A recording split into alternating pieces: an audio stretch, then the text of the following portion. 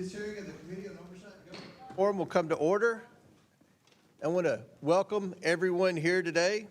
Without objection, the chair may declare a recess at any time. First order of business is to welcome our newest member to the House Oversight Committee, Representative Walkinshaw of Virginia, to the committee. Congressman Walkinshaw has recently joined the House, taking the seat of our dear friend, the former ranking member, Jerry Conley.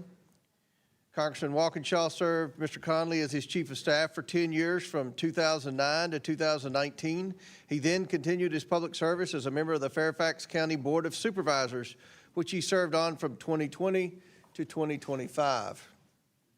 Jerry Conley will always be remembered fondly by both sides of the aisle for his service, and I welcome Congressman Walkinshaw as he follows those footsteps. Welcome, sir. I now recognize Ranking Member Garcia for brief remarks on Walkinshaw. Thank you, Mr. Chairman. I also, of course, want to welcome our new congressman and, of course, our new representative here on Oversight Democrats, but also just for the people of Virginia.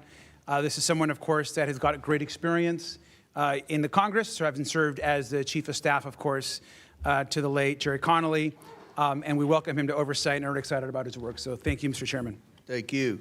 Next order of business is ratifying the new subcommittee roster. The clerks have distributed the roster electronically. I ask unanimous consent that the committee approve the appointments and assignments as shown on the roster. Without objection, the subcommittee roster is approved. I would also like to congratulate Mayor Bowser and the D.C. Council on yesterday's passage of the RFK Stadium deal to bring the Washington Commanders back home to Washington, D.C. Congratulations. That's a big deal. This historic private investment will bring crucial jobs and opportunities to the district. I look forward to working with the district on other issues moving forward, including the critical crime crisis we are discussing here today. I now recognize myself for the purpose of making an opening statement. It's been 1 week since the conclusion of President Trump's historic crackdown on crime in our nation's capital, and the results are in. Since President Trump mobilized the National Guard and took control of the Metropolitan Police Department, violent crime has decreased 39%, robberies are down 57%, and carjackings are down 75%. Over 2,300 people have been arrested.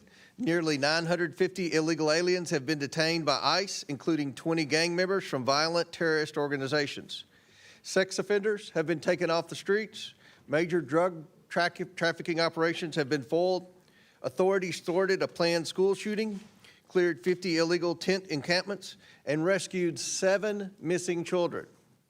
President Trump's operation was a resounding success and a shining example of how smart on crime policies can keep the residents of and visitors to our nation's capital safe. Prior to President Trump's crackdown on crime, Washington, D.C. was suffering from soaring crime rates as high as the violent 1990s. According to 2024 data, Washington, D.C. has the second highest homicide rate, behind only to Detroit among U.S. cities with under 1 million people. That rate is also higher than many capital cities across the globe. These high crime rates are largely driven by historically high rates of juvenile crime, which were enabled by ultra-progressive, soft-on-crime policies enacted by the D.C. Council and supported by the D.C. Attorney General.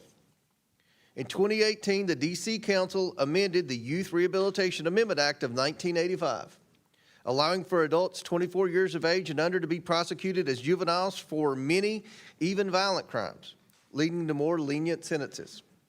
The D.C. Council also passed laws in recent years that lowered statutory penalties for violent crimes, eliminated mandatory minimum sentences for all crimes except first-degree murder, and eliminated life sentences entirely. The D.C. Council recently passed laws that greatly hamper the ability of the Metropolitan Police to pursue and apprehend criminals. Officers cannot execute their duties as effectively, leaving morale, retention, and recruitment numbers at historic lows for the Metro Police Department. These actions send every signal to criminals, especially juveniles, that they can commit crimes in the district without accountability. D.C. residents overwhelmingly agree that juveniles who commit violent crimes should face sentences that are proportional to their crimes. Yet the D.C. Attorney General has far too often declined to prosecute juveniles who commit these crimes, justifying his dangerous decisions by saying, quote, "We cannot prosecute our way out of this," end quote. And that quote, "Kids are kids," end quote. Recently, when asked about out-of-control juvenile crime in D.C. and the Youth Rehabilitation Amendment Act, the D.C. Attorney General said, and I quote again, "Our laws are working and the prosecution is working," end quote. Victims of violent crimes and their families might disagree with that assessment. Congressional intern Eric Tarpinian-Jackum was viciously murdered in June while he was simply walking down the street, an innocent bystander caught in the crossfire. Two 17-year-olds were finally arrested just the other week for killing Eric, while a third suspect, an 18-year-old, is still at large. The U.S. Attorney for D.C. revealed that all three of these vicious murderers have prior violent juvenile records. Had they been accountable, Eric's murder might have been prevented. Members of Congress and staff have been assaulted, carjacked, and have witnessed violent and traumatic criminal acts. One member of Congress was assaulted in her residence. Another was carjacked at gunpoint. Congressional staff have been victims of armed robbery and carjackings, threatened at knife point, assaulted at gunpoint while walking home, and stabbed in the head while leaving dinner. One of my former professional staff members for the Oversight Committee personally witnessed not one but two separate murders in the district during his tenure with us, one at a Navy Yard restaurant in 2022 and another at a metro station on his way into the office in 2023. The left-wing politicians who say that D.C. does not have a crime problem are either delusional or simply lying to the American people. This body must ensure that the progress made by the president's recent actions endures. That's why last week, this committee passed 14 vital pieces of legislation to restore public safety to the residents and visitors of D.C. While we urge final passage of these bills, the committee also recognizes that the witnesses before us need to do their part to help ensure D.C. residents and visitors are safe. I look very forward to hearing from each of our witnesses as to how they plan to work with Congress and the Trump administration to do so. I now yield to the ranking member for his opening remarks. Thank you, Chairman Comer. Of course, Mayor Bowser, Mr. Chairman, Mr. AG, Mr. Jackson, thank you all for being here today, and of course, most importantly, for your service to Washington, D.C. and to the country. And I want to start just by setting the record straight. Washington, D.C. is a great American city of over 700,000 residents. D.C. has more residents than we know than 2 states. D.C. as a whole contributes more federal taxes than 12 states, and it pays more in federal income tax than 19 other states. More than 8,000 Washington, D.C. residents serve in our military, and we thank them for their service. But these servicemen and women also do not have full democratic representation. They deserve the right and the ability to govern themselves. Now, we also know that crime in D.C. has fallen for the last 2 years, and we all here support public safety. We all want cops to patrol our streets. We all want communities to feel safe. And we also know that flooding the city with troops is not sustainable. So look, and I've said this many times, President Trump is obsessed with trying to run Washington, D.C. And if President Trump wants to run Washington, D.C., he should resign as president and run for mayor. Now, I was a mayor of Long Beach, my hometown, before I came to Congress for 8 years. I love local government. We should, of course, all of us spend our time working with local elected officials. And Congress should not be undermining the elected representatives and the people of Washington, D.C. And if the majority today wants to talk about crime in D.C., in the district, we're happy to talk about crime in D.C. We know that some of the worst crime and corruption in D.C. is actually found at 1600 Pennsylvania Avenue. President Trump is profiting from his office more than anyone in history. Through his crypto grifts, he has profited $1.2 billion. He's denied the rights of American citizens and deported people illegally without due process. He has broken the law to deploy soldiers on the streets of Los Angeles. He's abused his power and canceled federal spending and intimidated Americans who disagree with him, whether you're a scientist, an elected official, or a late-night talk show host. And he's trying to illegally grab control of the Federal Reserve. He's illegally imposed tariffs. He's ripping away health care from 17 million Americans. All the while, he pretends to be tough on crime. And we know that in his first days in office, Donald Trump pardoned hundreds of his followers who beat, tased, and attacked brave D.C. and U.S. Capitol Police. And right now, since we're talking about crime and corruption in D.C., as we speak, Trump is leading a White House cover-up of the Epstein files. Now, just yesterday, Trump's FBI director falsely claimed that he could not release the files, which we know is false. And let's review the facts. Epstein told the reporter that Trump was his closest friend for 10 years. One survivor also said that Epstein's biggest brag was he was very good friends with Donald Trump. In fact, there was an 8x10 picture framed of Trump on his desk. We know the two are very close. Just last week, our committee released the birthday note that Trump personally wrote to Epstein. It's right here. The note said, by the way, and I'll read it, "May every day be another wonderful secret." That's a disgusting message to send to a sex trafficker. Now, the cover-up of this note might be just as bad as the crime, since we're talking about crime in Washington, D.C. today. Trump filed a $10 billion lawsuit to punish the Wall Street Journal for reporting on the birthday book, which he claimed didn't exist. Now, of course, we've verified that to the world. Now, experts have looked at this. Of course, this is Donald Trump's signature. It certainly looks like the signature to me. At the same time, his administration is cutting deals with a criminal, Ghislaine Maxwell. We know who she is exactly. She's a monster who participated in crimes against up to over possibly 1,000 women. Now, Trump and our Attorney General have not turned over the full Epstein files to our committee, despite a bipartisan subpoena signed by our chairman and this committee. If we want to get tough on crime, if we want to talk about crime in D.C., we need to stand up to where the crime and corruption is happening, and that is at 1600 Pennsylvania Avenue, and hold Donald Trump accountable for his record and his actions. It's time for the House majority and Republicans to stand up for the Constitution and take on the biggest crime happening in this country. It's time to release the Epstein files. And with that, I yield back. Gentleman yields back. Our witnesses today include 3 current District of Columbia government officials and 1 former official from the Biden administration. First of all, we're very honored to have Washington, D.C. Mayor Muriel Bowser here. Mayor Bowser was sworn into office on January 2nd, 2015, and began her 3rd term on January 2nd, 2023.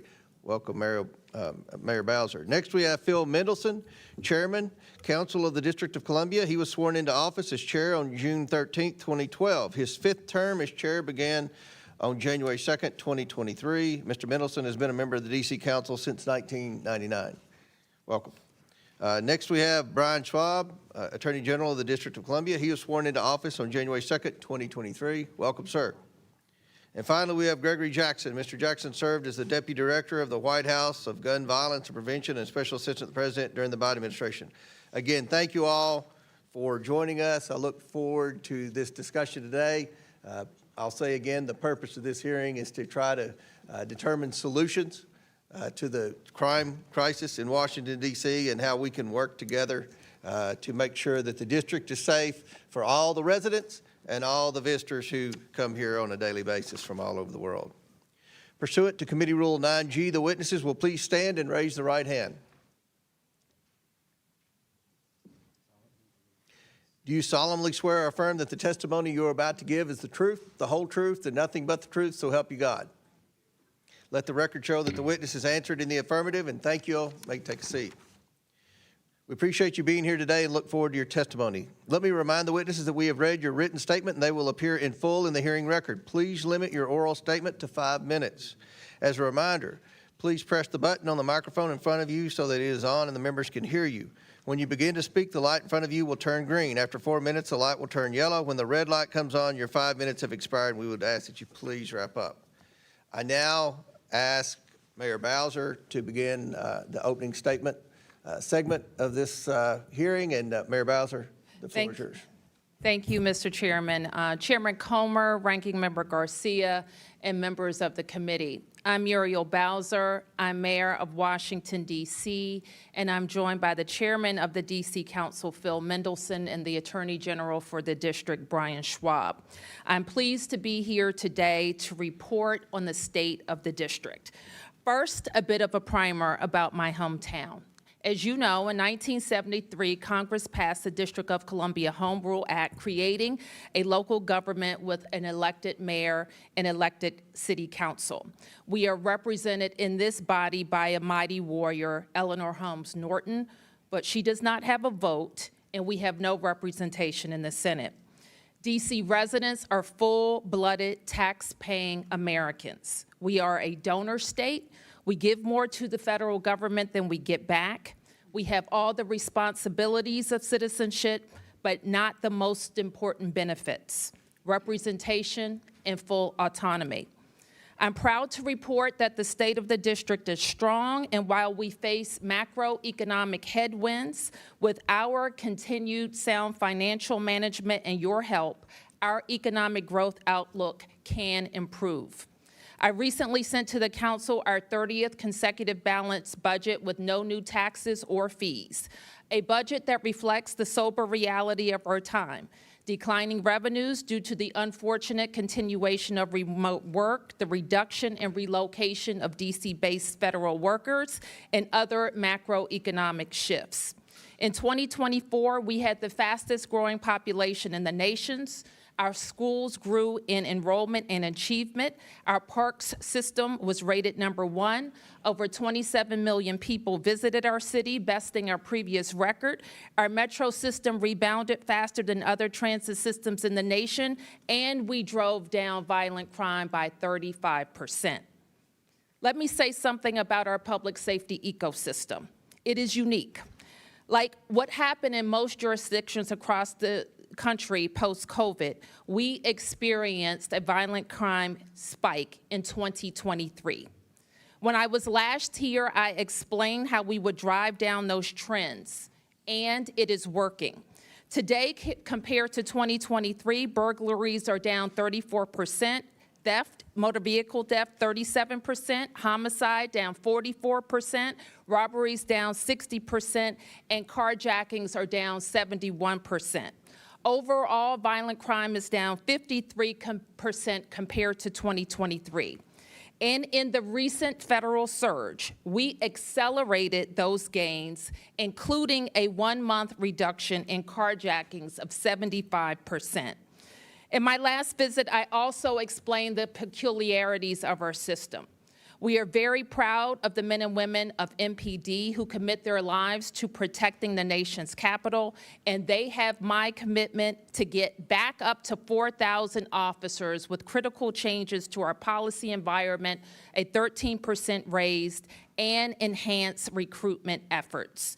MPD makes arrests. Most adult cases, however, are prosecuted by the U.S. Attorney for D.C., who is part of the United States Department of Justice. Our youth offenders are prosecuted locally by our Attorney General, and our Department of Youth and Rehabilitation Services, a local agency, is responsible for their commitment. But our youth and adult offenders are supervised by federal agencies. D.C. Jail is local, but most of our residents who are committed to detention are in federal facilities across the nation. Our judges are appointed by the president and confirmed by the Senate. We currently have 13 vacancies. As I've told you, we are putting every resource necessary towards public safety. I've authorized the chief to use the overtime necessary to make sure we have adequate police on the streets. We spent 1.8 million hours of overtime last year at a cost to us of $75 million. I've also reported to you previously that we engage regularly with regional and federal partnerships, including the United States Attorney, the FBI, and the ATF.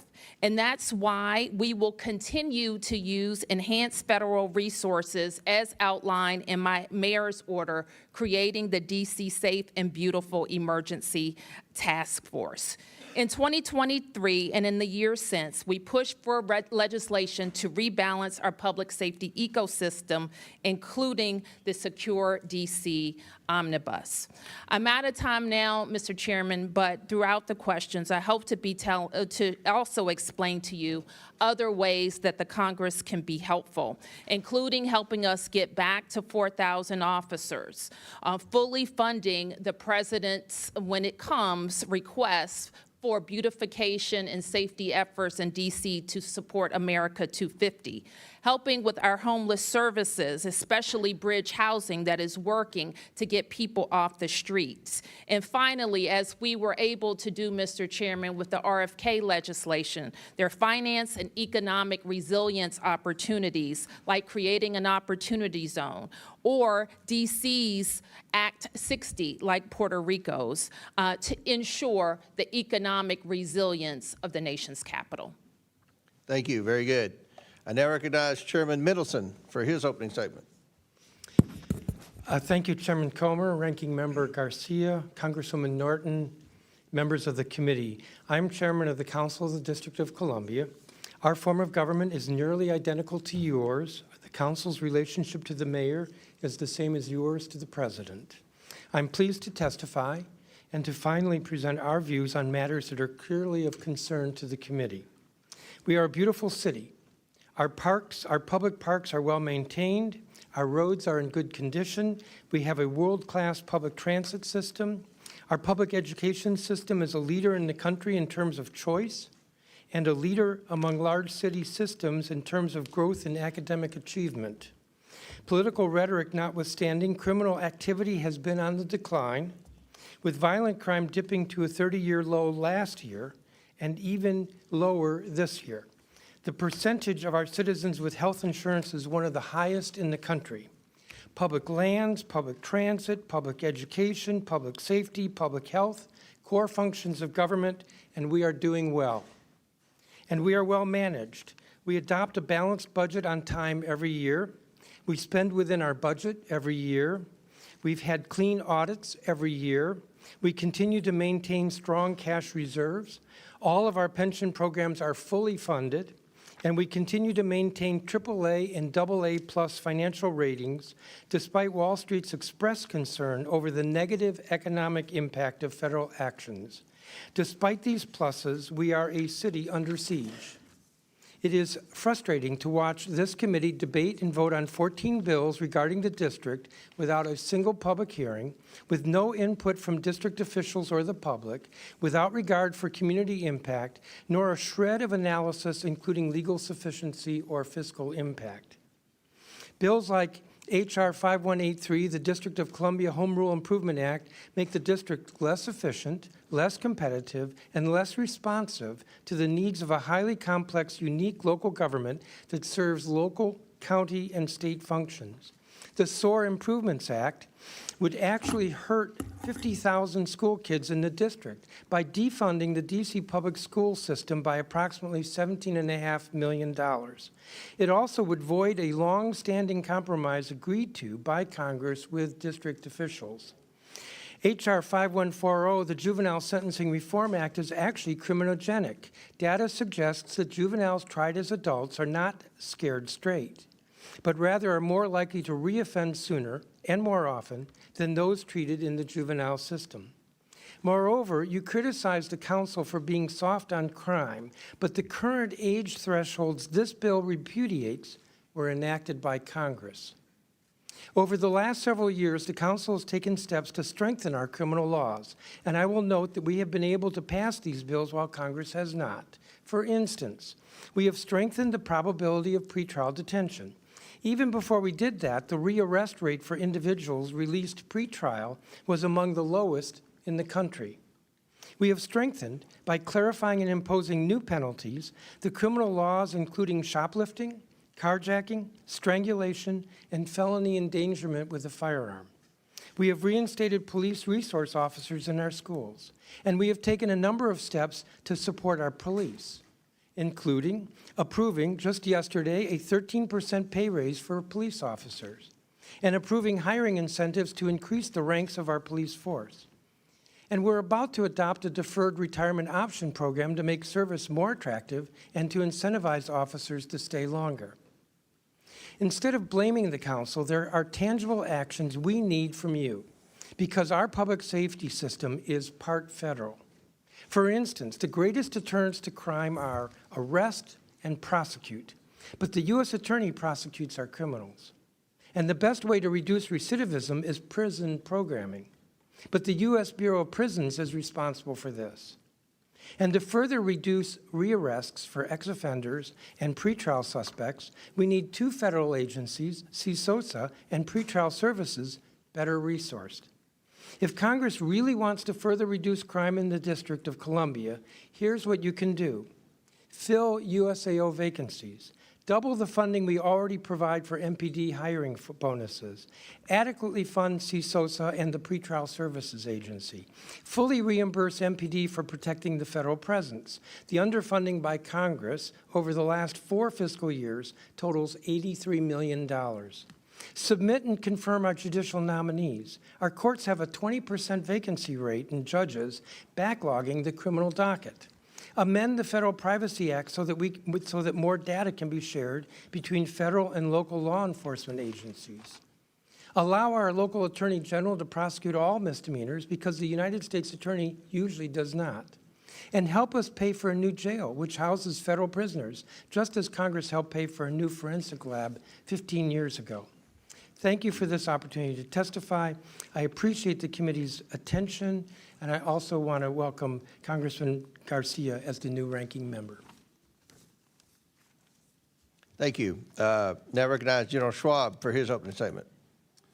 Chairman Comer, Ranking Member Garcia, Congresswoman Norton, members of the committee, I'm Brian Schwalb, D.C. Attorney General, and I'm pleased to testify about the work my office is doing to advance the district's interests and to make Washington, D.C. safer and more affordable for everyone.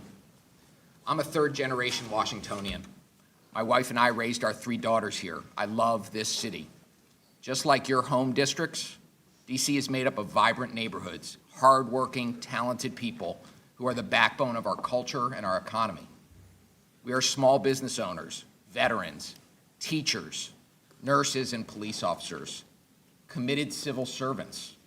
We are Americans who deserve the same freedom to govern ourselves as your constituents enjoy.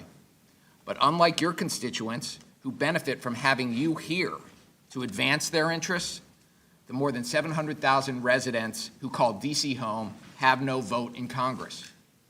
We do, however, have elected local leaders, including an elected Attorney General. As Attorney General, I am committed to ensuring Washingtonians have a first-rate public law office, enforcing their laws, protecting their taxpayer dollars, and advancing the public interest. My office handles thousands of matters across an array of issues, from enforcing child support orders and protecting domestic violence victims to holding companies accountable for fueling the opioid crisis. We protect seniors and consumers from scams. We go after slumlords. We defend district agencies, including our police department, securing and saving hundreds of millions of dollars every year. Nothing is more important to the work we do than making the district safer for everyone who lives here, works here, and visits here.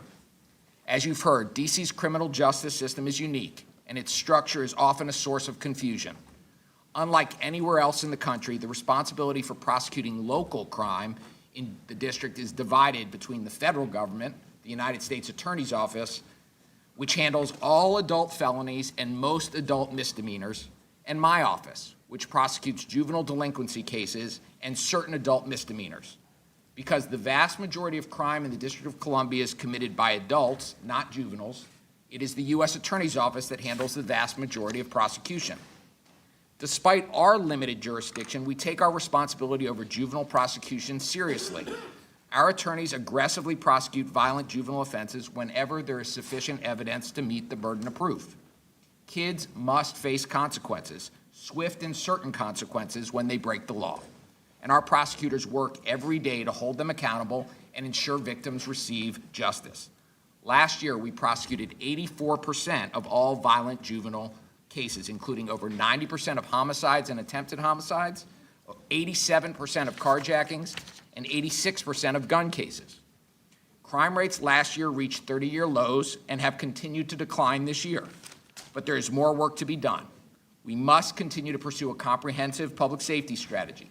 Effective policing and prosecution are critical, so too are preventive efforts designed to stop crime before it happens. Keeping people safe is not a choice between law enforcement or prevention. We must do both. As the nation's capital, public safety in the district has always required a strong working partnership with federal law enforcement, regardless of who is in the White House. We have worked and will continue to work closely with our federal law enforcement partners every day. But declarations of emergency and unilateral federal actions taken without coordination or advance warning do not promote long-term public safety.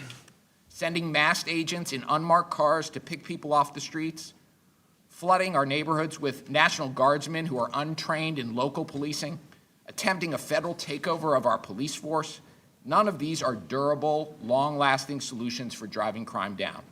In fact, they threaten to destroy critical trust between local communities and the police, trust which is essential to effective, efficient policing and prosecution.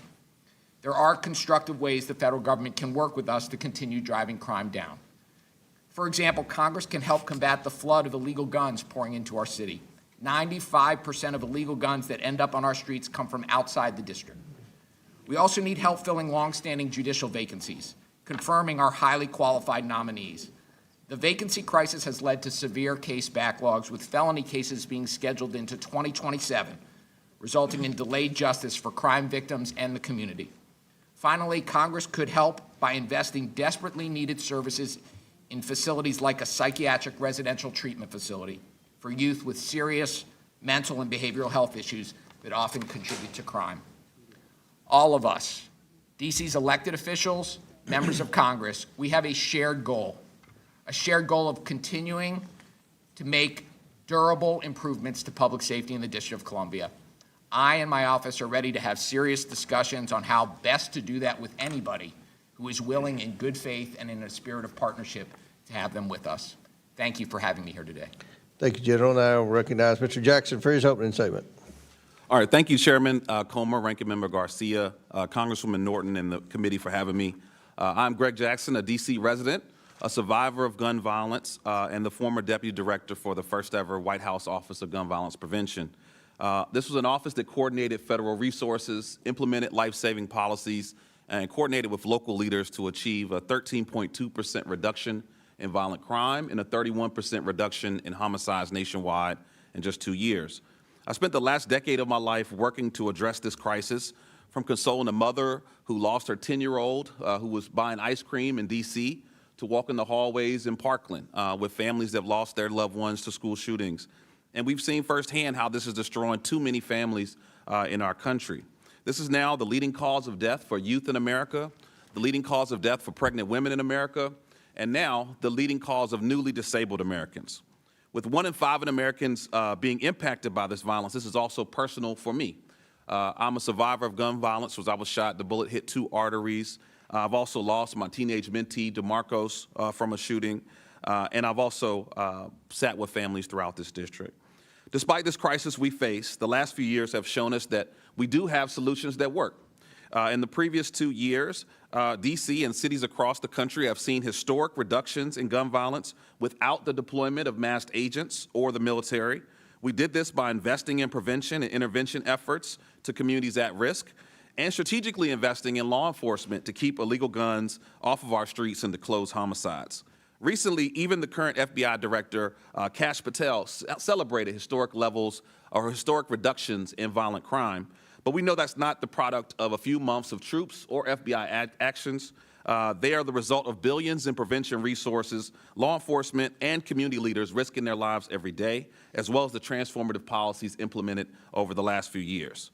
Without masked agents and troop deployments, we've seen homicides drop 54% in Baltimore, 20% in Atlanta, 41% in Phoenix, 27% in Los Angeles, and as shared by district leadership, violent crime in D.C. is down by 53%.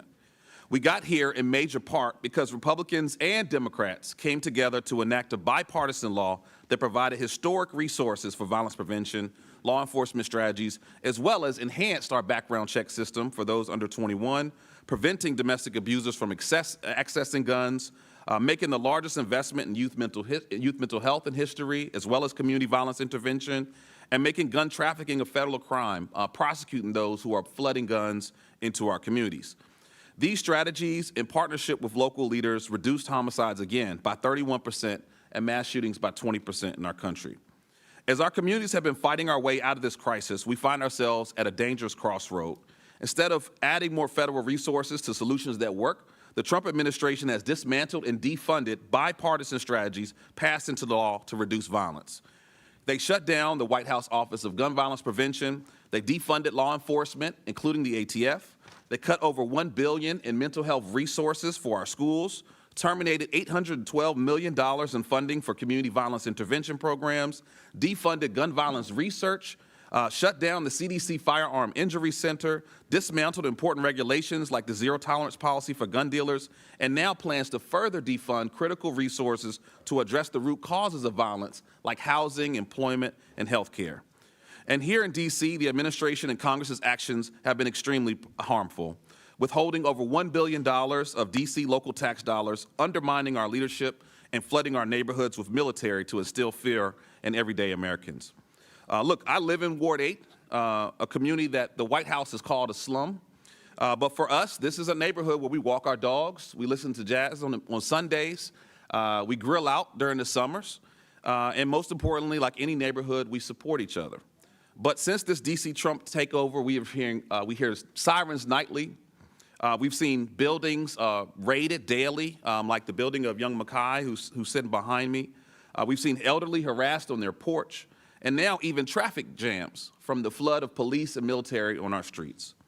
This deployment of federal troops that's essentially making us feel hostage in our own homes is not the federal support we need. And most importantly, it's costly, costing our country an estimated $200 million for one city alone. To be tough on crime, we need a different approach. We need a federal law enforcement that focuses on keeping guns out of our communities in the first place. We need to be tough on crime by fully funding the ATF to catch gun traffickers, to shut down rogue gun dealers, to disrupt dangerous black markets of firearms. To be tough on crime, we need to protect and fund the bipartisan Safer Communities Act that was passed and is working. To be tough on crime, we must hold the billionaires accountable that have put weapons from the battlefield into our backyards. And to be tough on crime, we must fund resources for communities that are most at risk to prevent violence before it happens. We have real solutions to save lives from gun violence and reduce violent crime, and now is the time to protect that progress and continue to build on that momentum.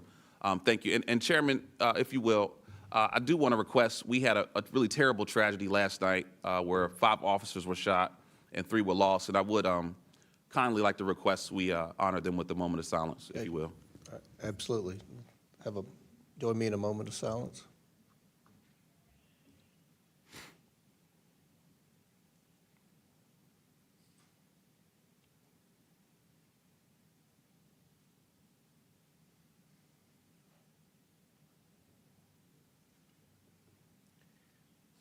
Thank you. Thank you. Thank you for your statement, Mr. Jackson. That concludes our opening statements. We're now going to proceed with questions. The chair recognizes the gentleman from Arizona, Dr. Gosar, for 5 minutes. Thank you, Mr. Chairman, and welcome, Mayor Bowser. I often say that trust is a series of promises kept, and it's been made clear that Congress can't trust the swamp to enforce the rule of law. Last week, this committee passed my bill, the District of Columbia's Home Rule Improvement Act, to ensure our nation's capital is safe, stable, and governed responsibly. Congressional oversight is vital to rehabilitate the District of Columbia from its chronic crime epidemic and restore law and order. Failed leadership, soft on crime policies, rampant corruption has left D.C. more dangerous than war-torn Baghdad. This committee's investigation reveals Metro PD falsified crime statistics while the Attorney General's office seals the juvenile criminals records to protect those so-called minors. But let's be honest, they aren't kids. These are 24-year-old criminals. By allowing adults to be tried as minors, Washington, D.C. is aiding and abetting criminal activity that threatens the lives of residents, visitors, and everyone who works in our nation's capital. Washington, D.C. must earn back the trust of President Trump and Congress, but it does not happen just by blatantly manipulating crime statistics, seeking politically motivated litigation, and spending irresponsibly. Mayor Bowser, I must tell you, I've never felt safer in D.C.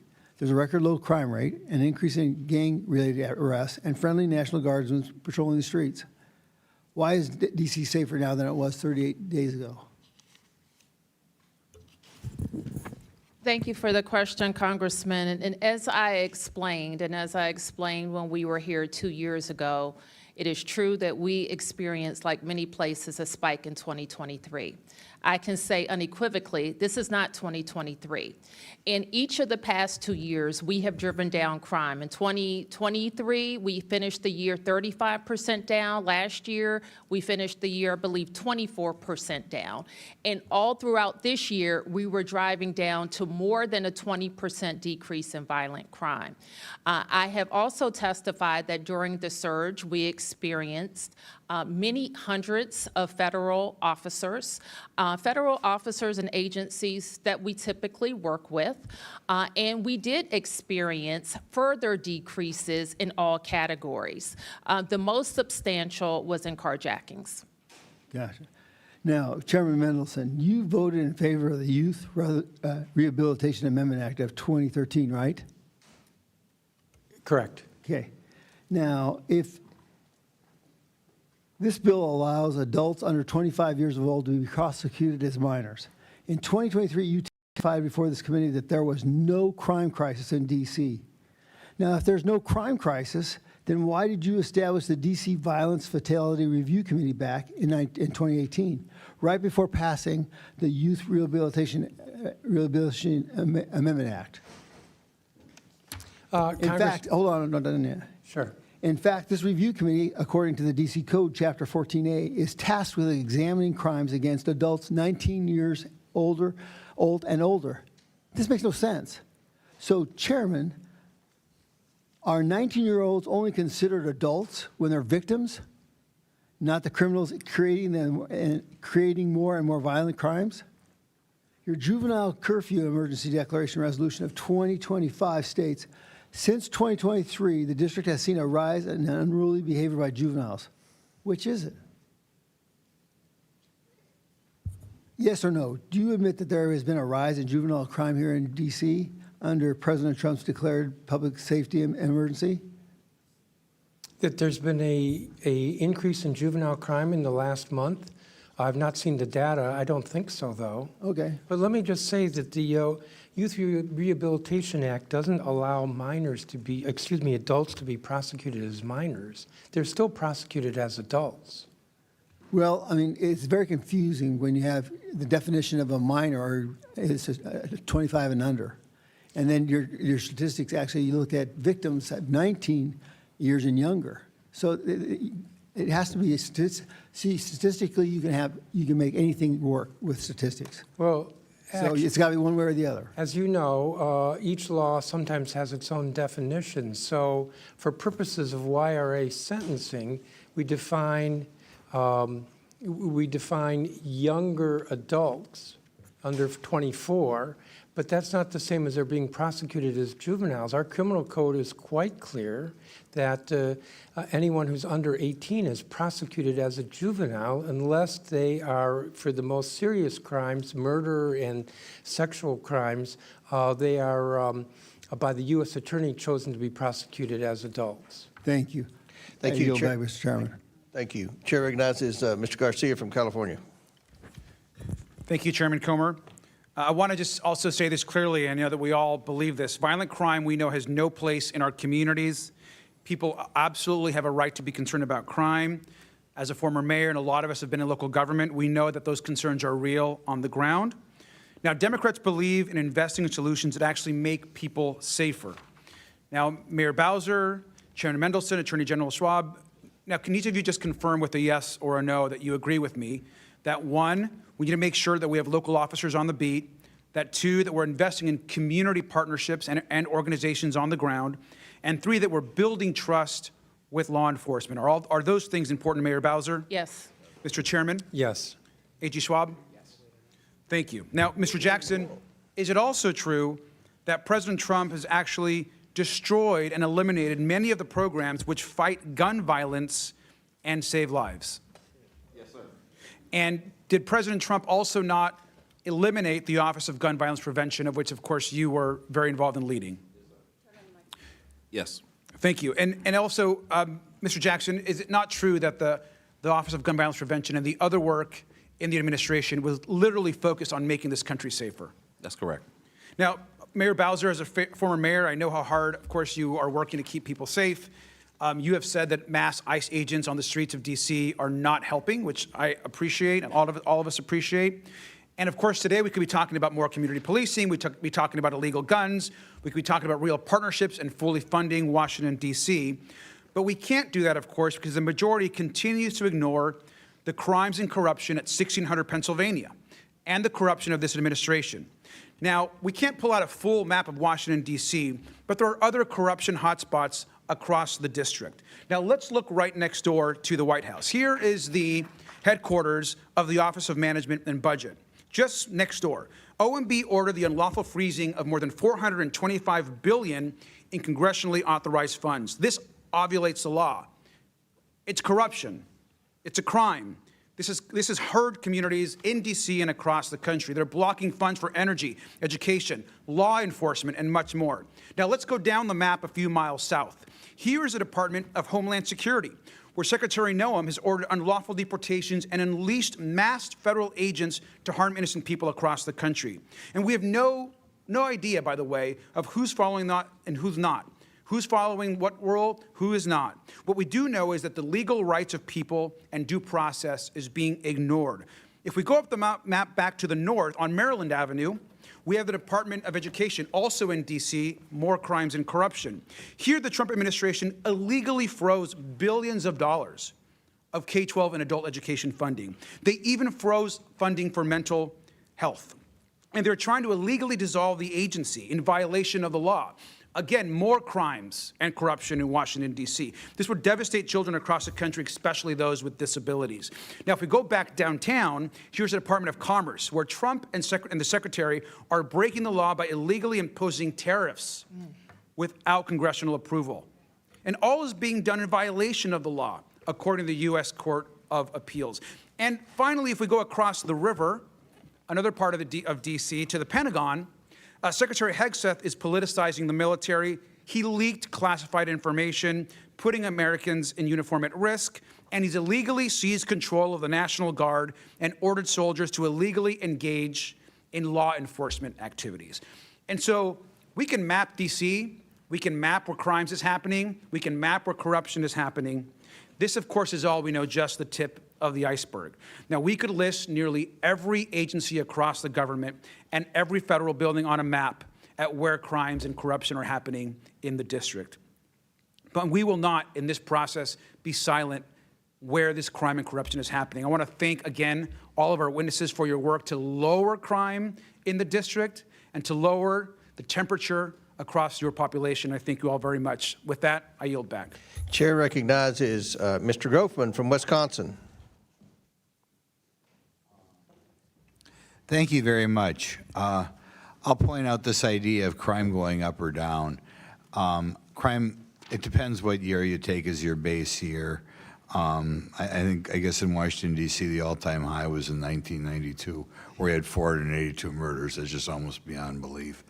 Last year, we had 187. If you go back 10 years to 2014, we had 105. So you could say the murder rate almost doubled, or you could look at what we were at 220 and say it fell dramatically. But in any event, I think the number of murders in Washington, D.C. is an embarrassment. The amount of crime is an embarrassment. I guess the thing is what we're doing to solve it, and we just heard 4 experts apparently on the topic.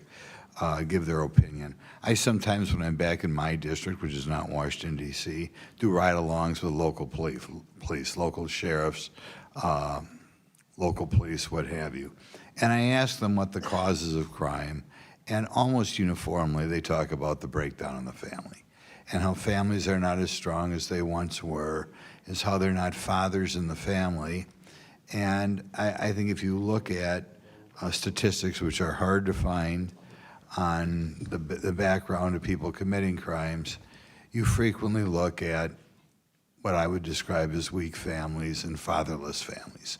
Nevertheless, 4 of you in your prepared statements and talked about what we're doing to reduce crime. Not one of you mentioned the decline of the role in the decline of the role of the father in the family over the last, it's been just getting worse over the last 60 years. I'd like to ask you, are any of you doing anything to try to keep more fathers at home and being mentors for these kids? The vast majority of murders are committed by males. Are you doing anything along the line to get the fathers back in the home? Congressman, let me answer that by saying we, and I know that I focused a lot on our law enforcement efforts, but we commit to and invest in a lot of prevention efforts as well, from incredible and effective funding of our public schools to our... Yeah, I only got 5 minutes. We Yes, got to to address our- the topic. What are Yes. we doing to get fathers in the home? Well, sir, we take the position that we support families in whatever form they come in, and we make investments that the government is responsible for. Great schools, great health care, safe streets. Mr. Jackson, could you want to try to answer that question? Are you doing anything? to Yes, talk about the a importance? major priority for funding for community violence intervention programs focus directly on mentorship with young men. In D.C., we have a program called Pathways. We work directly with those who are most at risk, and it's about everything from not just preventing violence, but how to strengthen their ability to be fathers, to be leaders, to be providers and protectors in the home. Well, are we doing anything to make sure that a higher percentage of children born in the district are born in families in which there's a father in the home? Are we doing something to address that problem, which to me is the big problem? And again, we have these hearings on crime, and none of the witnesses seem to be addressing the root cause of the whole problem. If I can, that $812 million that was terminated by the Trump administration cut community violence intervention programs. Many of them do precisely that. So if that's a priority, we should be funding, doubling down, and scaling out that work. I'm not sure that's true, but any of the other guys, Mr. Schwab, are you aware of anybody doing anything to talk about the importance with Washington's youth of having a dad at home when that child is born? Is anybody addressing that problem in the city? Every day, all day, sir, people are talking about how do we strengthen the family, how do we strengthen communities for young people, how do we make sure that young people have role models, family members, and others. Let me mention one other thing that's important from the work that my office does that doesn't make a lot of press. But one of the things we have a responsibility to do is do child support enforcement. And we know No, that that's not the problem. The problem non-custodial- is we don't need a guy paying child support or having his wages garnished. The problem is we need a guy in the home. So what are we doing about getting the guy in the home? We're trying to make sure in the enforcement of our child support rules that we are lowering the friction between non-custodial parents and custodial parents Okay, so that so- kids raised in the home have So we're both not parents addressing the engaged. problem. Okay, thank you. Well, I don't agree that we're not addressing the problem at all.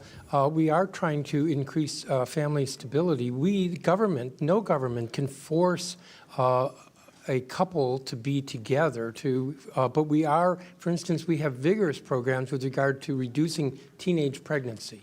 Judge, We are gentlemen- trying to reduce the Gentlemen, cycle time's of expired. poverty. Chair recognizes Ms. Norton from Washington, D.C. Thank you, Mr. Chairman. I ask unanimous consent to enter into the record a letter from 60 groups led by D.C. Vote, a letter from 150 groups led by the Leadership Conference on Civil and Human Rights, and a letter from the National Urban League and the Greater Washington Urban League. Without objection to ordered. District of Columbia residents have all the obligations of American citizenship, including paying federal taxes, serving on juries, and registering with Selective Service. Yet Congress denies them full self-government and voting representation in Congress. The only solution to this undemocratic treatment is to grant D.C. statehood. I ask unanimous consent to enter into the record a letter from leading constitutional scholars explaining why D.C. statehood bill H.R. 51 is constitutional. Without objection, so ordered. The admissions clause of the Constitution gives Congress authority to admit new states. All 37 new states were admitted by Congress. The district clause of the Constitution gives Congress authority to reduce the size of the federal district, which Congress did by 30% in 1846. H.R. 51 reduces the size of the federal district from 68 square miles to 2 square miles, consisting of the White House, the Capitol, the Supreme Court, and the National Mall, and remaining under the control of Congress, under control of Congress. The new state consists of residential and commercial areas of D.C.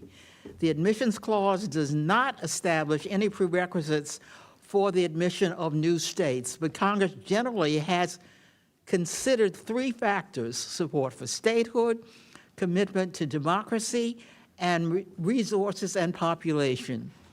86% of D.C. residents voted for statehood in 2016. D.C. residents have demanded democratic rights for more than 220 years. D.C. has a larger gross domestic population than 16 states and a higher per capita gross domestic product than any state. D.C. has the higher per capita personal income than any state. D.C. has a larger population than 2 states. Republicans do not like that D.C. votes for Democrats, so they deny D.C. statehood. Mayor Bowser, Chairman Mendelson, and Attorney General Schwab, my question for you is, why should D.C. be a state? Representative Norton, across the globe, Washington, D.C. symbolizes the power and the virtue of a representative democracy, a government that is of the people, by the people, and for the people. And yet, the 700,000 of us that live here in the District of Columbia are the only residents of the capital of a democratic country that do not have a voice in our national legislature. That's wrong. That's un-American.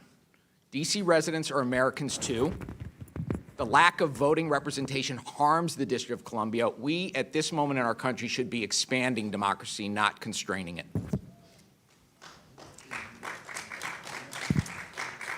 And Congresswoman, if I can add to Attorney General Schwab's remark, because frequently people focus on our lack of representation, and that is certainly an affront to us as tax-paying Americans. What gets less focus, but has come into focus over the last several weeks, is that we lack full autonomy. So for all intents and purposes, we function like a state. I function as our jurisdiction's governor and county executive and mayor. We perform the duties that all states are asked, and we don't do anything less. But we don't have control of our National Guard, and a peculiarity of our home rule charter, a president can declare an emergency in the district. So lack of full autonomy also prevents us from using the money that we raised in taxes, like happened this year. Taxes that we raised in the district cut from our approved budget, which forced us to cut services, including the pay raises that our police officers are due, being delayed until this October. All right. Gentlelady's time has expired. Now, the chair recognizes the chairman of the Judiciary Committee, Mr. Jordan from Ohio. Thank you, Mr. Chairman. Mr. Mendelson, is crime up or down in the last month here in D.C.? It's down. Down significantly, right? Robberies down 42%, deadly weapon assaults down 13%, carjackings down 85%, car theft down 24%, violent crime down 25%. That's pretty good, right? Yeah, that's correct. Before last year, before the surge, violent crime was down 26%. After the surge, violent crime was down 27%. Yeah, I thought you would say that before the surge that violent crime was down. But the chairman of the Fraternal Order, in fact, you said, I think you tweeted out, or you put a statement out on August 12th, violent crime in the district is at its lowest levels we've seen in 30 years. Correct. But the head of the Fraternal Order of Police, Mr. Pemberton, said, when our members respond to the scene of a felony offense, inevitably there will be a lieutenant or a captain that will show up on the scene and direct those members to take a report for a lesser offense. Are you guys cooking the books? I think we're not, but I also know that there are a couple of investigations, one by this Well, you committee. settled a case too, didn't you? You just settled a case where someone said you were cooking the books. Is that right? I can't speak to that case. I don't have familiarity. Well, we know of it was settled. It's been reported. But I do know there are collateral statistics that affirm the reduction Is in Mr. crime. Pemberton lying? Head of the FOP? Yes. You think he's lying? Wow. Well, let me just read from the court case that was settled. This is the transcript of Mr. Randy Griffin, who's the commander of the Metro Police Department. And he was asked the question in this deposition. He says, Lieutenant Andrew Zabowski came up with the classification of taking property without right, correct? He responded yes. Question, so he's saying that you told him to come up with a solution for the theft problem, which is driving up crime statistics for the district, correct? He responded yes. Sounds like you guys are cooking the books there, according to, this is under oath from the deposition from this case that was just settled with the person who brought the action, sergeant in your police department, but you're not cooking the books?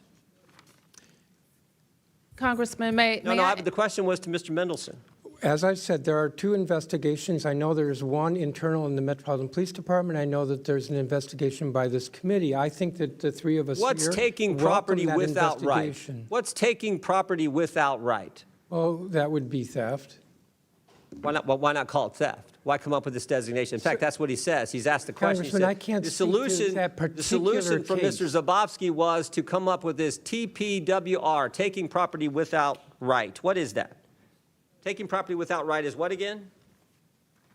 If you're speaking to the particular charges, I can't speak to that. And as I've said several times here, I can't speak to that particular case. I think the issue is whether there is I'm asking a simple question. You have a classification for crime called taking property without right. What does that mean? What does that mean? It means just what it said, if that's what the crime is. Well, why not call it? I mean, what would a normal person call taking property without right? Are we talking about what the criminal code and the specific No, I'm just crimes talking are? about that statement that you have that's grown 500% in the last several years, that specific category of crime. I'm just wondering, what does that exactly mean? So if we look at collateral data such as ShotSpotter, we know that gunshots are down 29% from 23 Taking to 24. property without right was the question. What does that mean? I've already answered you, sir. And what'd you say again? I said that if you're speaking to a particular offense in our criminal code, I cannot speak to that particular offense. Well, why not just call it stealing? That's what we would all, someone comes and takes something that belongs to me, or someone comes and takes something that belongs to you, we call it stealing. Why create this new category that grows 500% that I think allows you to cook the books as the head of the FOP in your city said so? As you know, as the chair of the Judiciary Committee, there are for many offenses a range of possible charges from misdemeanor to felony and different shades of felony. So I am not familiar with that particular offense. Is it a good thing that, are you against having the National Guard here, or do you think that's been helpful to the citizens and the families and the people who live in the D.C. area?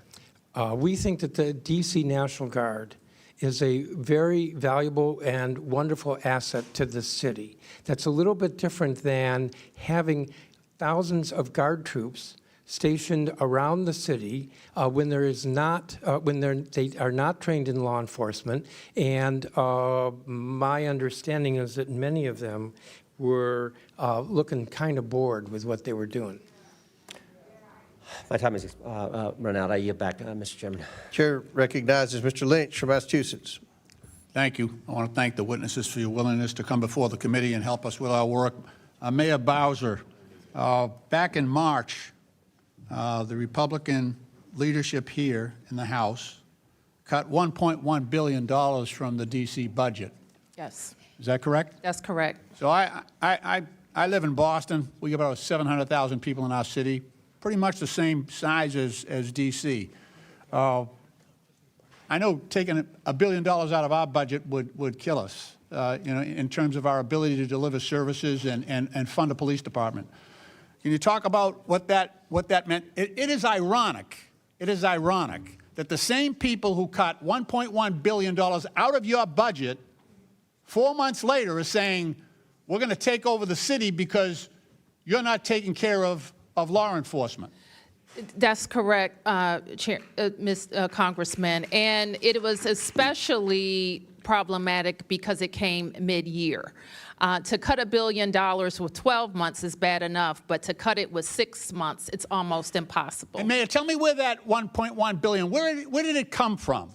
It came from every one of our sectors. And when you have to cut that much But I mean, money. the source, was that from D.C. taxpayers? 100% local dollars. Okay, And so they cut $1.1 billion of the tax money paid by D.C. residents. That's They correct. cut that from your budget so that you can't provide as much law enforcement and police officers to patrol these streets. Is that right? That's right.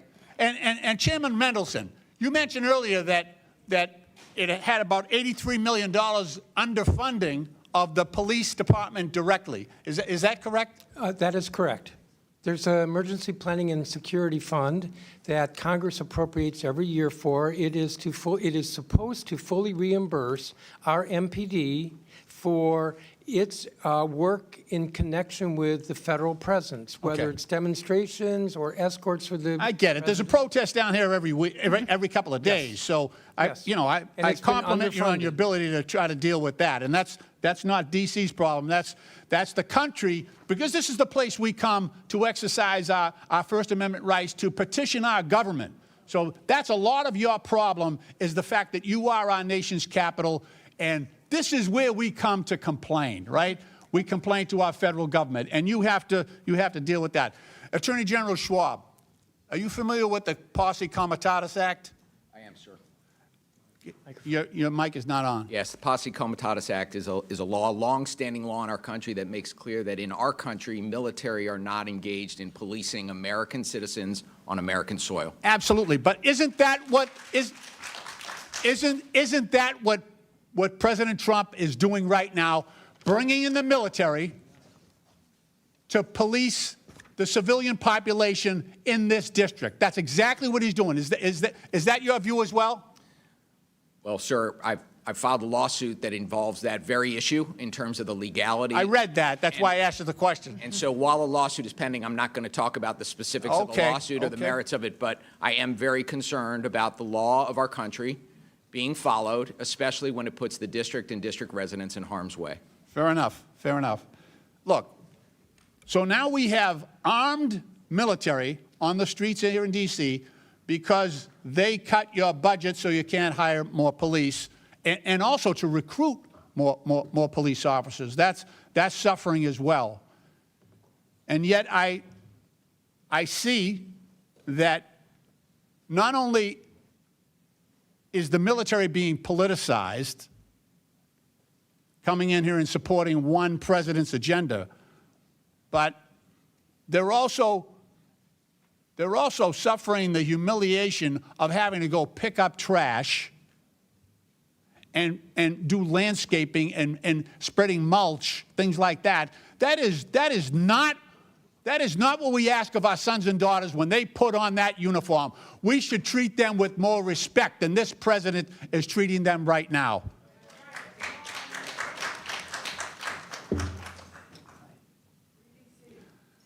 Madam Mayor, how many additional police officers do you think you could hire with that $1.1 billion that was cut from your budget?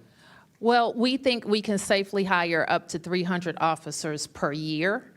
We know that we can add to our recruitment bonuses. We know that we can invest in the types of things that young officers want, like take-home patrol cars, like updated training facilities, and improved district headquarters. Thank you very much. Mr. Chairman, my time has expired. I yield back. Thank you. Chair recognizes Dr. Fox from North Carolina. Thank you, Mr. Chairman. Mayor Bowser, I'm going to ask you a simple question based on the question you were just asked.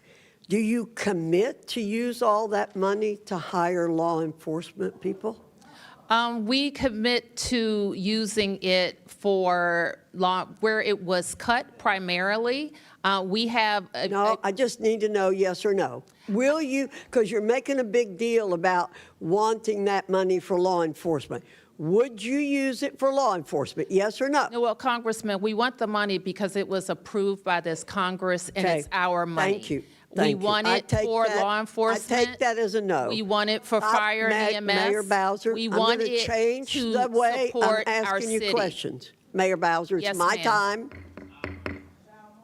It's my time. There'll be order in here. Let Dr. Fox has the time. Let Dr. Fox proceed, Dr. Fox. Mayor Bowser, do you agree that a key part of reducing juvenile crime is by improving education outcomes for students in Washington, D.C.? Yes. Good. So you believe that education is important for reducing juvenile crime. Do you also agree that the D.C. Opportunity Scholarship Program, or D.C. OSP, which expands educational opportunities for low-income families, plays a part of helping us reach that goal? We have a system of choice here that includes opportunity scholarships, public charter schools, and traditional public schools. Yes, ma'am. All I'm three. quite familiar with that. Yep. So we know students in the D.C. OSP can receive a high-quality education while they may be otherwise left behind in the horribly underperforming schools in D.C. This program provides real school choices for families, been repeatedly studied and evaluated. The results show that participants in the program thrive and see higher rates of high school graduation and the pursuit of higher education. Mayor Bowser, given the recent spike in juvenile crime in the city, I hope we can agree it's more important now than ever that school children have pathways to succeed and learn in safe, high-performing schools. What is your administration doing to ensure students have access to alternative education programs, including the D.C. OSP, to keep them engaged and on track? Well, we have been very supportive of the SOAR Act, and we encourage this Congress to continue to support SOAR, where we invest in all sectors, including the Opportunity Scholarship Fund.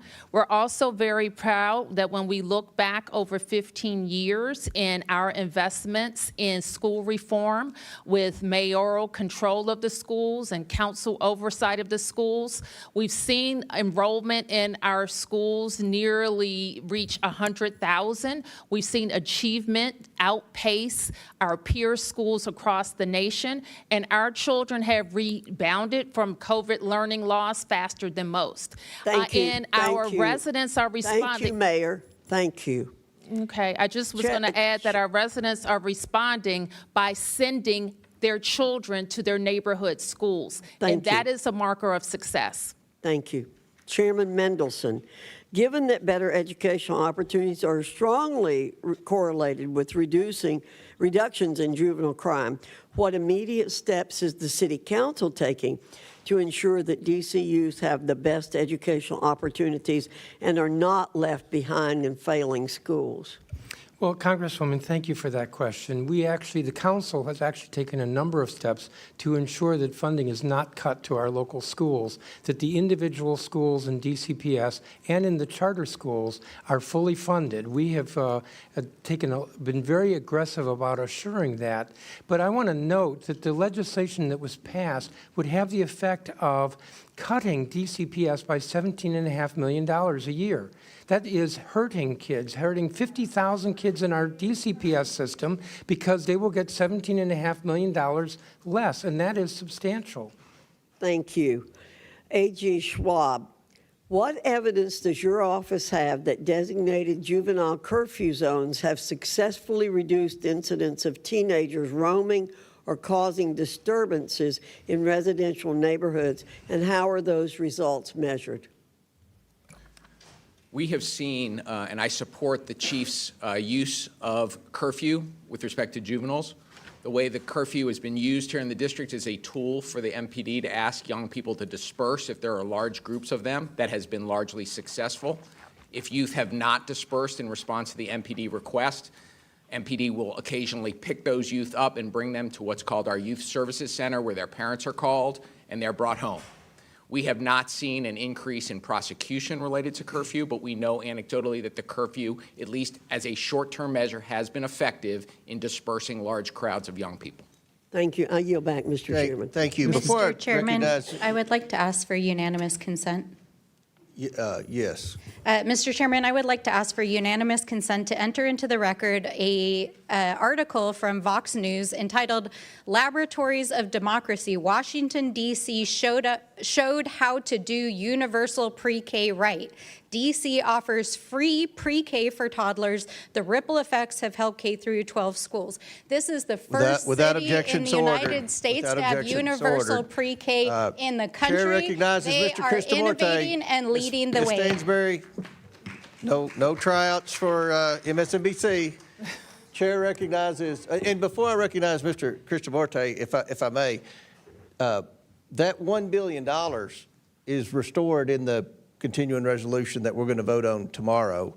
It hasn't been taken up. The Senate took it up a long time ago, and this Well, House has I've been refused a to take that proponent up. for that, and So let's not I've talk about publicly- what we're going to do. Let's talk about what we've done. Well, are you going to vote for the CR, Mr. Lynch?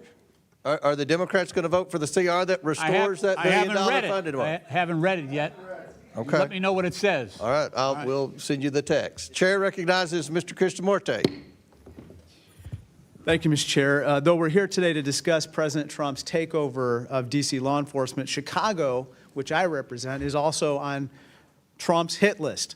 President Trump has demonized and called Chicago a, quote, hellhole.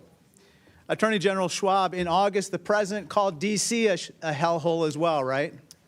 Yes, he did. He also said, quote, Chicago is the murder capital of the world. And just yesterday, he called Chicago, quote, a death trap. I have here a list of states that, based on FBI data, have the highest number of violent crimes per capita. 4 of the top 5 states on this list are run by Republicans. And if you're talking about total murders in absolute terms, it turns out Texas is number 1. In this particular list here, Illinois is number 29. Now, Attorney General, you see Alaska tops this list. To your knowledge, the president hasn't called Alaska a hellhole, right? I have not heard that. And Arkansas is number 4 here. He didn't call Arkansas a hellhole, correct? I have not heard that. And you haven't heard the president talk about deploying the National Guard in Texas, correct? I have not. Folks, this isn't about crime. It's about politics. Just this week, Trump said, quote, I'm going to Chicago early against Pritzker. Pritzker is nothing. That's not how a president should be talking about any governor or any state. I'd like to talk about the National Guard deployment here in D.C. and the cost of it. Now, Mr. Jackson, as you said, I believe that the D.C. deployment is going to cost over $200 million, correct? Correct, that's projection. Let's see how this money is being used. Trump says it's for fighting crime, but here's a guardsman carrying trash. Here's a guardsman mowing the lawn. Here's a very nice gentleman, a guardsman carrying a leaf blower. Honorable work, certainly, but this is not why the taxpayers fund the National Guard. If Trump was serious about crime, he wouldn't cut nearly $4 million in federal funding for local violence prevention groups in Chicago. Attorney General, you'd agree the president should be funding these crime prevention programs, not cutting them, right? As I said in my testimony, sir, prosecution and prevention are both essential to making sure cities are safe, and we have to do both. Crime intervention work, violence intervention work has been successful here in the District of Columbia in terms You shouldn't be cutting that of work, driving right? gun violence down. We need to invest in it. Not cut it, right? Correct. This week, I want to turn to another topic. In Elgin, a Chicago suburb in my district, an American citizen was pulled from his home, cuffed and detained by ICE. And another U.S. citizen in Des Plaines, also in my district, was tased in the face and detained in another ICE operation. This is shameful, and I'm extremely concerned about the safety and well-being of my constituents. I'm also concerned about the devastating impact that out-of-control ICE raids and the deployment of the National Guard will have on the economy and jobs back in the Chicago area. Let's look at a couple stats. Foot traffic for Chicago's second most profitable business corridor on 26th Street is down 60% since ICE raids began. And this is not just a hypothetical concern that the same would happen with the deployment of National Guard. Let's look at what's happened to D.C.'s economy. Mr. Schwab, CNN has reported restaurant reservations decreased by as much as 31%, and foot traffic in retail stores is down 81%. Those reports show that the president's unilateral deployment of the Guard is hurting the local economy, right? That's consistent. Folks, our economy is softening. Unemployment and prices for necessities like vegetables are soaring. Mr. President, let's put aside politics and hostility toward governors and elected officials. Let's not take actions that hurt families and the economy. I'd like to turn to my final topic, and that's domestic violence. Attorney General Schwab, according to The Hill, President Trump suggested that, quote, a little fight with the wife shouldn't count in D.C. crime stats. You don't dispute The Hill reported this, right? I saw that.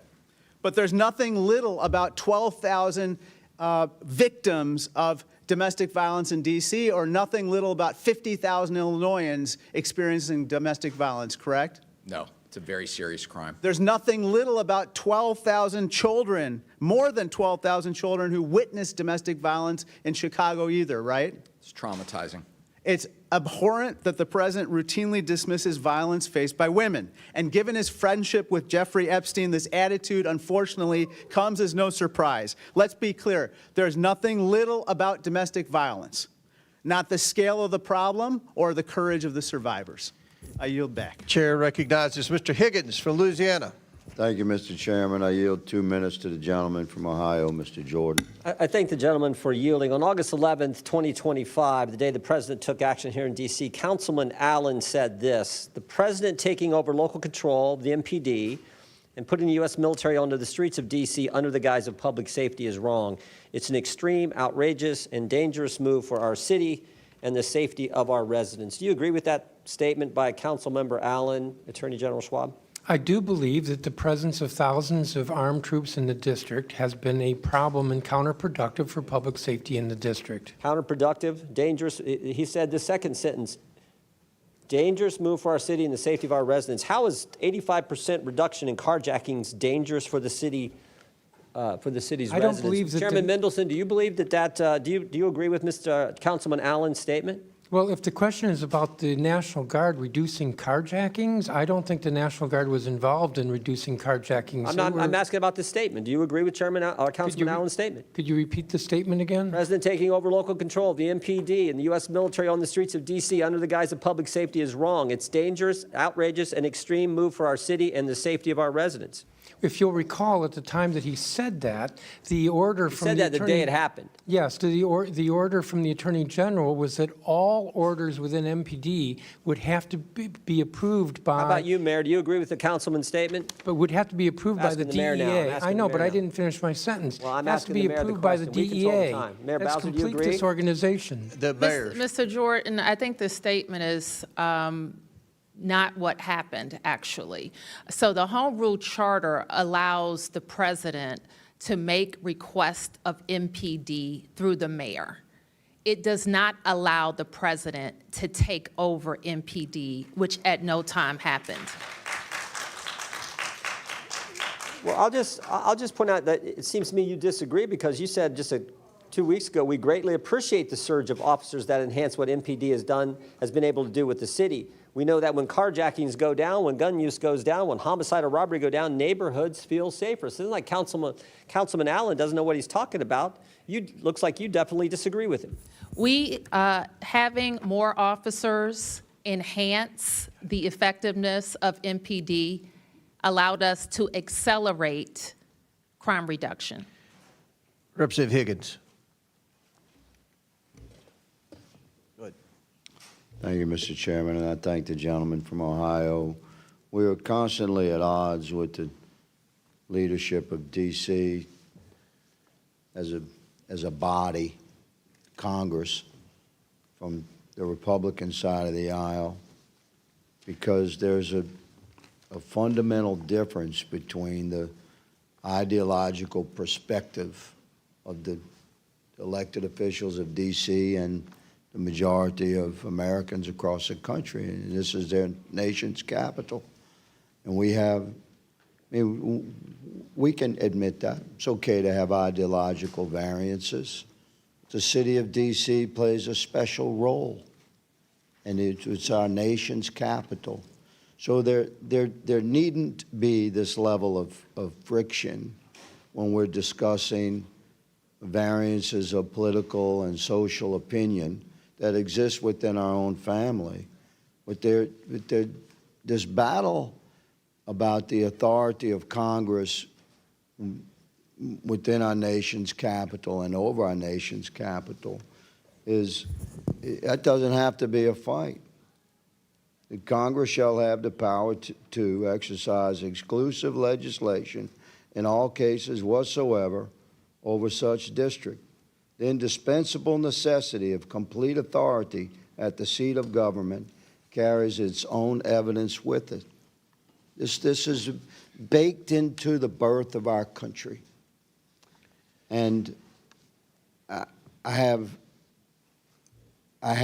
respect for the process that has elected you, good lady, and you, gentlemen. And I very much respect you, Sir Mr. Jackson, of everybody here. You're plugged into the reality of the street. And I would like to talk to you further about some of the programs that you embrace. That's a different conversation. That's not elected guys with scripted answers scrubbed by attorneys. You're for real, and I'd like to talk to you more. I was happy to yield much of my time to the gentleman from Ohio. And, Mr. Chairman, thank you for convening this hearing, and I yield my time. Thank you, Mr. Higgins. Mr. Chair, I request unanimous consent. Okay. I request unanimous consent to enter into the record this August 22nd, 2025 article from CNN titled "GOP Governors Are Sending Troops to D.C. Their states have 10 cities with higher crime rates," which shows the blatant hypocrisy of the GOP when their states have higher crime rates. Without objection, so ordered. And yet choose to pretend. Chair otherwise. recognizes.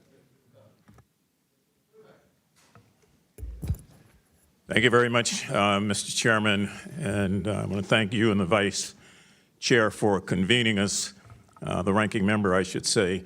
Madam Mayor, good to see you again. Good to see you. You have a very tough job, and it goes without saying that the 800-pound gorilla in this room is a realization that you're fighting with one hand tied behind your back, and you're strapped in as a result of policies and rulings and law that prevent you in many instances from being the mayor that you want to be every day without being constrained. So I just want to say that on the record. It's easy for a lot of people to point fingers, but until you sat in that seat and had to make those decisions, it's very difficult. And one of your arms have been tied behind your back. Let's make no mistake about that. I want to thank all of you who are here, but one thing that I want to do is to go back and underscore the comments of Delegate Eleanor Holmes Norton.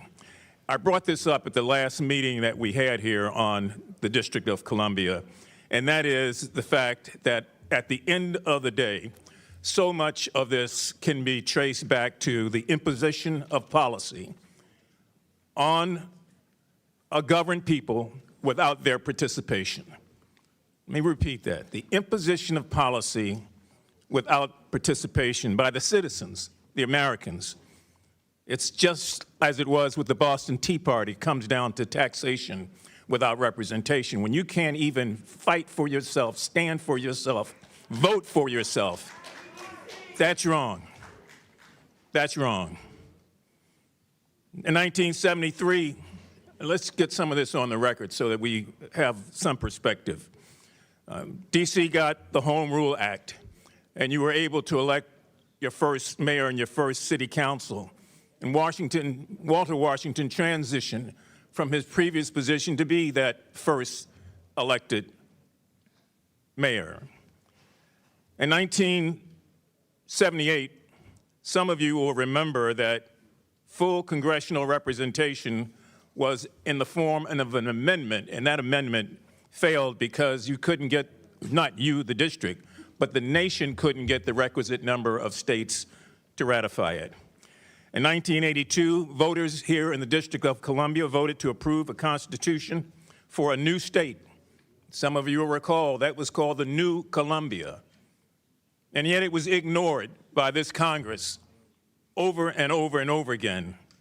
Marion Barry came up here on this hill so many times to make the argument for the people of Washington that fairness has to be fair. It just can't be proportioned out when we feel like it. In 1990, Congressman Walter Fauntroy, myself, Marion, Jesse Jackson, and so many others put together freedom train rides from D.C. to New England, making a stop in each city along the way, making the case for statehood, and urging Americans up and down the coast to support it. In 1993, I was proud, along with your current delegate, to vote for the first D.C. statehood bill here in the Congress. And let me just point out one thing. Not one Republican voted for that bill. And that bill went down. It went down after a great deal of fight by a vote of 153 to 277. 2016, D.C. voters voted to approve a statehood referendum. The people voted 86% to approve that. This Congress ignored it. In 2020, the 116th Congress, H.R. 51 became the next statehood bill. It was defeated. And the following year, in the 117th Congress, we came back with the same bill. It was defeated again without any votes or representation from the other side. So at some point in time, you have to ask yourself, if this is so partisan, what is the issue? Now, some people argue the issue is racial. I know I shouldn't say that, but I'm going to say it because people feel that way. They think that if this was any other population, majority population, that this would not be taking place. We all know that it's partisan, even though some people will say it's not partisan, because the district tends to vote Democratic. So let's not play games here. Let's be honest and true. And if we are true about making sure that Americans, no matter where they are, but especially here in this district, have rights that others don't have. Stop treating the District of Columbia like a donor state. They donate their taxes, they donate their military officers, they donate their brain trusts, and they give of themselves. And at some point in time, we as a body have to give back. Taxation without representation is as wrong today as it was when the Boston Tea Party exploded over the same issue. Thank you. Gentlemen's time's expired. Thank you, Mr. Mfume. Chair recognizes Mr. Biggs from Arizona. Thank you, Mr. Chairman, and thank you, all of the witnesses, for coming in today. Attorney General Schwab, do you remember the case State of Maryland and District of Columbia versus Engage Armament, LC, et cetera? I do. And in that case, just for anybody who's not aware of it, the district joined Maryland and sued 3 Maryland firearm retailers for allegedly making straw purchases. In your lawsuit, you engaged 2 outside counsel One firm, I think it's called Every Town Law, and another was Perkins Coie. Do you remember that? I do. And how much did you pay Perkins Coie, and how much did you pay Every Town lawsuit? Both of those outside firms are on a pro bono basis, so no money has been paid to them. You didn't pay him anything, okay. You know, you filed that lawsuit was baseless, right? You'd agree with that now after you've read the verdict of the district court, and I'm going to go through that with you pretty clearly. Well, Mr. Biggs, as you know, that case has been dismissed and is on appeal, and given the fact Right. that it is still part of active litigation. You don't want to talk about it. I don't blame you. I'm not going to talk about the merits while it's in active litigation. Right. I don't blame you for not wanting to talk about it, because I go through here and at least 10 times the judge said there's absolutely no basis. There's no factual basis for bringing that lawsuit. So that's pretty damning. And not only that, under Maryland law, and basically Arizona's the same way. Most cases is every bit of deference is going to be given to a party who's defending against a motion to dismiss or motion for summary judgment, right? I mean, that's normal. That's Maryland law, right? Yes, that's the standard. Yeah. And in this particular case, the judge made some very interesting comments. This is what he said. Ordinarily, leave to amend in Maryland is freely granted, particularly when a case is in an early stage, unless leave to amend would be futile or inappropriate for other reasons. This case presents such an occasion to deny the request, close quote. I don't know, I used to practice, I used to do a lot of trial work. I don't remember ever seeing something like that. That's pretty damning stuff from the court. And then it goes on, the judge goes on to say, at bottom, in the court's view, the plaintiffs hope to use the discovery process in order to construct a case. And the court correctly notes, through that discovery, the plaintiff wants to find sufficient facts to state a viable claim for relief. But right then, in the complaint, failed to state any claim for relief.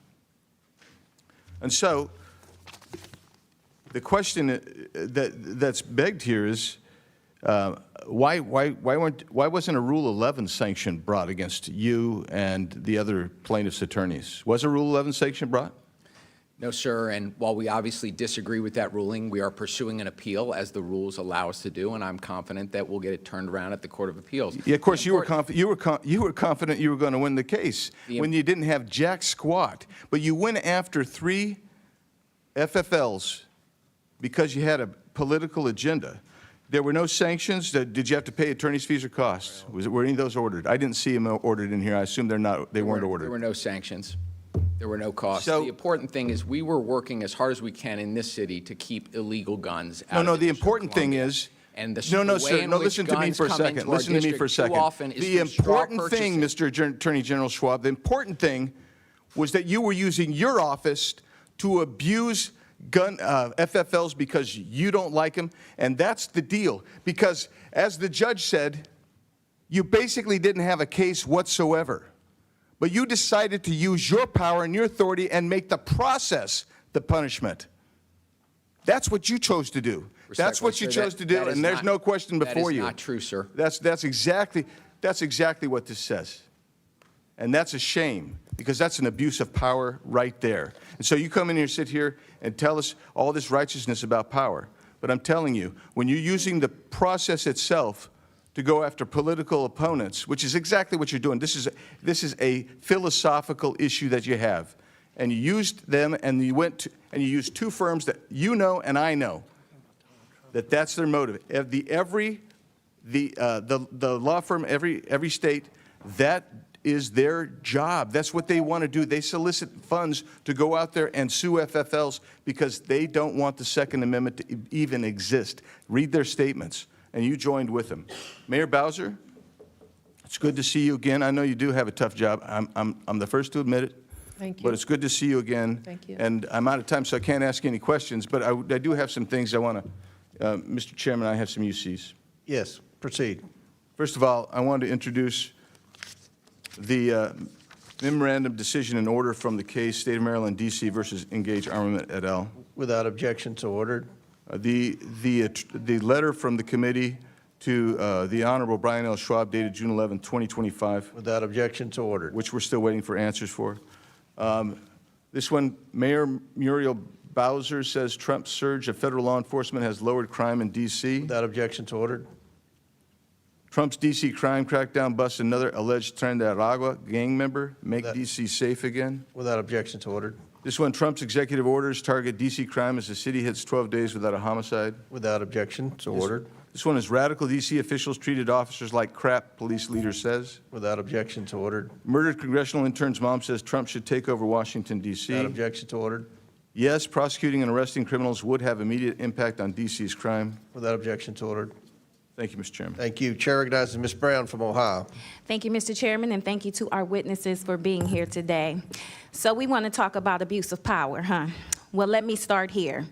President Trump's only expertise on crime is committing it, not preventing it, enabling it, not ending it, and covering it up, not cleaning it up. He is a convicted felon. He has illegally frozen federal funding. He has assaulted the rule of law at every turn. He has consistently violated constitutionally protected due process rights, and he has unleashed a corporate agenda to enrich himself and his wealthy donors. Right now, as we sit here, Trump is bending over backwards to protect Ghislaine Maxwell, a convicted sex trafficker who preyed on children, and blocking the release of the Epstein files to shield criminals from accountability. In the last 10 months alone, he has pardoned countless white-collar fraudsters who ripped off the American people, often conveniently after they cozied up to him. And let's not forget, Trump pardoned every single person charged or convicted in the January 6th insurrection. That included 172 people who pleaded guilty to assaulting law enforcement. It included dozens of repeat offenders, people with prior convictions for rape, manslaughter, and sexual abuse of a minor. And it included at least 10 individuals who have already been rearrested for new crimes. So spare us the talk of law and order, because under Trump, that only means lawlessness for his friends and punishment for everyone else. Now, let me be clear. I care deeply about public safety in my district, in every district across America. Every person deserves to feel safe in their neighborhood, at their job, and their school. And if I may, there is some good news. Violent crime has been consistently decreasing across America. And yes, we have more work to do, but we also know what works to keep it that way. So if you are really serious about public safety, let's increase funding for violence prevention programs. Let's pass common sense gun safety bills. And let's provide additional federal resources to our local partners to recruit and train local law enforcement. But what has this administration done instead? Rolled back gun safety reforms, gutted DOJ programs tasked with addressing violent crime, and blocked funding to local law enforcement and community violence prevention agencies like the one you served, Mr. Jackson. Earlier this year, Cleveland Peacemakers Alliance, a local violence prevention organization, had its community violence prevention grant funding frozen by this administration. Mr. Jackson, I know you cannot speak to this specific grant, but can you talk about the importance of grants funded through the Bipartisan Safer Communities Act and how freezes like this impact public safety? Well, we know from Cleveland Peacemakers to Advance Peace to Safe Streets Baltimore to Life Camp in New York City that these organizations that are doing violence intervention work are saving lives every day. And every study we've seen that to focus on how impactful community violence intervention has been has shown promise. But this Trump administration hasn't stopped at terminating violence intervention programs. They also terminated $1 billion in youth mental health resources that we know can help our youth that are in crisis before a school shooting, before a suicide attempt, before any violent harm. They've also made major cuts to the ATF. And we know that the ATF now has lost 2/3 of its inspectors. So they don't even have the capacity to inspect gun stores to decide whether or not they're violating the law. He also reversed their zero tolerance policy for gun dealers, where they violate the law, they lose their license.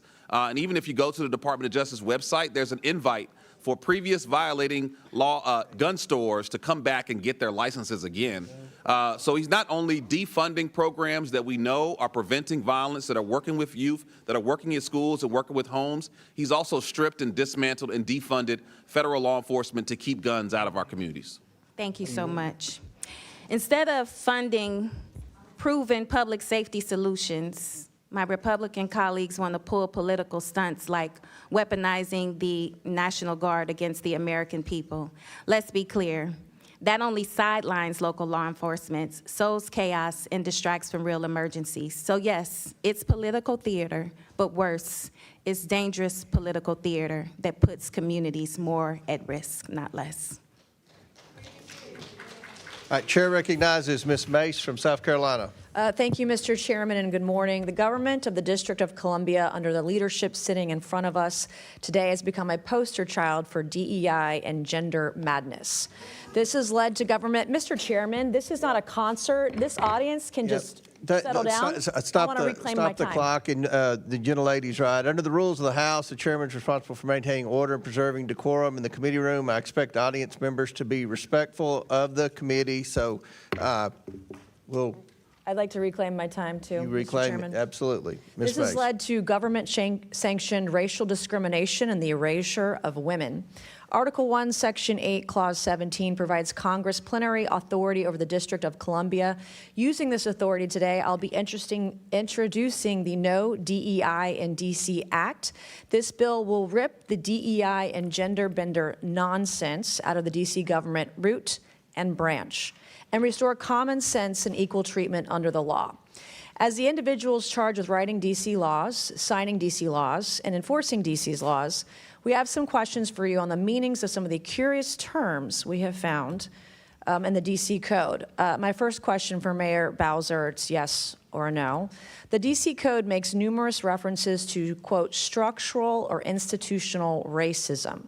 Do you believe the D.C. government is structurally or institutionally racist? Yes or no?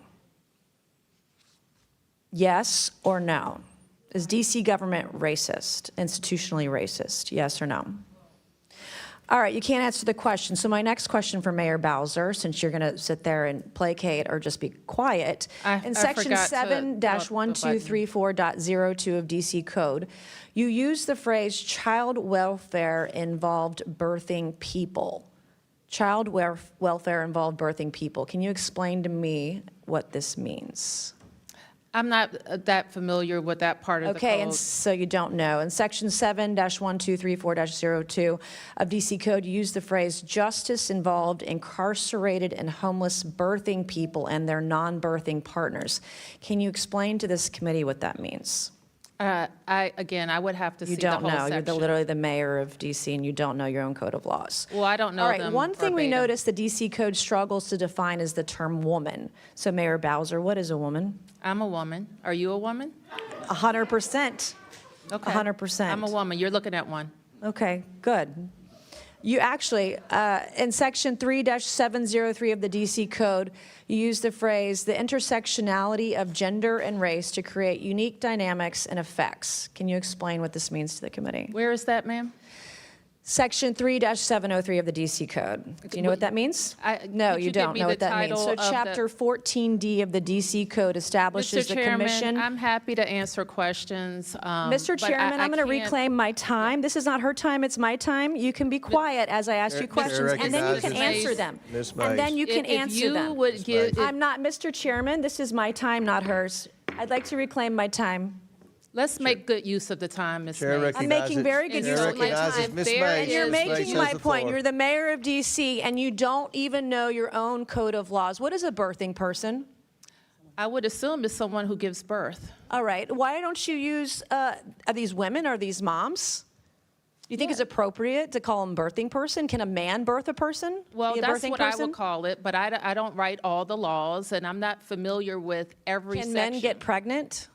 No. Can men become women? Can a man become a woman? Yeah. Can a man become a you're- woman? Miss Yes Mace, or no? Can a man become a woman? Yes or no? Miss Mace, I'm not Okay, here to my talk next about question, Chapter 14D of the DC Code establishes the Commission on Reparations and a reparations fund to provide eligible African Americans monetary reparations or other forms of redress. Is it the position of DC government benefits should be provided to individuals on the basis of race? I believe that the legislation requires a study. Okay, I'm asking you, is it the position of the DC government that government benefits should be provided on the basis of race? If you're is the referring to question. that legislation, I believe it requires a study. Okay, I'm asking you a question. Do you believe that government benefits should be given out on the basis of race? That is the question. This is the third time I'm asking. We have any number of benefits programs, and eligibility is established. You're not answering per- any of per these program. questions. I'll give it to you. You're slick. In Section 2-1383 of the DC Code, you use the phrase social value of the LGBTQ community business economy to the district. Can you explain what this means to the committee? It means that LGBT businesses provide economic benefit to the district's economy. Do you think all businesses provide economic benefit to the DC economy? They should, or they would be out of business. Yeah, of course. All right, thank you, Mr. Chairman. I yield back. Thank you. Chair recognizes Ms. Stansbury from New Mexico. All right. Well, good morning, everyone. I just want to take a moment to decompress after that.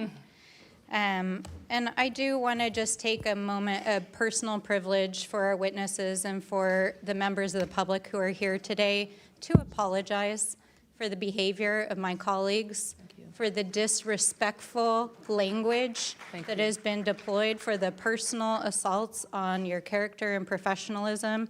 We know that you are representing the people of this city and doing an excellent job, and we support you. Thank you. Now, I want to turn to where the ranking member went at the beginning of this hearing and talk about the real crime wave here in DC.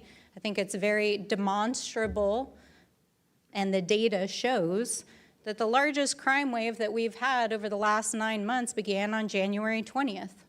And the epicenter of that crime wave, one might call it a white collar, or in this case, an orange collar crime wave, is the White House. Because we have seen a slew of illegal firings that have resulted in millions of Americans being without vital programs, the withholding of millions of dollars of funds, violations of the Constitution, rule of law, separation of powers, due process rights, illegal arrests, illegal deportations, hundreds of lawsuits, grift that's resulted in billions of dollars in crypto schemes lining the pockets of the president and his family, government contracts to his friends, and an epic cover-up of the largest known sex trafficking scandal in American history, with the director of the FBI lying under oath in this chamber just yesterday. And I just want to say this, that it is a felony under the U.S. Code to lie under oath in front of Congress. So if you want to talk about crime in D.C., then look no further than your own damn hearings. Let's talk about that. That's the real crime wave. Now, Mr. Jackson, I really appreciate you bringing forward as part of this discussion this morning the impact that it's had on real people in the community. Because I think for people who do not live in Washington, D.C., who have never stepped foot in front of City Hall, gone to a city council meeting, have never met with the mayor in her chambers, have never talked to the people of Washington, D.C., they don't understand how this is impacting the communities who live here, of having this occupation in their midst. And this is not about public safety. You know, last week we heard our colleagues accusing us of not wanting to solve crimes, not wanting to address public safety issues. I mean, I'm trying to swear less, but that's just total bullshit. I mean, that's just a lie. That's just not true. We care a lot about addressing public safety. It's one of our top priorities. But that's not really what this is about, because if this was really about addressing public safety, you wouldn't have had the vice president and Stephen Miller walking into Union Station, making fun of, deriding, and putting down the people of DC while they're deploying National Guardsmen from across the South to stand on street corners to talk to their friends and be on their iPhones all day. I mean, I want to be real. Like, this is not law enforcement. I come from a veteran family. I support our law enforcement. I support our military. But this is not about law enforcement. And if you talk to any cop on the DC streets right now, thank them for their service. Because in addition to actually dealing with real crime on the streets as trained law enforcement professionals, they had to spend the last month dealing with the bullshit of the Trump administration and a bunch of people who are standing around in the way of them actually doing their jobs. So if this administration actually wants to address public safety issues, stop holding the city of Washington, D.C. hostage. Now, this is just exhausting to listen to this all day. And so I would love to hear from you, Mr. Jackson. You've shared already this morning. With my remaining time, I would love to hear from you what you think Congress can do to help support the communities that you work with in D.C. Just first of all, it's devastating what's happening in our communities. The first day of the D.C. takeover, we had to go into our communities and teach young people how to navigate law enforcement when their rights might be violated. Instead of teaching them about going to school and studying math and playing sports, they're trying to figure out how to navigate masked agents raiding their neighborhoods multiple times a day. Elderly folks that are getting arrested for petty crimes, 55 and plus, are now coming to us and saying, what can I do when these masked agents run into my neighborhood? And that's not how we solve crime. We don't scare and incarcerate our way out of this issue. We tried that in the 90s, it failed. The way that we address a public health crisis is we invest in prevention strategies. We look upstream to keep guns from pouring into our communities. 95% of guns in this city come from outside of the district. We only have one gun store, but yet the FBI director is bragging about apprehending guns in D.C. while President Trump's son is literally profiting with the buy a gun, smart gun company. And so what we really need in this moment is for federal government to do its job to keep guns from getting into our communities by cutting down on gun traffickers, by going after rogue gun dealers, by holding the gun manufacturers accountable, and being tough on crime, specifically on those who are profiting off of the pain and death in our neighborhoods. Thank you, Mr. Jackson. Time's expired. Chair recognizes Mr. Cloud from is it Palmer or Cloud? Cloud from Texas. Oh, the great state of Texas, as we like to say. But thank you for being here. Thank you, Chairman, for holding this committee. There's a lot of consternation today about President Trump deploying the National Guard to help crack down on crime. I can remember it wasn't that long ago where the Biden administration had deployed the National Guard to block access to the people's capital. I would much more be in favor of helping solve the crime situation here in D.C. There didn't seem to be a lot of consternation coming from the left during COVID when our capital was surrounded by barbed wire and the National Guard were camped out. Over the last 3 weeks, it's pretty undeniable. I mean, I remember what D.C. looked like, and it was just a couple months ago when Trump was elected. You can go by Union Station. There were homeless camps camped out. We had 2 staff members who had to deal with situations at gunpoint where they were accosted at gunpoint. We had another staff member who had to move out of their apartment after being threatened. I was took a train into Union Station and missed being present for someone getting shot. My chief of staff at the time was sitting out front and saw it happen. Missed it by 3 minutes myself. And you look at the stats of what's happened, and it's important to, there's a lot of comparing today apples to oranges and trying to, you put up charts and the numbers don't. But if you compare the 3 weeks this time to the 3 weeks last time, it's dramatic. 38% decrease in homicides, 44% decrease in sex abuse. I mean, this is extraordinary. If those trends were to continue, that's 50 people walking around the city alive, 50 families that haven't been broken up over the course of a year. That's extraordinary. Chairman Mendelson, can you not agree that D.C. is a safer place than it was 5 weeks ago? There's no question, but that if you look at the data, the crime statistics, that there was a reduction in crime during the surge. Yeah, okay. But as we have said, if you want to add 500 officers working with our MPD, of course we're going to see a reduction in violence. That's not the same as ICE, raids, masked men. Important. It's not the same as the National Guard who's landscaping on the mall. Do I need to go back to my National Guard point? You didn't have a problem when the National Guard was blocking access to the nation's capital, prohibiting people from coming here. And to that point, D.C. is different than other cities. D.C. is unique. Our founders, there was mention of the Boston Tea Party, the ones who were actually there, wrote the Constitution and said that D.C. should not be a state because it houses the federal government. And it would be important for a state not to give undue influence over the federal government. We saw this during COVID. Excuse me, I'm talking. They say nothing about denying us the franchise. Sir.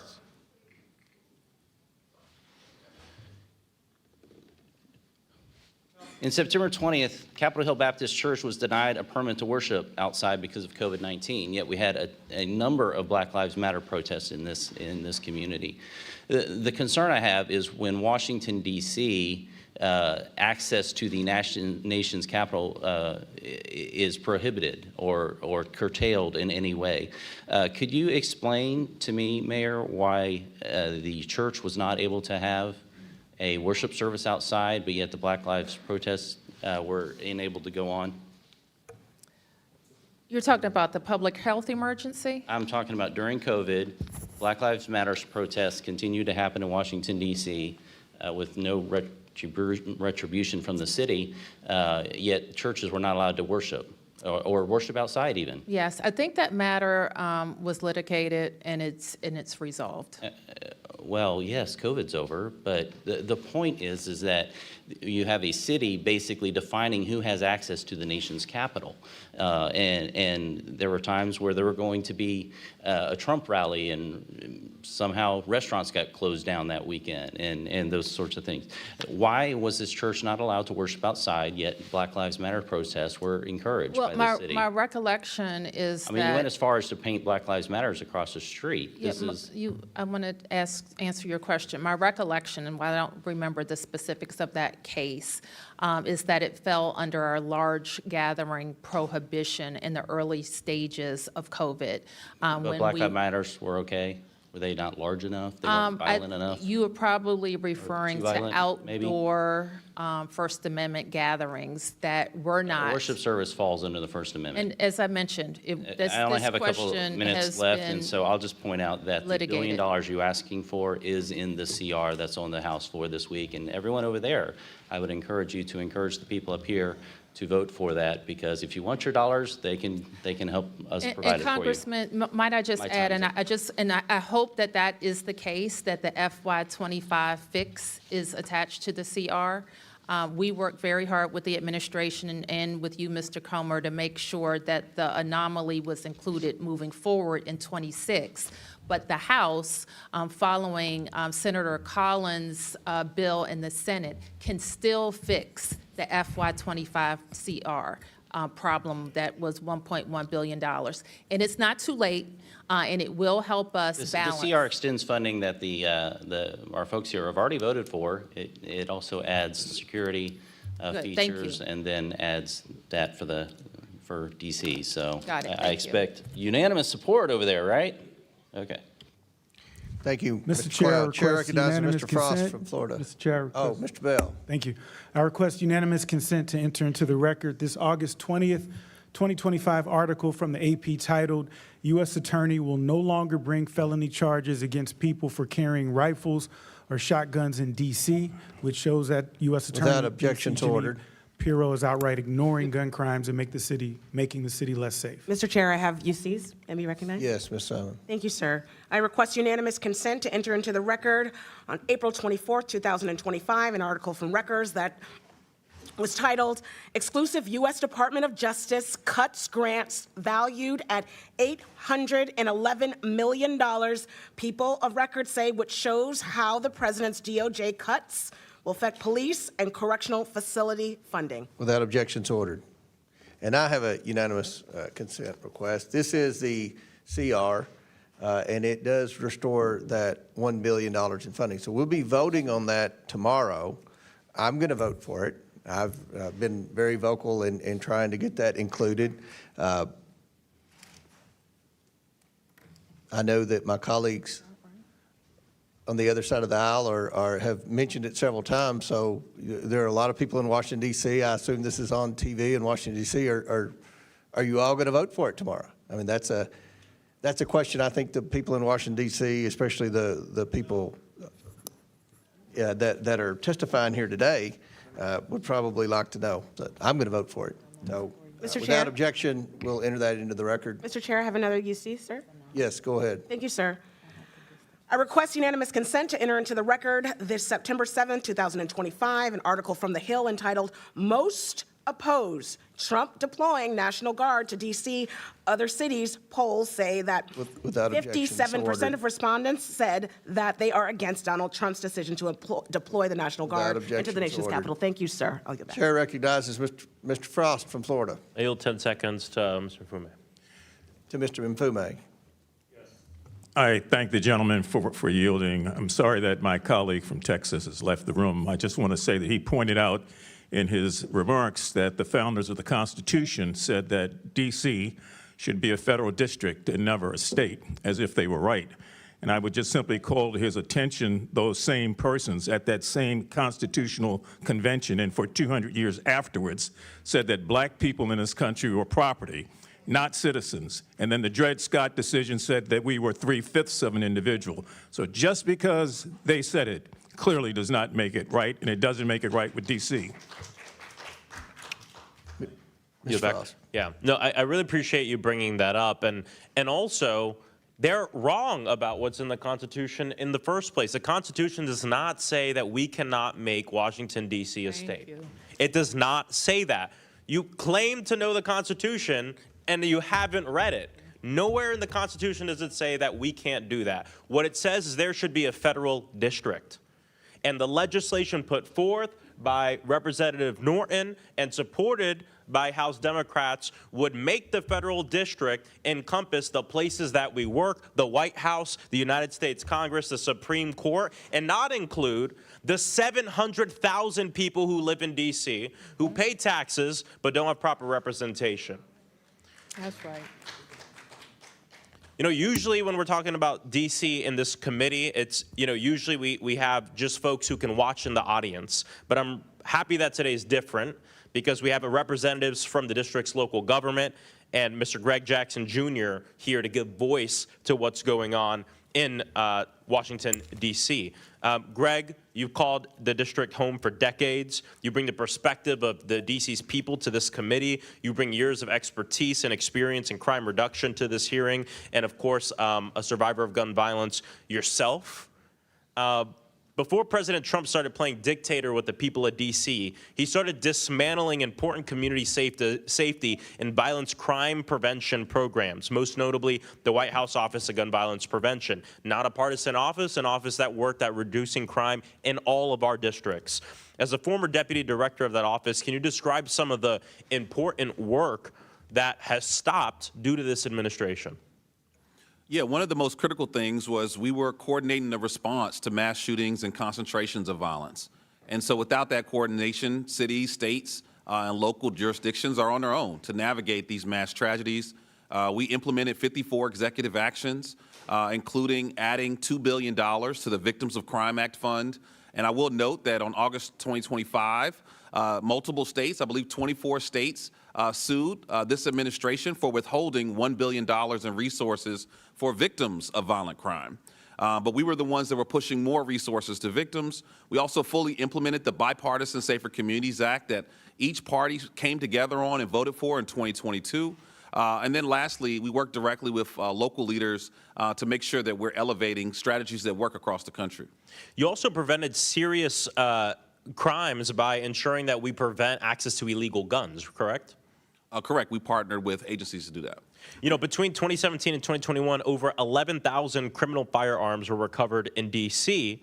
Most of them, as you noted before, come from outside Washington, D.C. And an interesting statistic, too, is a third of those guns traveled over 300 miles.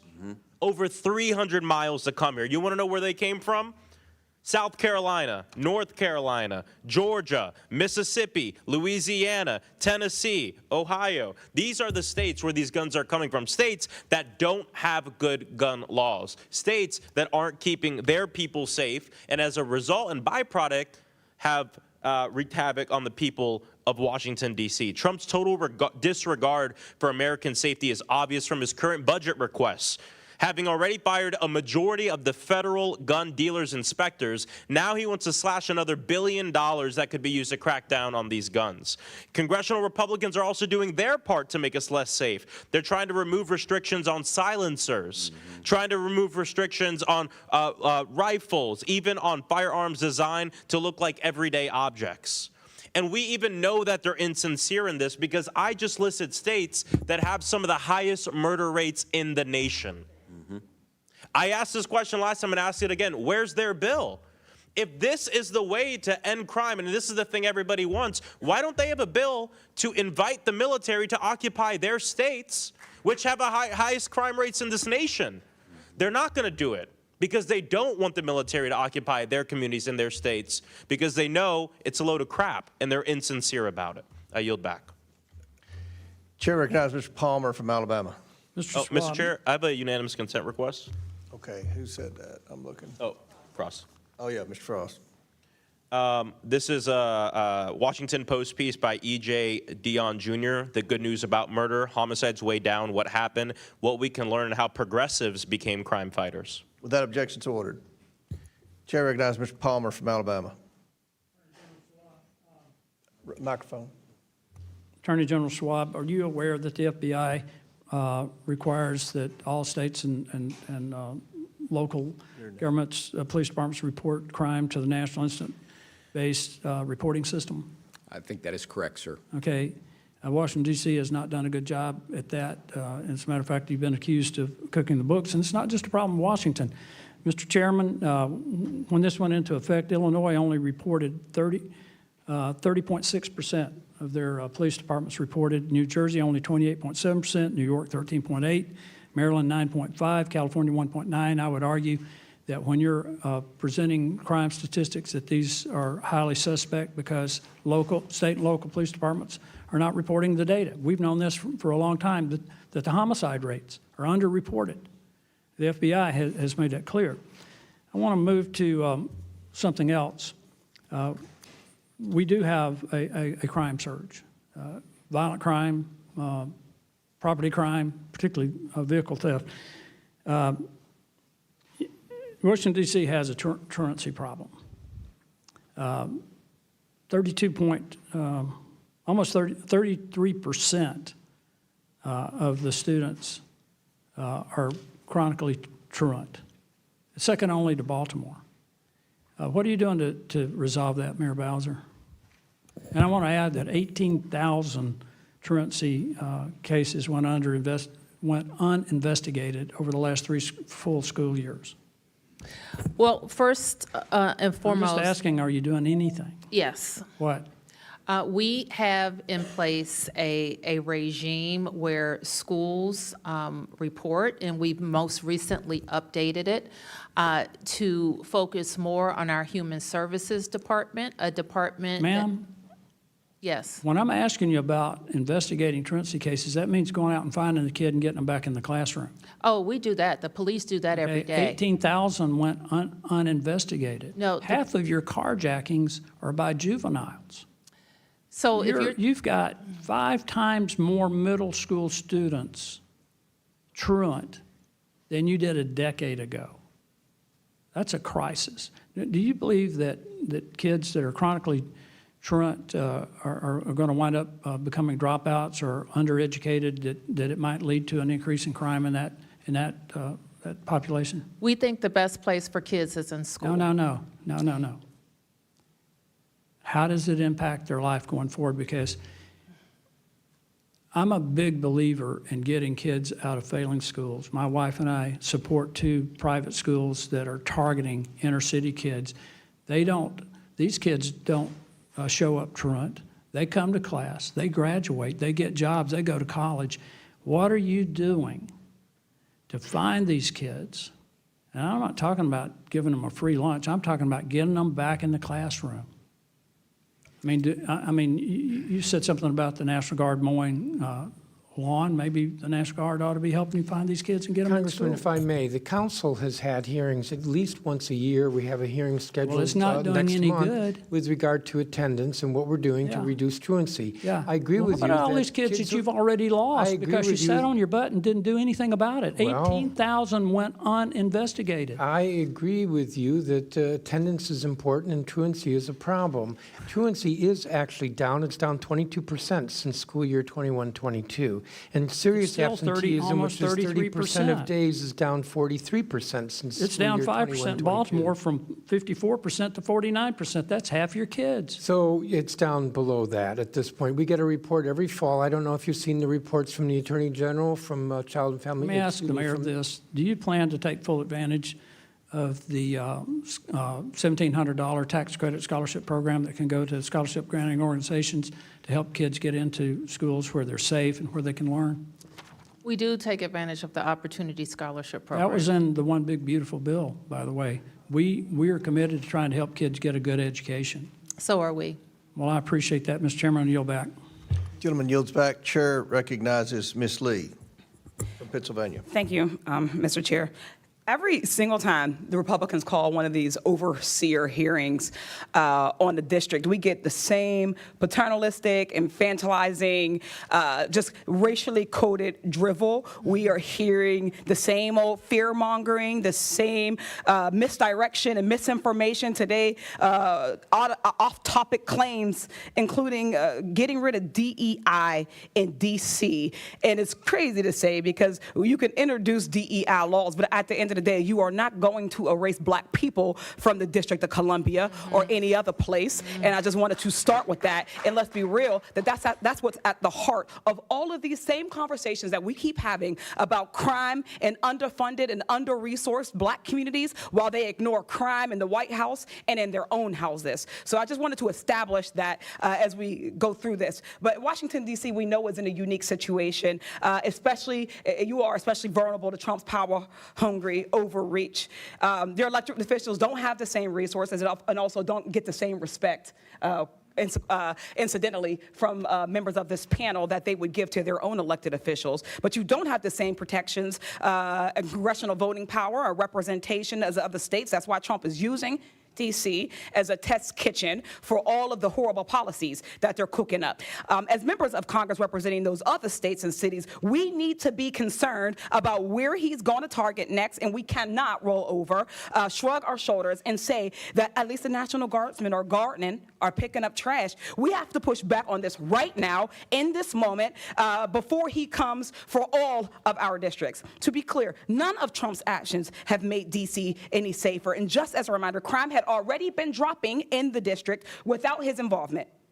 He's been terrorizing D.C. residents with these mass and unaccountable federal agents and armed National Guardsmen. He's completely broken any small amount of trust these communities have with local law enforcement. Many of the National Guard troops are from out of state. They don't know D.C. any more than you all do, and they don't know the communities. D.C. residents deserve to govern themselves and have elected officials that are accountable to them, who uniquely understand D.C.'s needs and their concerns, but instead, Republicans want to micromanage people who didn't vote for them and do not support their policies. Chairman Mendelson, we marked up 14 bills on D.C. last week, 13 of which you opposed. Was the D.C. Council consulted on any of those 13 bills? We were not. Have you taken any of the members on this committee on a full tour of a D.C. neighborhoods? I have tried to meet with different members without success. Yeah, because we all know they talk a lot about DC and they pretend to know DC, but the reality is that very few of them have ever left any of the communities that are in walking distance of the Capitol itself, and I bet they've probably never even been. I remember last term we had a member talk about, well, the unique part of DC is that you all get access to every member of Congress, but I've never seen a member of Congress in any of the carryouts in DC D.C. I ain't seen them at any of the Ethiopian restaurants or at a Caribbean joint, but that's neither here nor there. Do you think it's necessary to work with local officials to improve public safety? Absolutely. Has the Trump administration reached out to the council to ask you all what you need to help keep D.C. safe? They have not. Crime is especially easy to exploit and use as a political tool. Everyone, regardless of how they vote, cares about safety. We care about community safety. That's why I launched the Community Safety Agenda and Caucus, because we have community-based, evidence-backed solutions that we know work. But instead of offering real solutions to prevent crime, to respond to people in crisis and stop violence, which D.C. and many other cities have invested in, Trump's scare tactics and political theater only makes these communities safe. These proactive investments in communities that actually bring down crime. The data could not be any clearer. It's the programs that work to stop crime before it can happen rather than just responding afterwards. Yet D.C. is struggling to fund these types of programs because y'all have not restored and passed the $1 billion that Congress owes them. Attorney General Schwab, you've made stable housing for D.C. a priority, correct? I have. You've implemented programs that improve nuisance properties, after-school programs for kids, victims of domestic violence, and the goal to make D.C. safer, correct? I have. Mayor Muriel Bowser, we know that these litany of proactive investments actually drive down crime. Has Trump promised you any funding for any of these things? No, not yet. Great. The cost of having a National Guard is about $1.8 billion a day. We're up to about $40 billion. They say about $200 billion. A bunch of that these out-of-state guards in the Rome Ministry is not a sustainable solution. That is not more sustainable than actually investing in these things, investing in our communities. We know that if you really want lifelong safe communities, then we need to invest the same way that these people invest in their people, and their communities, and their loved ones. Invest in these folks the same way, and stop talking about crime and fear-mongering these people. With that, I yield back. Chair recognizes Mr. Perry from Pennsylvania. Mr. Chairman, I have a unanimous consent request. Okay, yes. I request unanimous consent to enter into the record the January 30th, 2025 article from NPR. It's titled, "Criminal Records of January 6 Rioters Pardoned by Trump Include Rape, Domestic Violence," which highlights how President Trump released January 6 rioters with records of violent crime back onto our streets, including Without objection. sexual assault of a child, production and possession of child pornography, Without objection, so ordered. forcible rape, and conspiracy of murder of federal employees and threatening federal officials. Without objection to order. Chair recognizes Mr. Perry from Pennsylvania. Thanks, Mr. Chairman.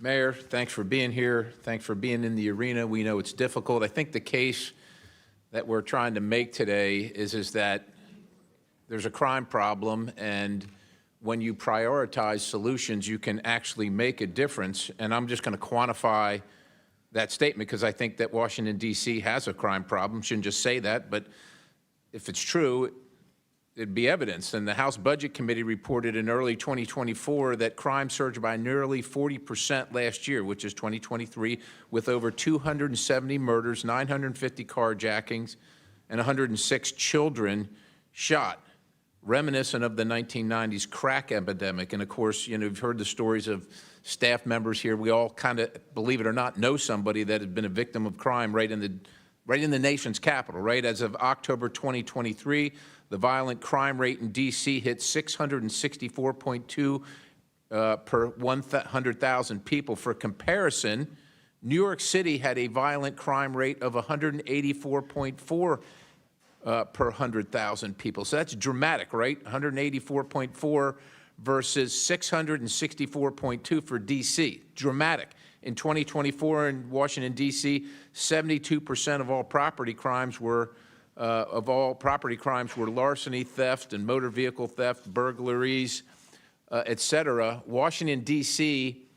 had 3,693 offenses per 100,000 people, which would rank it first among all states in terms of highest property crime rates per USA Facts, and that's if it were a state. So that's what I'm saying. I think D.C. does have a crime problem. And look, there's been a lot of complaining here, not necessarily by you, about what the president's actions are. The Guard being in D.C. In one case, they're claiming that they're policing D.C. In the next case, they're blowing the leaves away. It's one or the other, but it's not both. But let me ask you this: you got a problem. You're the mayor. You probably know. You're living here too. Did you ever reach out to the president, to any president, and say, look, we've got a problem here. Will you deploy the Guard? Will you help us with police? We're not handling it. We can't fill our ranks. We can't afford to. Have you ever done that? I have called on the National Guard in D.C. I called on them during COVID. I've called on them in other weather emergencies, yes. What about as a general, look, the crime stats I just related to you are ongoing, right? This is not just a surge. This is just not a momentary COVID thing. Yes, This is a daily thing for the people of Washington, D.C. to endure, and the people of the country that want to come to their nation's capital who are afraid to come to endure. So have you ever done it on a consistent basis, saying to the President of the United States, this is the nation's capital, you reside here, can you send me the Guard to help assist with law enforcement or assist with policing? Have you ever done that other than episodically? No, I described to you the times that we have done it. And it's just episodic, and so my point is that the problem has to be focused on, and it has to be fixed. Mr. Perry, can I answer you a different way? Yes, ma'am. Because we don't regard the Guard as a law enforcement agency. It's not a law enforcement agency. It can assist in law enforcement. We wouldn't call on them to But police our you would neighborhoods. agree that right now crime has dropped dramatically since they've been present. Mr. Perry, what has worked is not the National Guard in helping enhance MPD services. What has worked is more DEA, more FBI. So you're saying the Guard has had no impact in D.C.? No, what I'm saying is the Guard is not, as has been described to us, has not been. Can you quantify that? I can't quantify a causal relationship. You can't quantify it, so you can't make the claim. But I can quantify something. Listen, I want to talk to you about something else, which is. But I do want to make the point. I want to ask you this question. I'm running out of time, and I want to be respectful of everybody But I don't here. think the Guard has made any arrests. I want to ask you. So you've employed a bunch of traffic cameras. Can you, a whole pile of them, hundreds and hundreds of them, are traffic cameras for safety or for revenue generation? They're for safety. But it says here that you plan to fill a $580 million revenue hole in your budget shortfalls using traffic cameras, right? You said that. No, what we said is that our budget includes revenue generated from traffic cams. Expected 580. You said this, ma'am. We want to drive. It's per the Fines and Fees Justice Center. Let me just, because I want to quantify this as well. In '06, you had 43 fatalities, traffic fatalities. But in '23 and '24, you had 52 each of those 2 years. The traffic cameras are not making your people safer, and particularly in wards 7 and 8, where it's predominantly a black population, 20% below the poverty line. Traffic cameras and automatic traffic enforcement, it should be about safety, but it's unfortunately about revenue generation, and it's imposed on the people that can least afford it in the District of Columbia, the people that you represent. Well, Mr. Chairman, Perry, I yield the balance. I wish that you had also pointed to this year's traffic fatality and collision information. So in Ma'am, addition, this year's not done yet. Well, it's trending in the right direction. Yeah. Yes, but the trend is so that we would be at well below those numbers. And our traffic cameras are a part of that equation. The traffic cameras, ma'am, with all due respect, you have the worst traffic in the country by city regarding according to Consumer Reports, and that includes L.A. And not allowing people to turn right on red is a contributor to that, and then fining them, especially in the places where people can least afford it, is grifting on the people that support your city, and it shouldn't be done. It should be about safety only. The fourth most populated city in the country, Hoboken, has 0 cameras and 0 fatalities, ma'am. I yield. Thank you. Chair recognizes Ms. Simon. Thank you, Mr. Chair, and thank you, Ranking Member. Before my remarks, I just have a couple of questions. My first question is to the elected AG of the District of Columbia. Can you talk very briefly and educate all of us on the victim services that your office provides to victims? In virtually every case where we have a victim that's been harmed by a violent crime, their specialists in our office are working with them, not just to make sure they're available to be witnesses in prosecution, but to make sure they access the services they need, both economic and financial support, as well as emotional and counseling support to make sure they're taken care of. And AG, would you say that your Victim Services Division is equitably funded? We can always use more money to make sure that we're providing that critical service, but the team I have is doing an extraordinary job with what we have. And what you all provide is not only protection for witnesses, is that correct? We certainly do more than just protecting the witnesses, yes. Is it also making sure that victims of domestic violence have opportunities to leave their abusers and save their own lives? One of the things that we do every day is making sure victims of domestic violence are getting protective orders and making sure that they are protected from people who may be putting them in a dangerous place. Isn't it true that you work with mothers of murdered children? We do. Isn't it true that you provide burial and counseling assistance for folks in our communities who have been victimized by violence? We do. And I want to thank you for that work.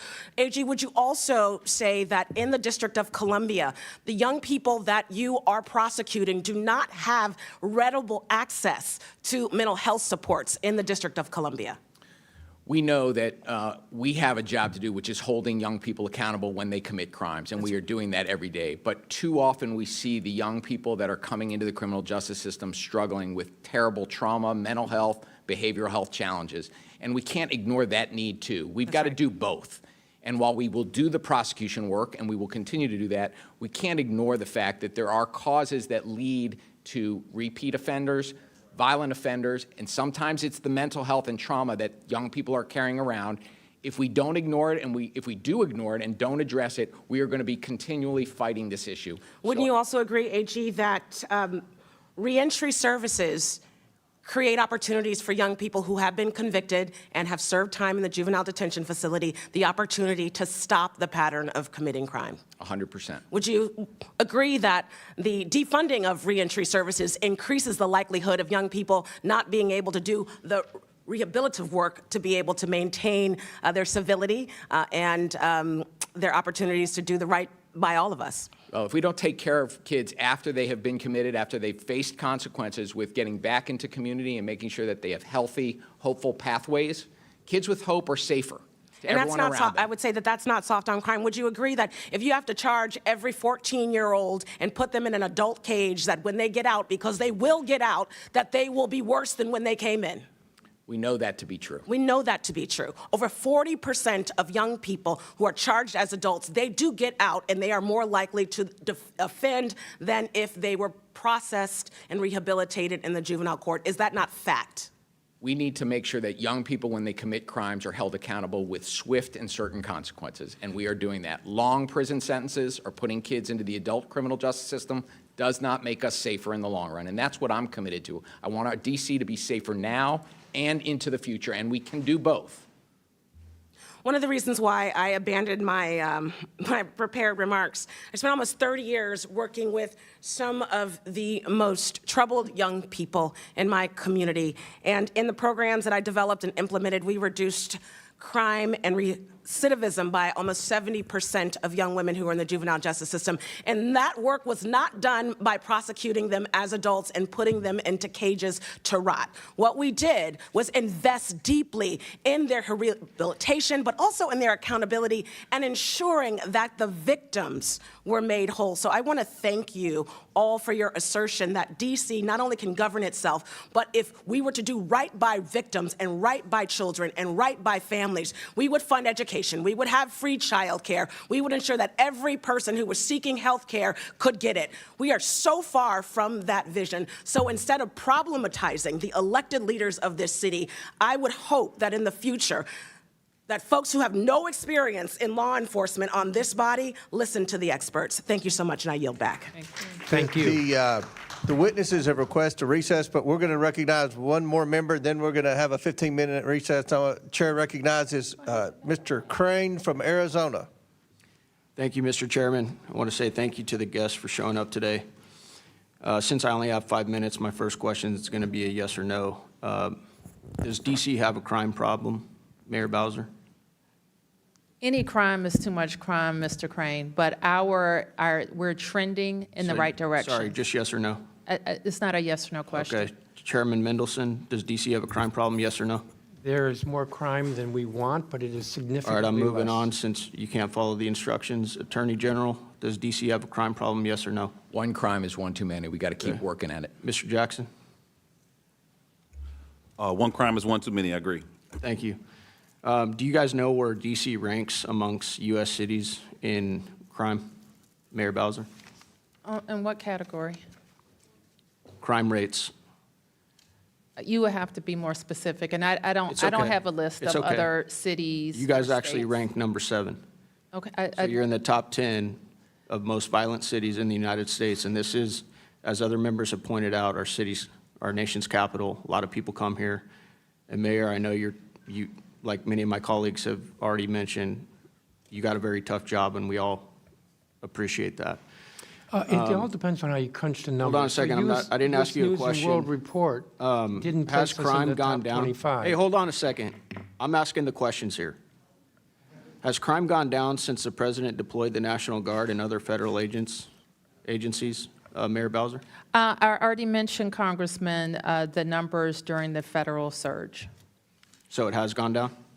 It accelerated, yes. Okay, thank you. Mr. Mendelson, you said in criticism to the National Guard being present in D.C., you said that they looked bored. I'm going to ask you a question, sir. Would you rather have National Guardsmen standing posts around D.C. looking bored but driving down crime, or continue to be ranked in the top 10 in the country in violent crime? Well, with as no I was guardsmen? trying to say, depending upon how you look at the data, we don't even place in the top 25. Now, in my testimony, I outlined That's definitely not the ways- reporting that I've seen. You Well, guys are US ranked, News you and guys are World ranked number Report. 7.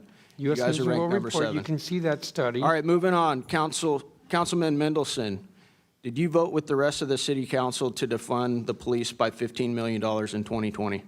I don't believe that's the correct amount, but I did Yeah, vote you for the did. budget then. You did. Okay, Councilman, did you call the police in July 2025 because of a protest outside of your home? I called 911. Okay, It was at midnight. In fact, it was 12:30 in the morning. right? And it was a Okay. number of individuals who were actually breaking the law, the Residential Tranquility Act, with how Right. loud they were. Okay, so you voted to defund policing by $15 million in 2020 with the rest of the council. This is what the police union, police officers had to say about your interaction I know what with you're the going to police. say, and I've already said Yeah, to Mr. well, I'm going to Pemberton- say it, so you're not going to interrupt me. Over the weekend, Chairman Mendelson called the police because there were peaceful protesters at his house, because he decimated the police department with horrible legislation, and our staffing has now 800-plus vacancies.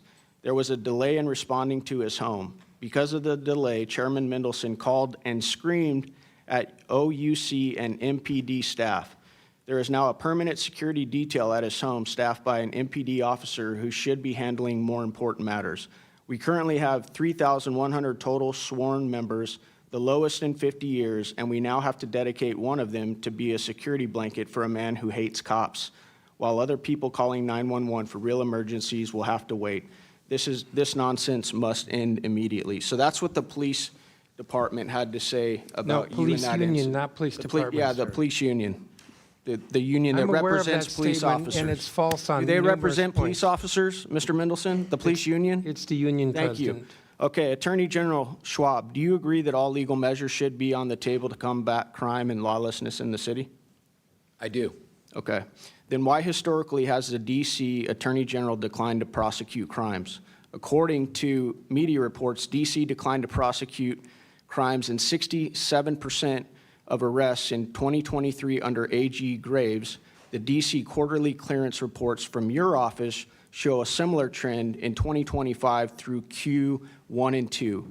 You are only prosecuting 53% of gun-related homicides, 50% of sex abuse cases involving a knife, and 37% of non-fatal shootings. There is also an ongoing investigation into if the D.C. crime data was manipulated under Joe Biden so that historic level of crime didn't look as bad on paper. And I look forward to the outcome of this investigation. Now, Mr. Crane, if I can Going answer back to your can I answer your initial question? answer, is that doing everything you can to protect this city? The statistics that you just read are the statistics not from my office, but from the federal U.S. Attorney's Office. The prosecution rates from the Office of Attorney General have been in excess of 84% for violent crime over the last 2 years. So the statistics you rely on to malign my office don't come from my office. They come from the federal U.S. Attorney's Office. So you're prosecuting all of these crimes, is what you're saying? The jurisdiction of the Office of Attorney General in the District of Columbia is to prosecute juvenile delinquency crimes, and last year we prosecuted more than 84% of the violent juvenile crimes that MPD brought to us. We prosecute every violent crime where we have sufficient evidence to meet our burden of proof. Kids need to face consequences and be held accountable, and we are doing that. The rates speak for themselves. Are you in support of moving the age of minors here in D.C.? That's one of the bills that we have this week. The residents of the District of Columbia, the 700,000 of us who live here, know more and care more about how we're going to make our city safe than anybody else. You didn't answer my question. The residents of the District of Columbia and their elected officials do not believe we're going to make ourselves safer. Why do you think the rest of the country? Why do you think the rest of the country considers somebody at 18 years old no longer a minor? Yeah, what is it here in D.C.? The age of anyone younger than 18 is a juvenile in the District of Columbia, just like the rest of the country. Don't you guys consider people that are 20, 25 and below minors? I think you And the gentleman's misunderstand time's the law, expired, sir. but feel free to answer that, General. Well, I think you're misunderstanding the law, and I think you're referring to the Youth Rehabilitation Act. But in our city, youth younger than 18 are treated as juveniles. The Youth Rehabilitation Act involves a totally different set of adult defendants in criminal cases and involves a different issue that the city has confronted. And I think that issue has been conflated in some of the laws that this body has put forth. And I really wish we could have had a conversation beforehand so we could have explained better what the YRA does relative to all of the other laws that we have in our city that we're working every day to help drive juvenile crime and violent crime down. Thank you. So you support the Youth Rehabilitation Act? I think that was the question, one of the questions he was asking. You support that? The question was whether or not Do you support the Youth Rehabilitation Act? That's part of what we're repealing. 2.5 minutes over. Okay, all right. Time's expired. We pursuant to the previous order, the chair declares the committee in recess. Subject to the call of the chair, we plan to reconvene in 15 minutes at the request of the witnesses. Committee stands in recess. Did you request? I didn't request.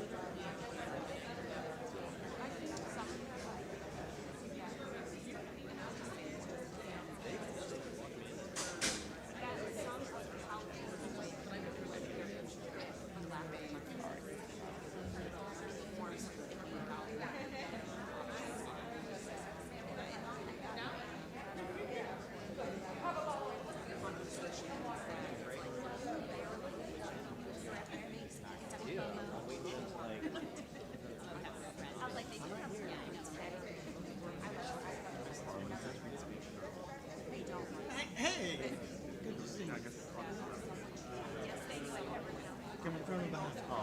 Okay. Well, the weirdest thing is the chairman heard them say council didn't ask. Thought the questions were aimed I'm coming back. Yep.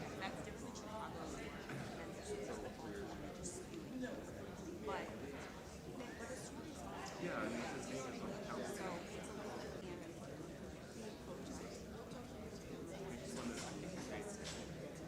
The delivery of the question was Hey, how you doing, dear? Good to see you. Yes, indeed. You doing a little bit? Brother Greg got the farm show. and ignored. They probably spell Brian's name wrong every time. I've been in Flipping the vowels around.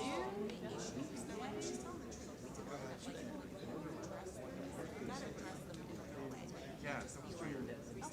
to the meeting. So I've been following up. I made a specific, I had to make a specific request. They had a meeting. Civil, community citizens in the district. Don't even want to hear from you. Hear the other voices. I've repeated. Tried to turn to some directly to certain other people. So finally, 2 days ago, response that said, at this time, we're unable to go to our schedule is too busy to try to, the usual, we ain't doing it. you know. Because I keep telling you, make these comments, you all you don't communicate with them. And as the chairman and the mayor said, ask them now. Don't involve. So I'm not gonna play. I'm gonna have you all invite me to that question. And I told you what I wanted. I told you what you didn't like what I wanted to hear. I made no apology to my colleagues.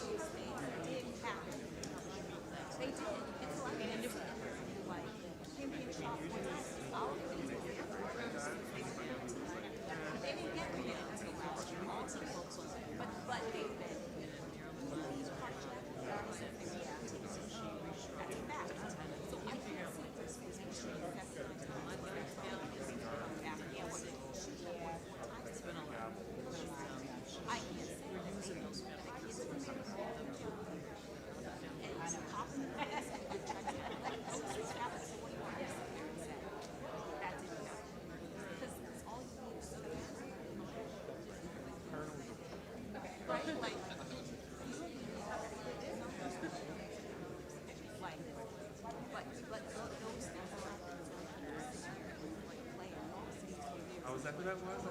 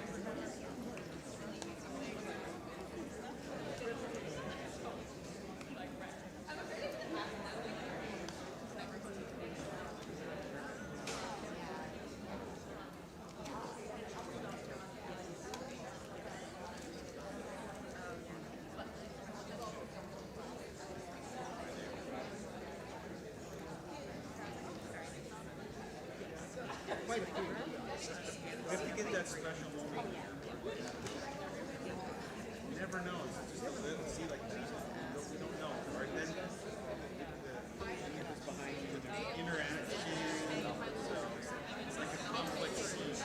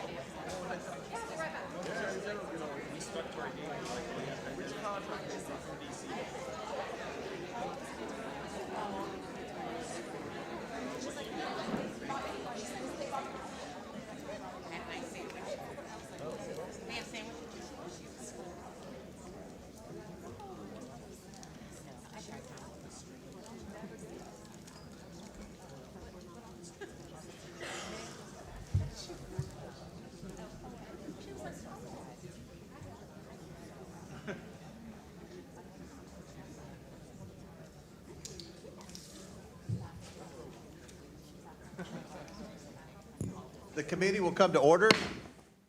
Before we resume the questioning part of the hearing, I want to recognize Ms. Norton from Washington, D.C. for some unanimous consent requests. Ms. Norton. Thank you, Mr. Chairman. I have a unanimous consent request to enter into the record a statement from Donald Sherman from Crew regarding the D.C.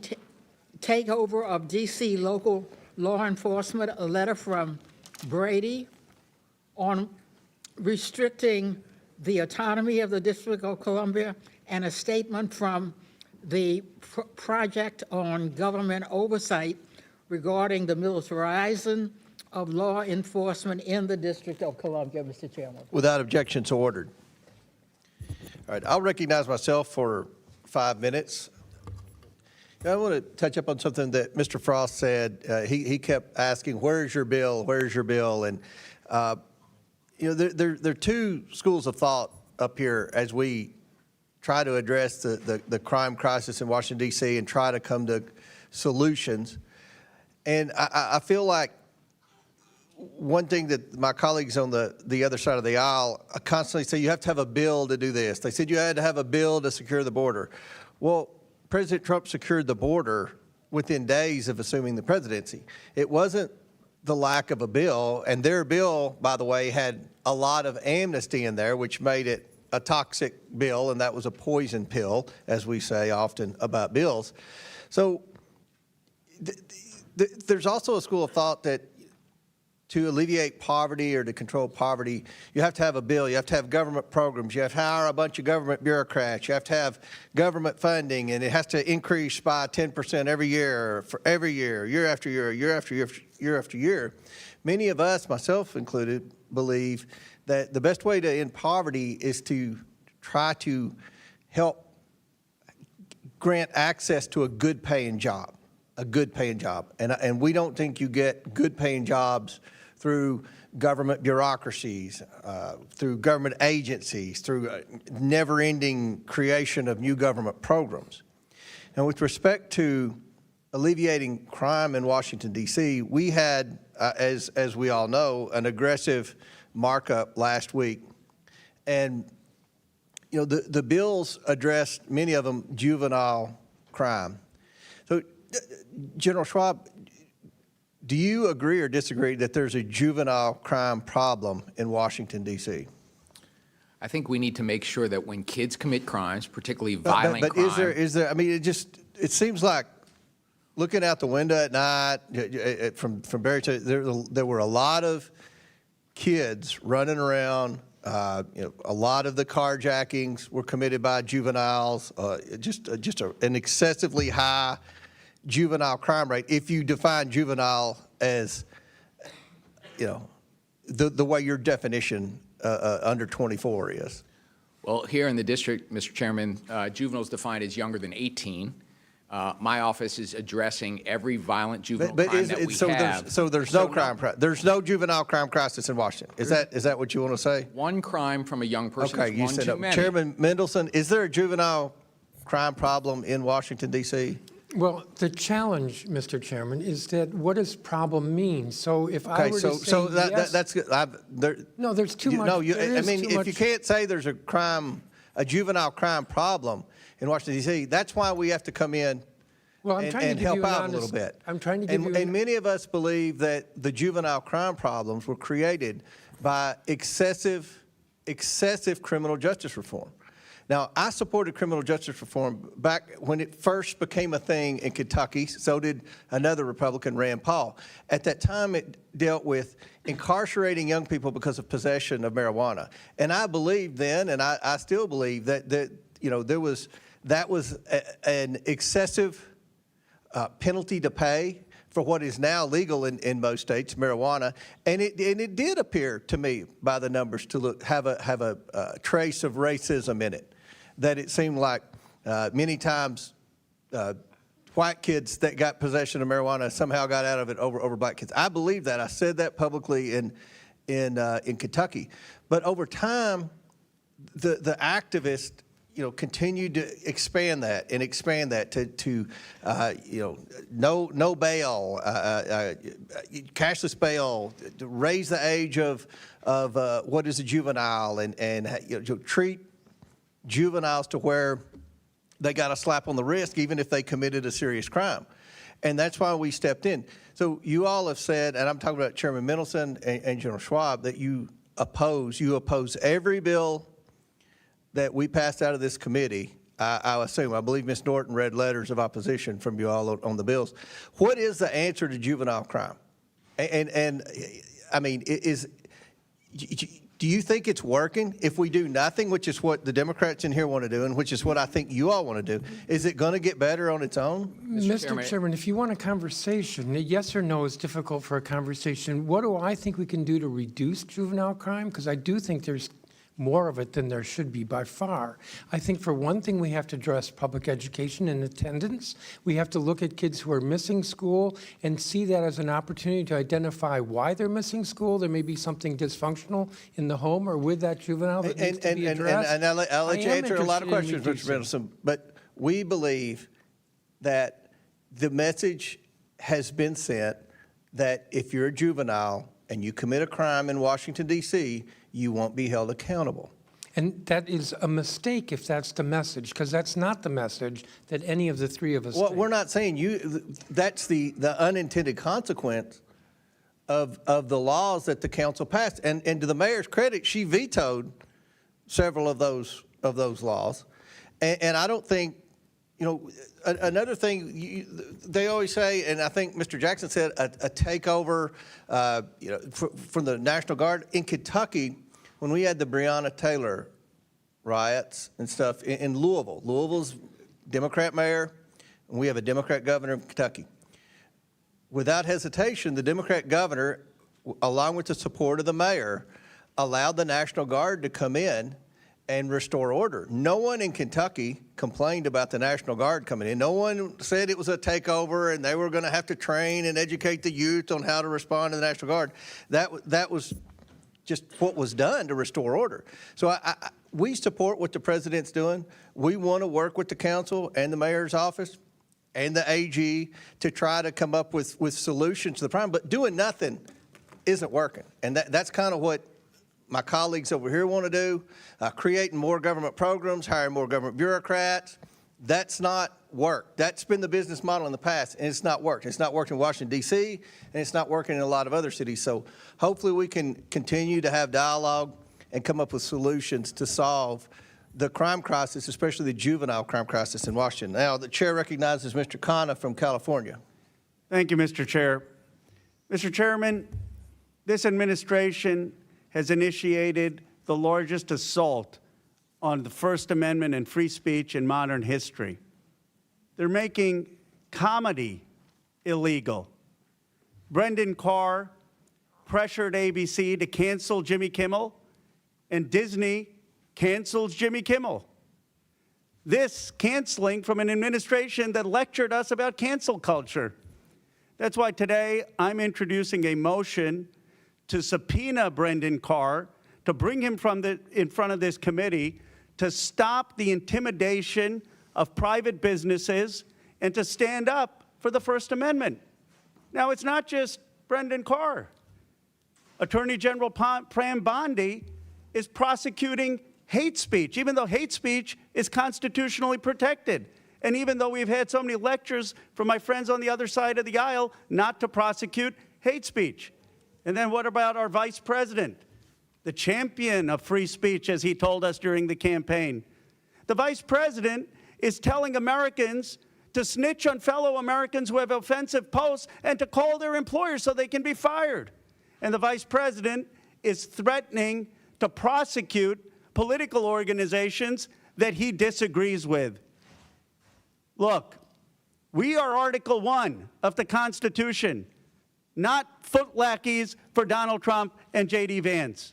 It is time that we stand up for our constitutional role to defend the freedoms of Americans. People are tired of us just giving our power to Donald Trump and J.D. Vance. We have an obligation to our Constitution, not to Donald Trump and J.D. Vance as they ride roughshod over the First Amendment. So in the name of all those who are being censored in Washington, D.C. and around the country, in the name of all those who are being intimidated in Washington, D.C. and around the country, in the name of Americans, Republicans, Independents, and Democrats who believe in the First Amendment and free speech, I motion today to subpoena Brendan Carr and to have him explain to the American people why he's bullying private individuals and private businesses. Thank you, Mr. Chair. Pursuant to this rule, and I'll get the exact language so we make it official. Pursuant to House Rule 11, Clause 2.6, I motion to subpoena Brendan Carr to come before this committee and testify in front of the full Oversight Committee, and I hope that my motion to subpoena him will be voted on as soon as possible. A motion is made. The committee will hold this motion in abeyance until 1:45. Give everybody time to get back in here. Thank you. And if I might say, Yes, sir.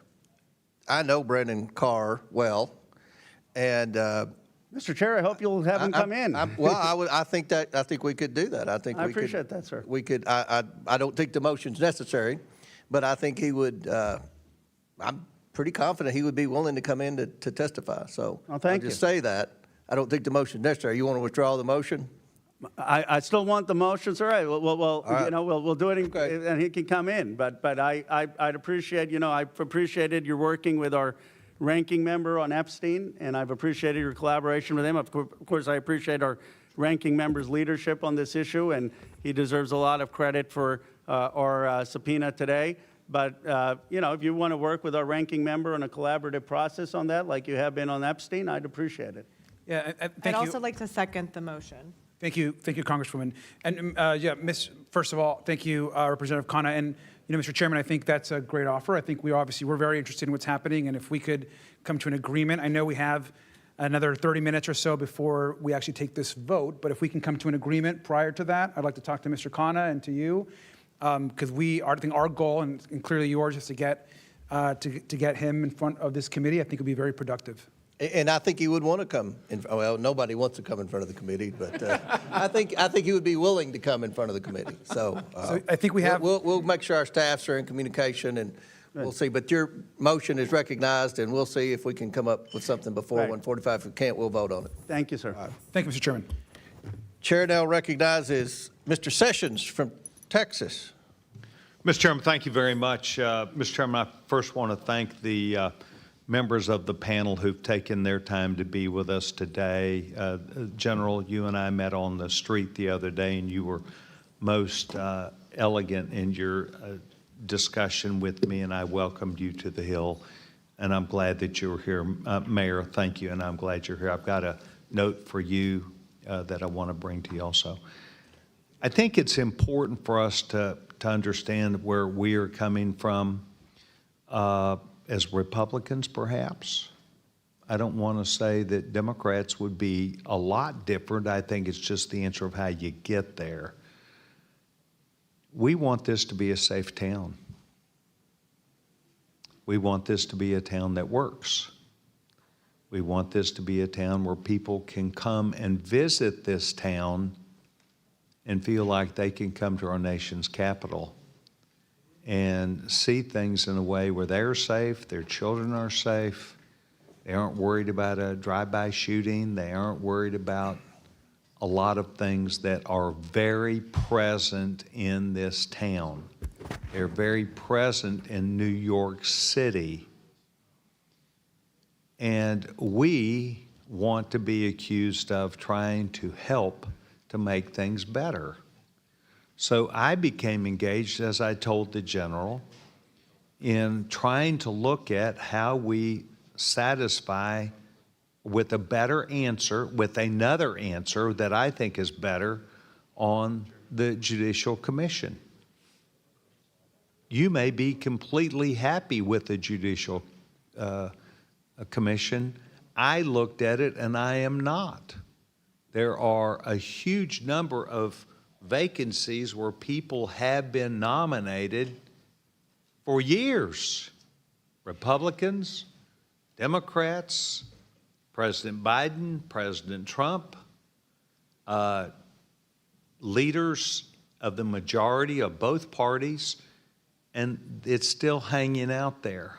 And I simply believe that this city is entitled to our help. And that is what we are trying to do with these bills. I most sincerely, as I told the general, I most sincerely believe that it's not good to have, I don't know the exact number, but 10 or 12 people that have been nominated that are not serving today, and those judges that are on there, on the Superior Court or on the Court of Appeals, are vacant. And they've been vacant, some of them since 2013. This is darn near 2025. And I think that if you go to a model that may work, that's all we're trying to say. I think having the president, whether the president's a Republican, whether the president's a Democrat, will have an intrinsic interest. And I remember this when my parents moved us here in 1969. That we knew Washington struggled in lots of ways, but the presidents all tried to, every one of them, to do something that they saw that would better Washington.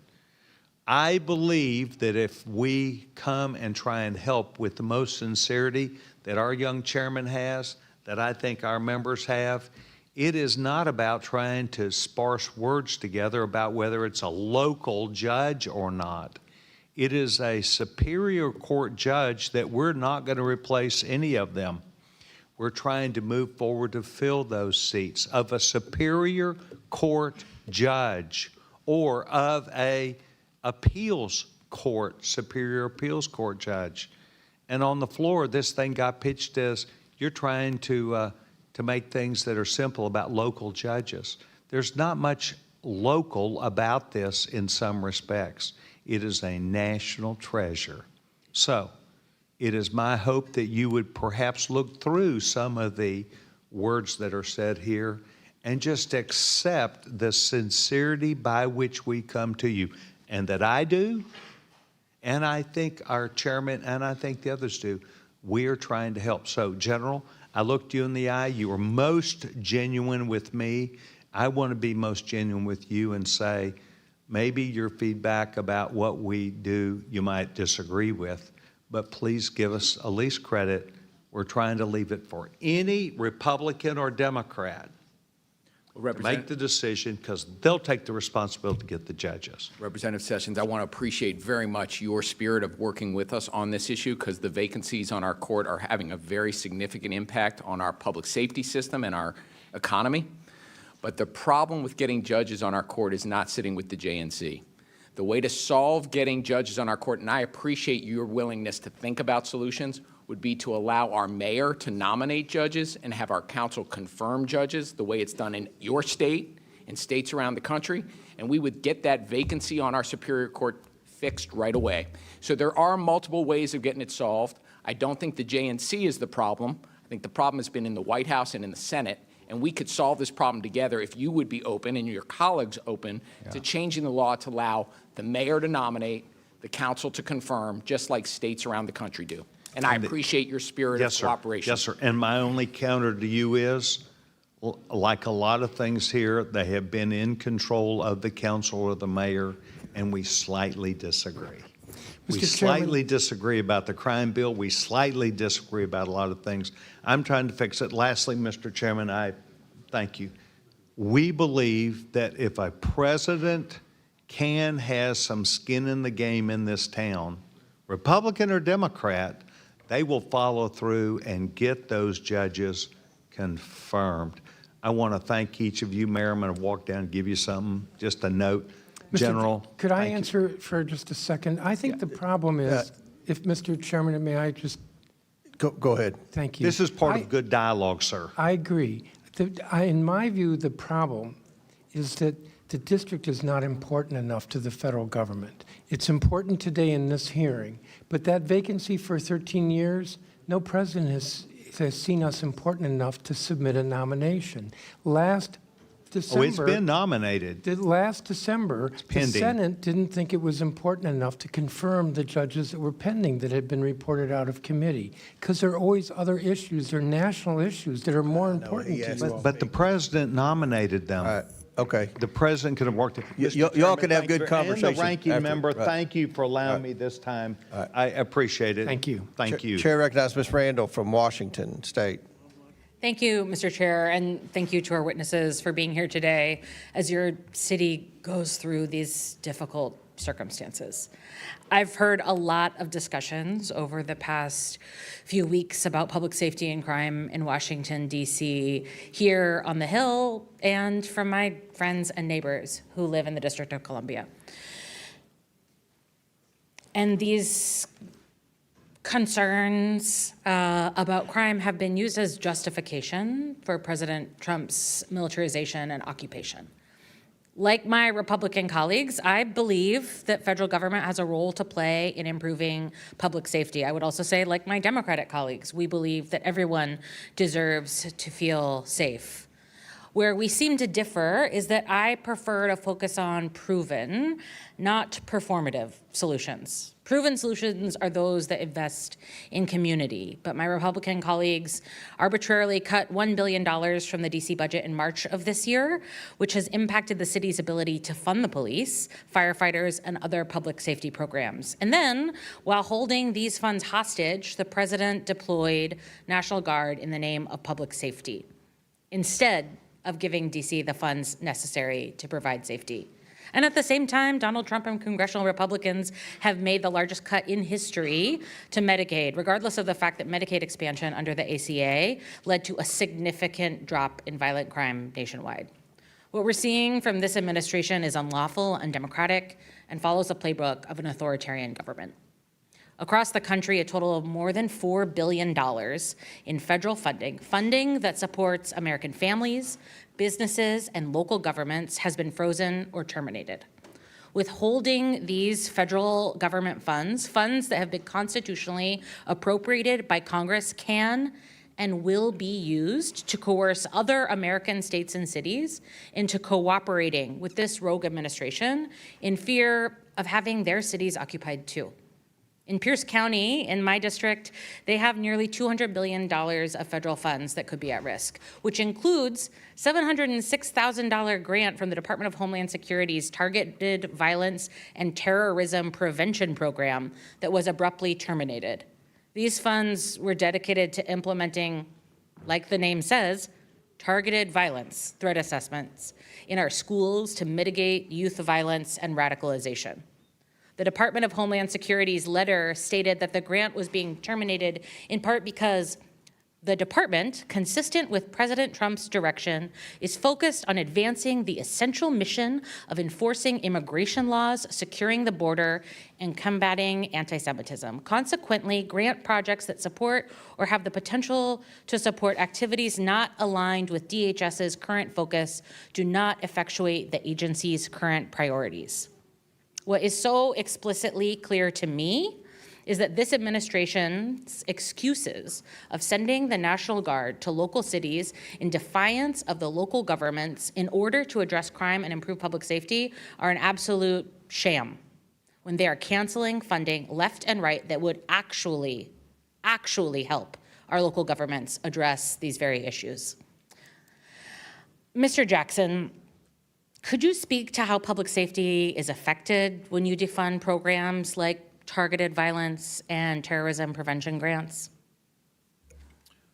Yeah, I mean, a critical resource of our federal government has been helping states prepare to identify and intercept targeted violence across the country. In fact, the Department of Homeland Security was required to work with state government on that. But those resources through CISA and other preparatory agencies or departments are under siege. But what we're also concerned about is just the direct federal law enforcement resources for agencies like the ATF that are specifically focused on intercepting guns from getting into our communities. And again, with cities like DC, where 95% of the guns are coming from outside the state, that federal law enforcement is crucial, but are now experiencing over 40% cut. Would you say, in your experience, that local investments, like funding for local law enforcement, funding for targeted violence and terrorism prevention, funding for ATF programs, would have a greater effect on public safety than the militarization of our cities? It's a fact, and frankly, that's what we've seen over the last 2 years with a 31% reduction in homicides. This year, we're still tracking for another 20% reduction in homicides. And we think that's a direct result of the resources to prevent violence before it happens. Thank you for your answer, for your work, and Mr. Chairman, I yield back. Chair recognizes Mr. McGuire from Virginia in the corner. Thank you, Mr. Chairman, and thank you to our witnesses for coming here today. You know, as a Navy veteran, as a freshman member of Congress, I love our country. And I love Washington, D.C., the history, the people, the culture. This is America's city. And I represent Virginia's 5th Congressional District. People from the 5th Congressional District come here for vacation or for work every day, and people from around the country. I think we should all agree, though, that whether you live here or visit here, you should be able to walk down any street in America and Washington, D.C. with your little girl or your little boy and be safe. And I think we'd be less than honest if we said that has not been a problem. And I want to say that the actions of this administration with President Trump have lowered crime and lowered murder rates to record lows. And so I want to start by saying, thank God, President Trump put your security and your safety, law and order, above other divisive ideas. We would not have a country without our men and women in law enforcement, and I see a lot of them around here right now. I just want to thank you. Each of you in your written testimony emphasized the importance of the work of the Metropolitan Police Department is doing to keep the residents of D.C. safe, and the need to increase funding for the department. And I have a very simple yes or no question. Do you disagree with defund the police movement? And I'll start with Mayor Bowser. Yes or no? Do you disagree with defund the police? Yes. Mr. Mendelson? Yes. And Mr. Schwab? Yes. And Mr. Jackson? Frankly, I think you should ask the president that. That's a yes or no, sir. All right, Mr. Mendelson, in your written testimony, you stated the following. Since 2020, police departments across the region and the country have faced challenges in recent years to hiring and have failed to hit their hiring targets. Can you tell me what major event happened in 2020? The murder of George Floyd. Mr. Mendelson, in 2020, the D.C. Council voted in favor of a budget that defunded the MPD by more than $15 million. In the years that have followed, crime has skyrocketed in D.C. Do you still stand by this decision? I will remind you that this is a simple yes or no. Well, as I said to I just said a yes or no. I've got a very limited time with all due respect. I realize that, but All right, Mr. Middleton, these hundreds questions of are more MPD law complicated enforcement than a yes officers or no. have left the department since 2020 because they don't feel they have support from DC Council. In fact, the council not only voted to defund the department in 2020, you also went so far as to put a target on your officers and their families by releasing body camera footage with the officer's name attached. For all witnesses, let's talk about DC's fiscal policy. Do you believe DC does a good job at managing their budget? This is just, I don't have much time with all due respect. Yes or no? So Mayor Bowser, yes or no? Yes. Mr. Middleton? We do an excellent job. Mr. Schwab? Yes. Mr. Jackson? Yes. I find that interesting. I'm going to list a few of the programs funded by the city's approved fiscal year 2025 budget. $5 million to support DC's hosting of the World Pride 2025. Regardless of party, race, religion, or creed, I love you, but your #1 goal should be to keep the citizens safe. Not that. $1 million to support the construction of an LGBTQ+ community center in Shaw. $250,000 to support Black LGBTQ+ history program. $434,000 in fiscal year 25 and $1.3 million across the financial plan to establish a reparations task force. $600,000 to provide workforce development services for transgender and gender non-conforming residents who are experiencing homelessness and housing instability. $40 million to ensure migrants in D.C. are treated humanely. $868,000 for a cost of living adjustment for council staff. And yes or no, do you stand by these funding initiatives? Yes or no? I don't have much time. Mayor Bowser. I do. Mr. Mendelson? Mr. Schwab? We have a $20 billion Jackson? budget, and I stand by what we Instead of funding these appropriated. programs that promote the far-left radical woke agenda, this $48 million could have been used to hire approximately 685 additional MPD officers. If you had put this money towards supporting policies instead of woke agendas, we would have had less murders and safer streets. So I'll go back to what I said. By the grace of God, President Trump loves the American people regardless of party, race, religion, or creed, and you are safer today. Thank you. I yield Congressman, back. we have fully funded the MPD budget request. Every year, we have fully funded the MPD budget request. The challenge is that there are not enough applicants for big city police departments across the country and in the region. Chair now recognizes Mr. Suberman. Thank you, Mr. Chair. I appreciate the conversation today. I mean, Mr. Jackson, you just mentioned you should ask the president the question. I want to tackle that a little bit because the question was, about defunding the police. Yet this Congress and this president has not fully funded the police and fully funded DC with its own taxpayer money, correct? And what we are seeing is that we're hundreds of police officers and law enforcement officials short in DC. So could you explain that a little bit more? I was referencing a little bit broader than DC, but this Congress has made the largest defunding of law enforcement, I believe, in American history. Under Republican leadership and under Trump's advisement to cut ATF, to cut DEA, to cut FBI, and then the remaining officers that are left, as opposed to putting them to their jobs to intercept guns that are being trafficked into our communities, they are now patrolling impoverished communities like Ward 8.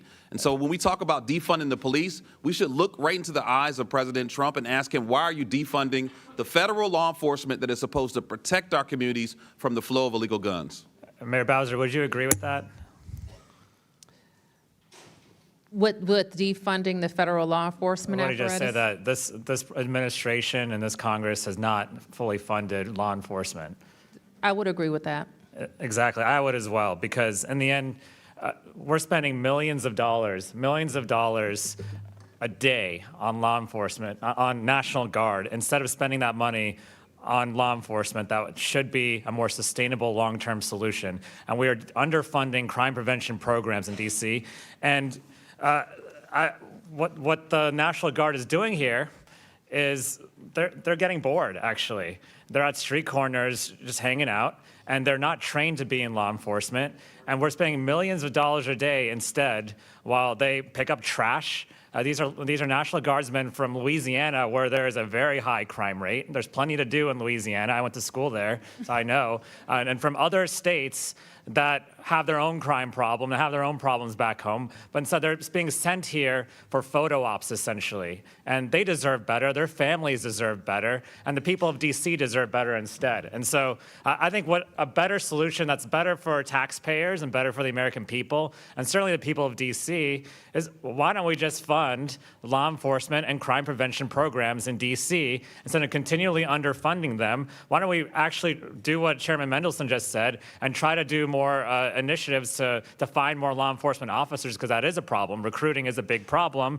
Instead, we're sending the National Guard in. And I've got constituents, I'm in Northern Virginia, who work in D.C. every single day. And one constituent in Warrenton said, I work in the district, and now I'm in fear of my safety to come to work and go home. With military roaming the streets with possible unchecked authorities, there are many opportunities for harassment and abuse. I'll tell you, it's not just opportunities. People have been harassed and abused. And I've never felt unsafe before, but now I am becoming terrified. And I've gotten story after story about that. Mayor Bowser, have you gotten stories like that as well?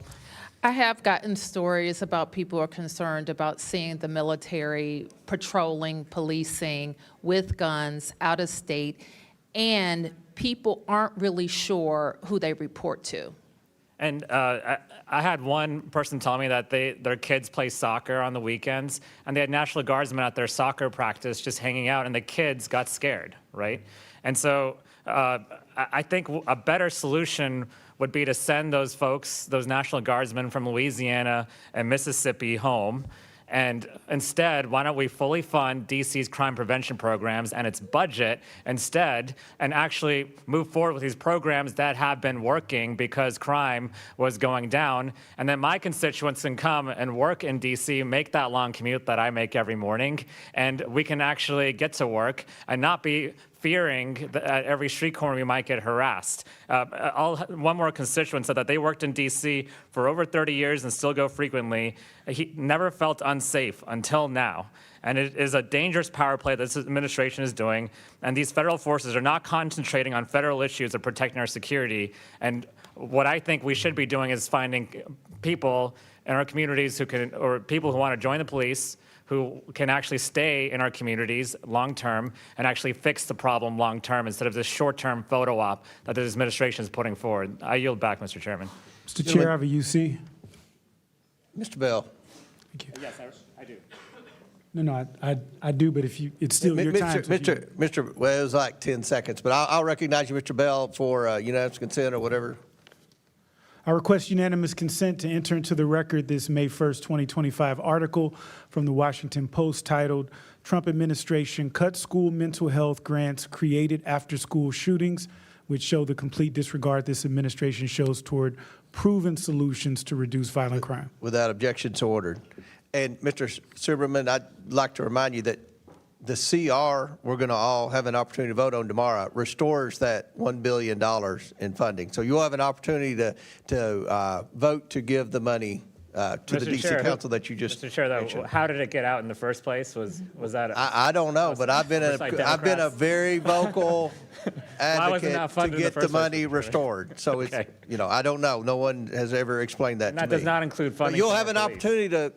You all will all have an opportunity to vote to restore that funding tomorrow. So, Chair recognizes Ms. Green from Georgia.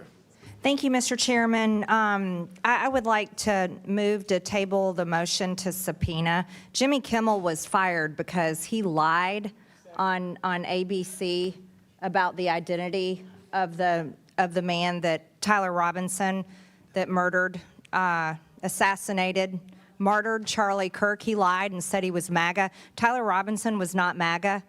Not one bit. He was part of Antifa. He was in a relationship. He was in a relationship with someone who identified as furry and trans. And this is an absurd lie. And so I move to table the motion to subpoena. So, Mr. Chair, since typically this is non-debatable. I do have a point of inquiry because it seems like what we just heard from the gentlelady out of Georgia was her debating why we should table it. So I feel like we should engage, we should all be given an opportunity to engage in debate It's about not, whether or not it's.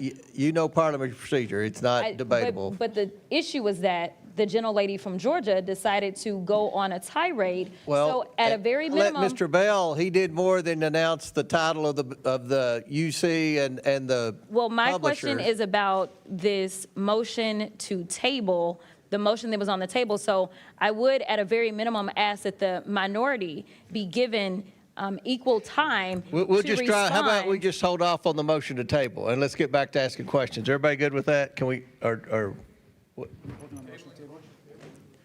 Was there no motion submitted then?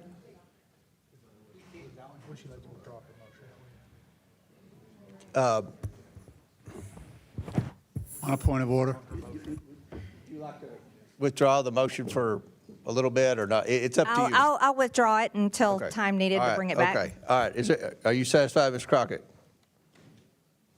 So long as the minority gets equal time as Ms. Green. All right, okay. All right. When she brings it back. Chair recognizes Mr. Bell from Missouri. Thank you, Mr. Chair, Ranking Member, Mayor, good to see you again. Attorney General Schwab, I want to extend my gratitude to your office. When I was prosecutor, we had a very tough case that actually involved a police officer defendant, and you all helped us work with the victim in that case to a resolution that both parties were happy with, particularly our victims, and I appreciate that. And so I have a couple questions that I want to talk about. One, I think a point needs to be made between the role of the National Guard and what they do and actual policing, and those are two different roles. And I think a lot of folks don't understand that difference. A 20-year-old with a gun in the military is taught how to kill. Police officers have to do a whole skew of things, including de-escalation.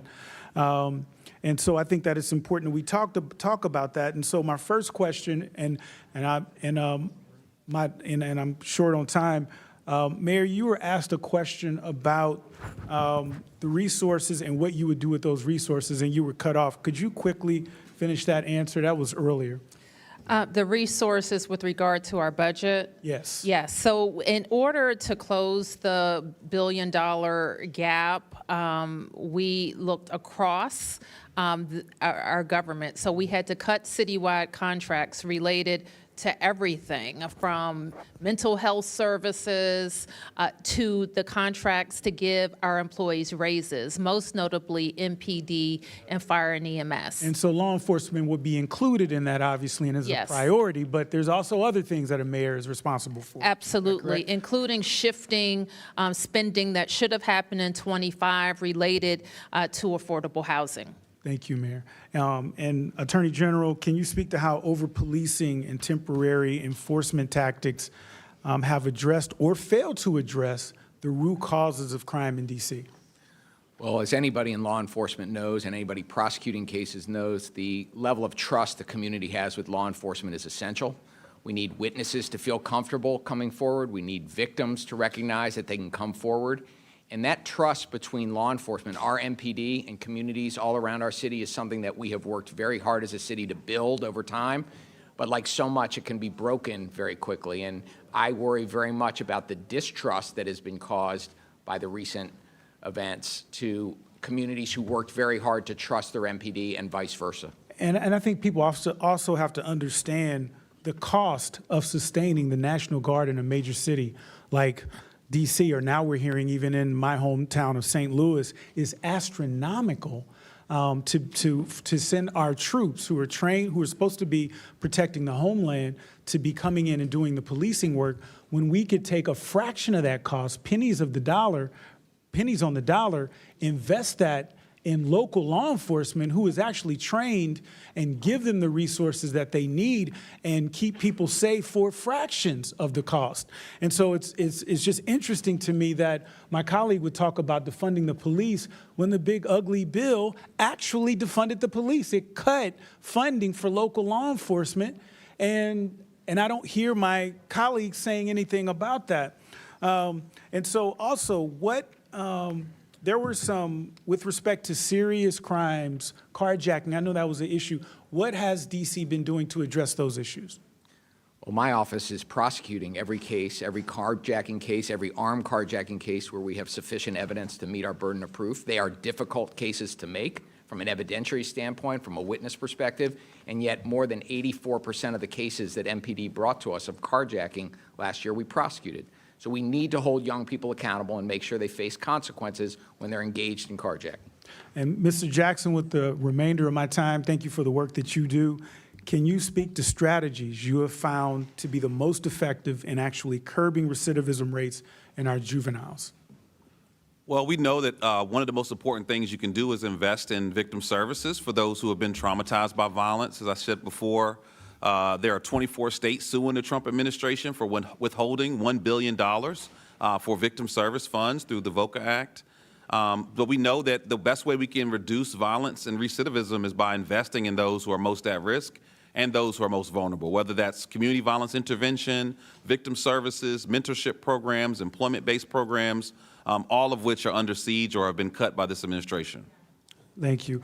And with respect to victim services, I could not agree with you more. It's so important. Sometimes what gets lost in the argument is we do focus on arresting serious and violent offenders, which is so important, and also alternatives to incarceration for low-level offenders struggling with addiction and mental health.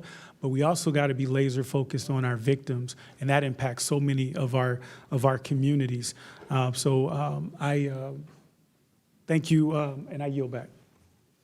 Gentleman yields back. Pursuant to the previous order, the chair declares the committee in recess for 5 minutes. We plan to reconvene in 5 minutes. So if you all need another break, feel free to take it real quick.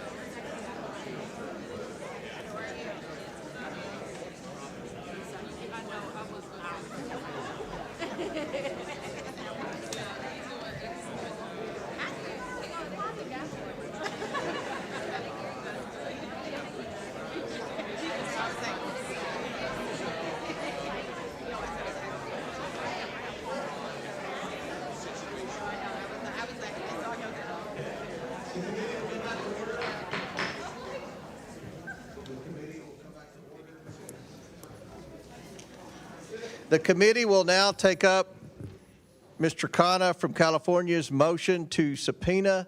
I recognize Ms. Green.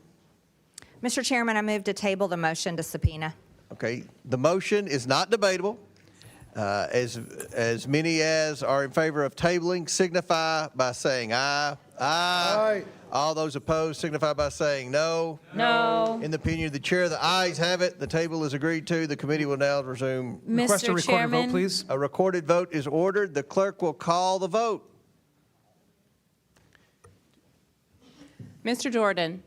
Yes. Mr. Jordan votes yes. Mr. Turner? Mr. Gosar? Yes. Mr. Gosar votes yes. Ms. Fox? Yes. Ms. Fox votes yes. Mr. Grothman? Yes. Mr. Grothman votes yes. Mr. Cloud? Yes. Mr. Cloud votes yes. Mr. Palmer? Aye. Mr. Palmer votes aye. Mr. Higgins? Mr. Sessions? Aye. Mr. Sessions votes aye.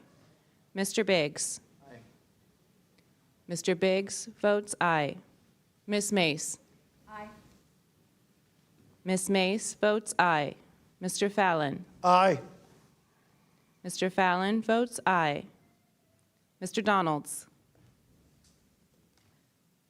Mr. Perry? Aye. Mr. Perry votes aye. Mr. Timmons? Mr. Burchett?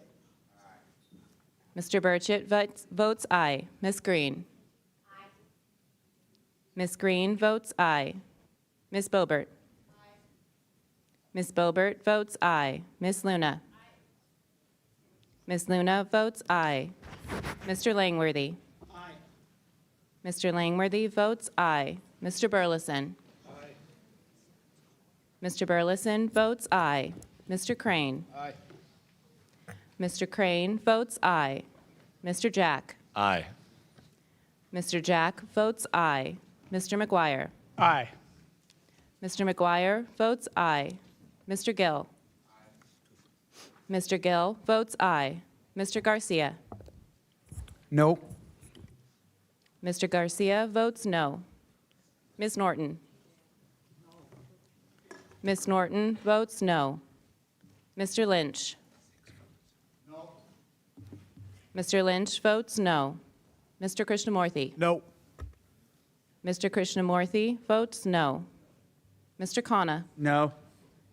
Mr. Khanna votes no. Mr. Mfume? No. Mr. Mfume votes no. Ms. Brown? No. Ms. Brown votes no. Ms. Stansbury? Ms. Stansbury votes no. Mr. Frost? Mr. Frost votes no. Ms. Lee? Ms. Lee votes no. Mr. Casar? Mr. Casar votes no. Ms. Crockett? No. Ms. Crockett votes no. Ms. Randall? Ms. Randall votes no. Mr. Subramaniam? Mr. Subramaniam votes no. Ms. Ansari? No.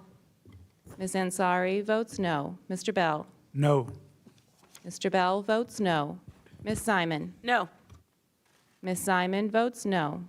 Mr. Min? No. Mr. Min votes no. Mr. Walkinshaw? Mr. Walkinshaw votes no.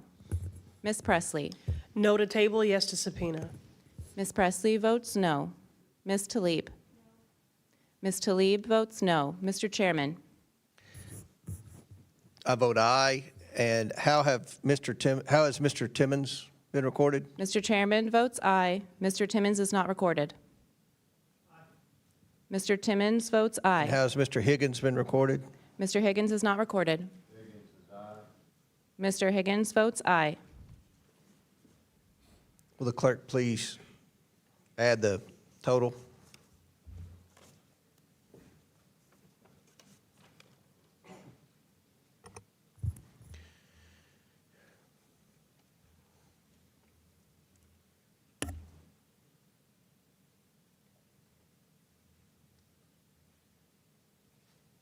Mr. Chairman, on this vote, the ayes are 24, the nays are 21. The motion is tabled. Before I recognize Ms. Green, I'm going to recognize the ranking member. Thank you, Mr. Chairman. Obviously, I want to thank Representative Khanna for the motion, but I also just want to just say that the chairman and I have been talking throughout the last 30 minutes or so, and we're both going to try to work together on an effort to bring in Mr. Carr in front of the Oversight Committee. And it's of interest to both the majority and the minority. And so we're going to try to move forward in a bipartisan way to get it in front of the committee. So I thank you, Mr. Chairman. Yep. Mr. Chair, I have a UC. I do too. I'm going to recognize Ms. Norton for unanimous consent. Mr. Chairman, I have a unanimous consent request. I ask unanimous consent to enter into the record an article on the cut to DC's local budget, Mr. Chairman. Without objection, so ordered. Mr. Chairman, while I know you oppose the cut, Republicans keep saying today that their fiscal year 2026 continuing resolution fixes the $1.1 billion cut they made to DC's local budget, which consists entirely of local funds in the March CR. They are misleading the public. The Senate passed Senator Collins' bill to restore that funding in March. It has been sitting on the Speaker's desk since then. Republicans can never undo the last several months. We'll enter into the record that statement. So it's without objection, it's entered. I recognize Ms. Crockett for unanimous consent. Yes, Mr. Chair, since I wasn't allowed equal time to debate, I have a UC. It is from, it looks like Yahoo News. It says, Charlie Kirk suspect's grandma says family is all MAGA. Without objection, so ordered. Chair recognizes Ms. Green from Georgia. Mr. Chair, remember I have a UC as well. We'll recognize you next time. Chair, Ms. Green, it's your 5 minutes. Thank you, Mr. Chairman. I can assure you that the 22-year-old man, Tyler Robinson, that murdered Charlie Kirk is not MAGA. His family may be Republican, but all of the evidence that is being presented proves that he is a far leftist, very much integrated in online groups that are linked to Antifa. He was in a relationship with a biological male, so-called furry, whatever that is transitioning to be a fake woman. He was not MAGA, not one bit. That is a complete lie, and it's an insult to every single Republican and person that identifies with those type of politics. We will not tolerate it, and that is the exact type of language that is getting many of us death threats day after day, and led to shootings on the baseball field where Steve Scalise was shot. This is what led to President Trump nearly being assassinated this past summer. This is what has led to Charlie Kirk being assassinated. And so I just want to give a warning there. We're not going to tolerate that anymore. You know, something else we're not going to tolerate is crime. On August 11th, President Trump announced major steps to address the out-of-control crime in the district. Thank God, because this is my 5th year in Congress, and living in D.C. and working here has been a nightmare. It is. The crime is ridiculous, absolutely ridiculous. And let's talk about some of that. Since President Trump thankfully brought in the National Guard, carjackings have decreased by 87%. Nearly 1,200 people have been arrested, including known members of MS-13 and Tren de Aragua. Those are both foreign terrorist organizations. By the way, many of them came across the border while Democrats controlled this country in the past 4 years. Federal law enforcement seized nearly 120 firearms and busted a drug trafficking ring attempting to smuggle fentanyl, PCP, and cocaine into D.C. A joint effort by ICE and MPD arrested an illegal alien previously charged with sex crimes against a child. D.C. went 12 days without a single homicide. Can you imagine that that's something that the National Guard had to be here to do? It's unbelievable to anybody that is right-minded.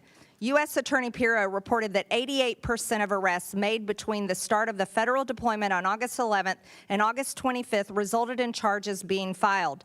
This is substantially higher than in 2024, where the Biden-appointed U.S. Attorney Matthew Graves charged suspects only 57% of the time. That's because he was busy chasing down MAGA grandmas that went into the Capitol. So I've got a simple question for you. Mayor Bowser, do you prioritize criminals or the victims? I prioritize law-abiding D.C. residents, visitors, and workers. So that would be law-abiding citizens and victims. Do you support the police, Mayor Bowser? Yes. Mr. Mendelson, do you prioritize criminals or victims of criminals? I believe in swift and certain justice. And No, if I asked you somebody has committed either a one. crime- Victims of criminals, of crime, or the criminals themselves. Which one do you prioritize? As I understand the question, victims. Victims. Do you support the police, Mr. Mendelson? Absolutely. Okay, Mr. Schwalb, I'll ask you the same questions. Unfortunately, hurt people. So sometimes victims are victims one day and So are you perpetrators the prioritize next the day. criminals, is that what you're saying, over victims of crime? I prioritize making up my city as safe as it can possibly be. I'll take that as criminals. Do you support police, Mr. Schwab? Of course, we work very closely with MPD every day. Mr. Jackson, the same questions for you. Definitely prioritize victims, and I stand with the 24 states that are suing the Trump administration for withholding $1 billion in victim service funds. Okay, so you're against cleaning up crime in D.C. Thank you for that. I've got an article here. The D.C. Police Union head is the biggest cheerleader of Trump's D.C. police takeover. So the police here in the district support the efforts and the help from the president. However, I've got a quote here from Mr. Mendelson. You call the union celebrating Trump's takeover just despicable. You literally attack the police in your statements. You're calling That's not correct. the union supporting the president and the National Guard here, helping them every day on the streets. You're quoted as saying that's just despicable. You're taking that out of context. I criticized the president of the FOP because he is a liar. Oh, so you are against the police. Thank you for clearing that up. No. Also, I have one last thing, The Mr. president Chairman. of the FOP, not the police. I reclaim my time. Lastly here, Mr. Gentlelady's time's Mendelson, expired. you, Gentlelady's time's expired. Chair recognizes Mr. Bell. Mr. Chairman, I have a UC request. Okay, state your. I would like to enter for the record. All right, I'm sorry, Ms. Green. I recognize Bell. That's on me. I apologize. We'll get you on the next one. Okay, thank you. Mr. Bell. Thank you, Mr. Chair. I request unanimous consent to enter into the record the September 9th, 2025 article from the LA Times titled Kennedy Commission Child Health Report Ignores Gun Violence, the Leading Cause of Child Death, which calls out the Trump administration for ignoring Without how objection, gun so violence ordered. kills more children in this country than any other cause, and the administration ought to be embarrassed by Without objection, so ordered. And I, I think Ms. Crockett's unanimous. Ms. Crockett's next. Do you have a UC? I'll recognize Ms. Green, then Ms. Crockett. Ms. Green, do you have a unanimous consent request? I do, thank you. For the record, Phil Mendelson's post here says repealing our laws is not liberation. Republicans in Congress can't be trusted. They took $1 billion from us, are moving more than a dozen bills, rolling back home rule, and are trying to take away our elected independent attorney general and micromanaging our legislative process. I hope everybody watched Democrats vote against the vote that adds $1 billion back in for D.C. Thank you. Without objection to order, Chair recognizes Ms. Crockett. Yes, I request unanimous consent to enter into the record the September 16, 2025 article from Time titled "Trump Called for a Crackdown on the Radical Left, but Right-Wing Extremists Are Responsible for More Political Violence," which calls out the game the president is playing, in which he creates a fictional problem while downplaying the real history of far-right violence against the American public, from the Oklahoma City bombing to January 6th. I got another one. Without objection, so ordered. All right, the next one is for, it's an article from September 12, 2025. Article is from Democracy Docket titled, "I Couldn't Care Less. Trump's downplaying of right-wing violence continues long pattern," which calls out the game the president is playing, in which he creates a fictional problem while downplaying the real history of far-right violence against the American public. Without objection, so ordered. Chair now recognizes our newest member, Mr. Walkinshaw from Virginia. Thank you, Mr. Chairman. First, I want to express my gratitude to Leader Jeffries and Ranking Member Garcia for the opportunity to join this committee. And Mr. Chairman, I look forward to working with you and members on both sides of the aisle as we conduct our important work. My role here gives my constituents in Virginia's 11th District, which is home to one of the largest concentrations of federal employees in the nation, a voice in conducting oversight of the federal government at a time when the Trump administration's reckless DOGE cuts have undermined the effectiveness, accountability, and integrity of federal operations and threatened the livelihoods of the federal employees, contractors, and small businesses that I represent. I am firmly committed to protecting both the critical services our government provides to everyday Americans and the dedicated workforce behind them. With that, I want to thank Mayor Bowser, Chairman Mendelson, Attorney General Schwab, and Mr. Jackson for taking the time to be here today. I also want to welcome, we have a number of other members of the City Council who have joined us. Thank you for joining us, and thank you all for your service. 10 days ago, I was a local government official as well, serving on the Fairfax County Board of Supervisors, and that's a role that gave me an understanding and respect for the importance of the work that you do as local officials. Local government is the most accountable level of government because the decisions you all make directly and immediately impact your constituents' quality of life. And I know that your constituents, like mine in Fairfax, are not shy about telling you all what needs to be done or done differently. As President Reagan said, that government is best which remains closest to the people. And you all are closest to the people you represent, not us. As Mayor Bowser said in 1973, Congress passed the D.C. Home Rule Act to, among other things, grant to the inhabitants of the District of Columbia powers of local self-government. To achieve this goal, the Home Rule Act expressly gives D.C. residents the power to elect their mayor, legislative body, and attorney general.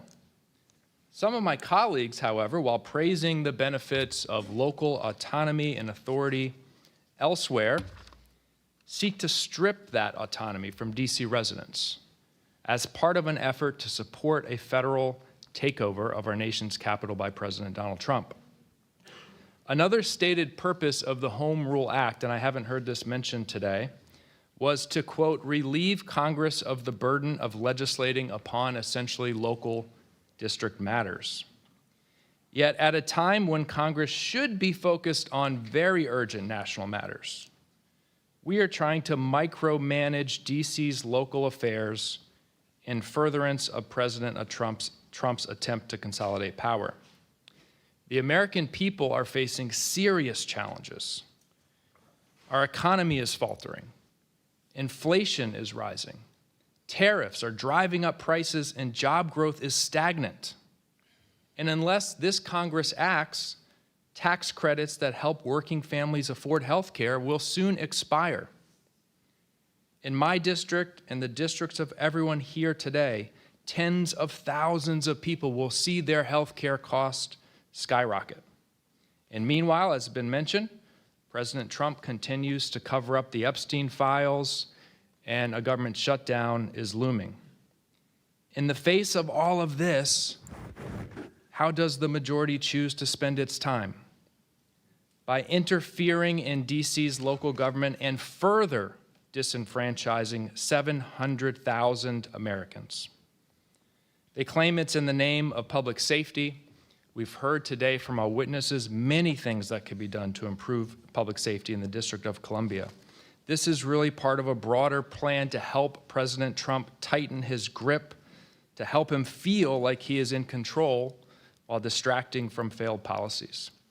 Our constituents, Mr. Chairman, with the exception of Delegate Norton, are out there across the country, and they are wondering why this Congress and this committee seemingly has no time to solve the real problems they face in their communities, but seemingly all the time in the world to cosplay as mayors and council members for the District of Columbia. I yield back. Chair recognizes Mr. Timmons from South Carolina. I appreciate our new colleagues' prepared remarks. I've lived in Washington on and off over the last 15, 18 years for about 10 years. And up until 2 months ago, this city was in disrepair. It was unsafe. There were thousands of homeless people that were plaguing our public spaces. There were rampant mental health issues with these people that were living in squalor. There was incredible drug use. There were muggings. There were carjackings. There were just immense unnecessary violence because our city council here in Washington, D.C.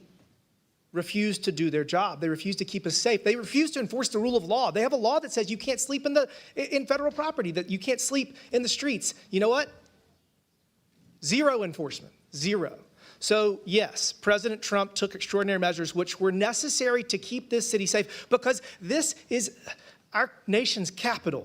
And yes, we will delegate responsibility to local government, but when they violate the very premise that we delegate their authority for, which is keeping us safe and running the city in a safe and efficient manner, they have violated their obligation to us. And I have been working on this for the last 6 years. I've worked with the mayor. I've worked with many members of city council to try to solve this problem because a lot of it is complicated. But you know what's not? What's not complicated is enforcing the rule of law. And I hate to pick on the Attorney General, but we're going to have a little conversation. You remember criminal law. Back in the day, you went to law school, I went to law school. The two principles of justice are deterrence, which is you have a criminal justice system that says if you do this, this is the consequence. Hopefully that will deter you from doing it. Whether that's carjacking, whether it's going into CVS and stealing something, whether it's killing somebody. Deterrence is one of the principles of justice. The second principle of justice is retribution, meaning if a loved one of mine is hurt, killed, I do not take matters into my own hands because I know that the government, that those that we have elected in positions of authority will hold them accountable to whatever degree that our society deems appropriate. I was a prosecutor for 5 years. You're the chief prosecutor now in D.C. Do you believe that the D.C.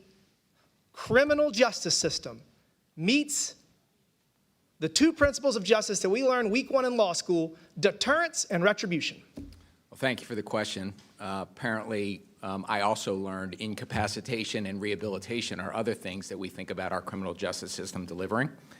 When you talk about homelessness, which we all need to continue to work as hard as we can to drive down, we have to separate out conduct from status. And I know this is something you also learned in law school. All right, we're going to do specific examples. So in 2021, 2 teenage girls brutally murdered their Uber driver. They literally called the Uber, they lured him in, they ran over him with his own car, and when they turn 21, they will be let out. So they're going to get 3, 4, 5 years for murdering someone intentionally. Do you believe that 3, 4, 5 years for murdering someone intentionally, and by the way, I think they won't have a criminal record when they age out.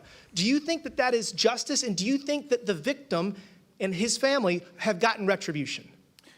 Our system has to hold young people accountable when they commit crimes and hurt people. And when they are held accountable, they should face swift and certain consequences. Do you think 4 years is enough for murder? Because that's what we do to try to make our city safe. Do you think now 4 and years in is the enough for future. murder? Under our system, long punishments are not what has been proven to deter All crime. right, It that is why swift, you are going to lose a swift lot and of certain- power. So again, that is why you're going to lose authority. You're going to lose power. Instead of doing that, what you should be doing, you should be negotiating with the U.S. Attorney for D.C. and say, all right, we're going to create systems through which we're going to have deterrence. We're going to say, you don't get to commit a crime and come out of jail hours later. You don't get to kill someone and have no criminal record in 3 or 4 years. That is not justice. And if you think that that is appropriate, you will have zero authority.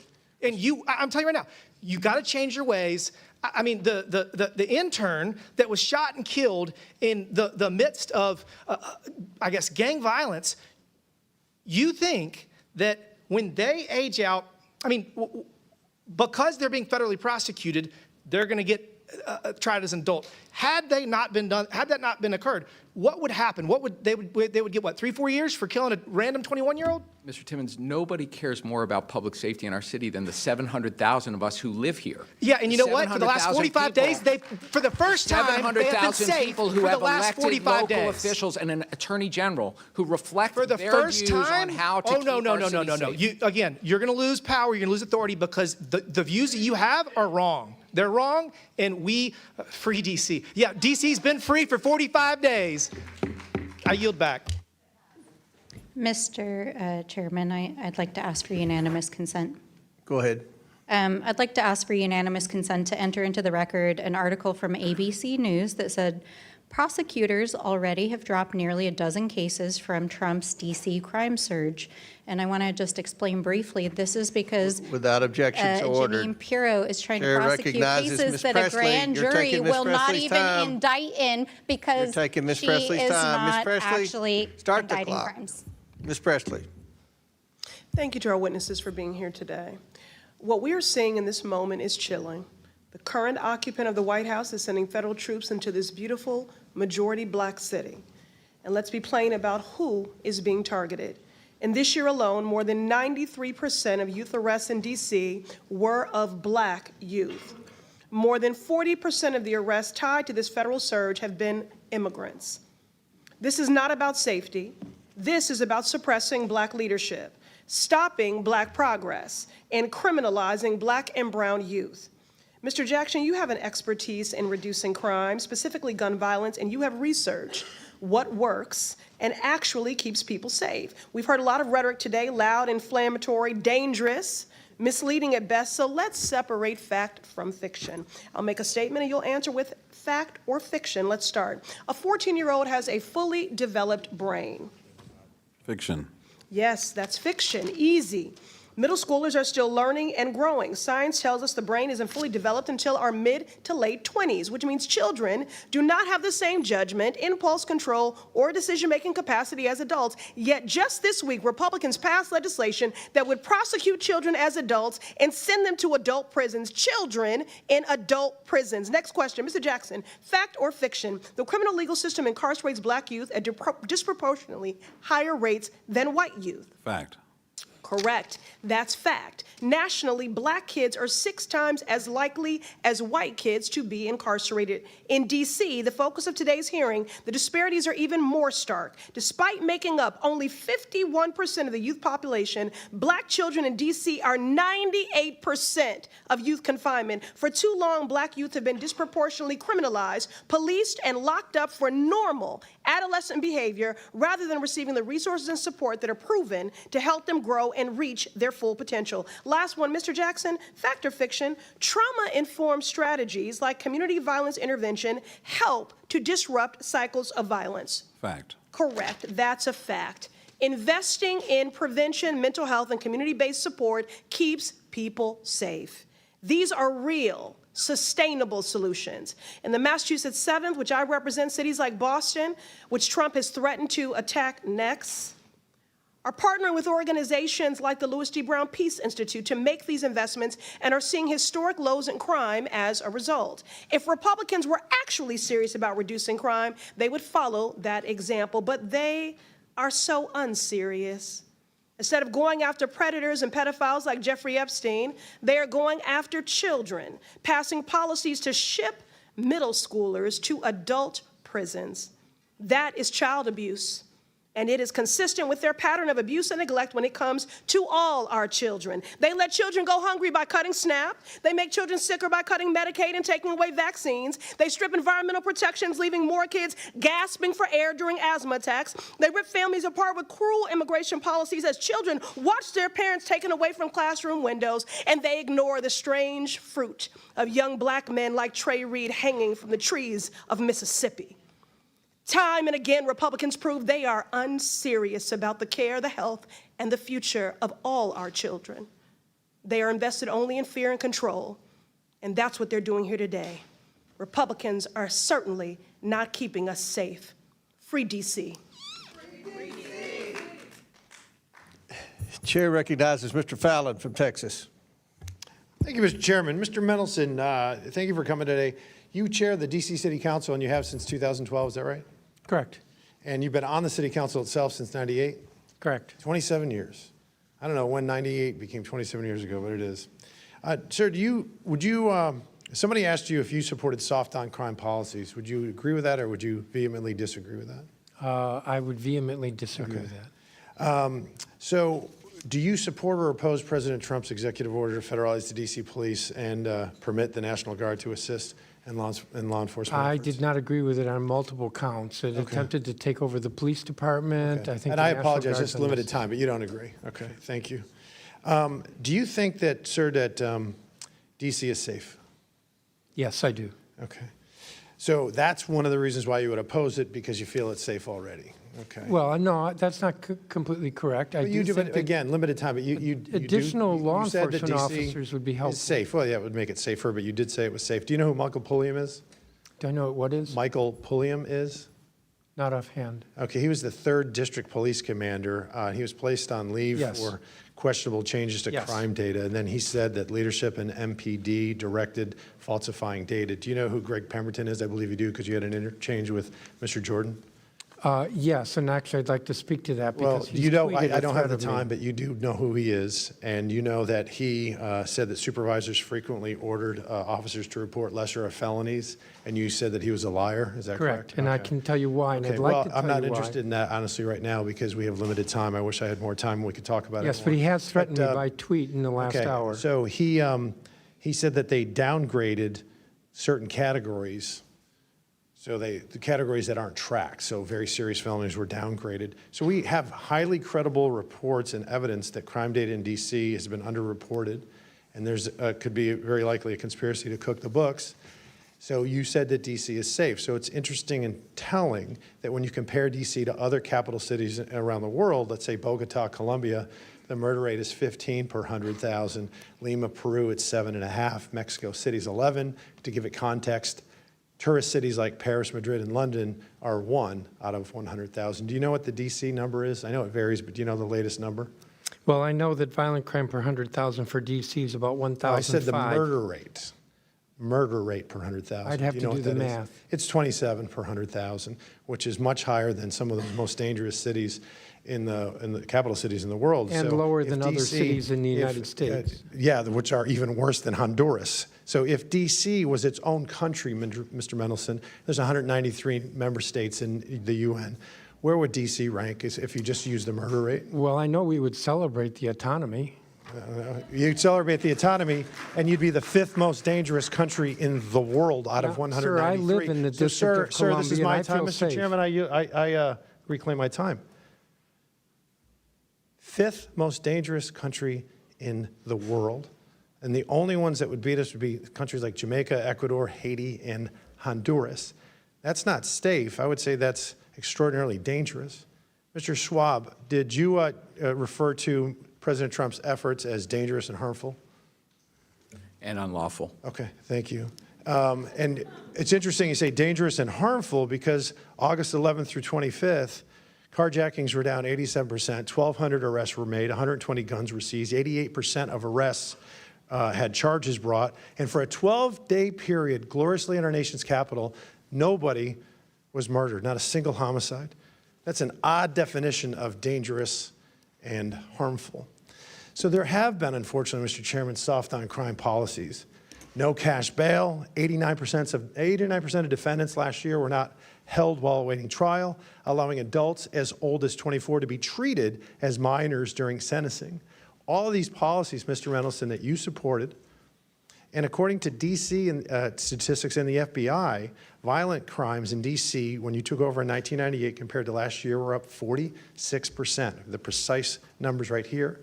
So it is a dire problem. It is an emergency. There is a clear and present danger to the good and law-abiding citizens of Washington, D.C., and not just them, the tourists and all Americans, because this is a unique city. It belongs not just to the residents, but to all Americans. And it would be the 5th most dangerous country in the world. If this was its own country, Mr. Chairman, the United States would issue a travel advisory. That's how bad it is. So I would applaud, and I do applaud, President Trump's bold actions for MDCSA to make D.C. safe again. Mr. Chairman, I yield back. Thank you. Chair recognizes Ms. Talib from Michigan. Thank you so much, Mr. Chairman.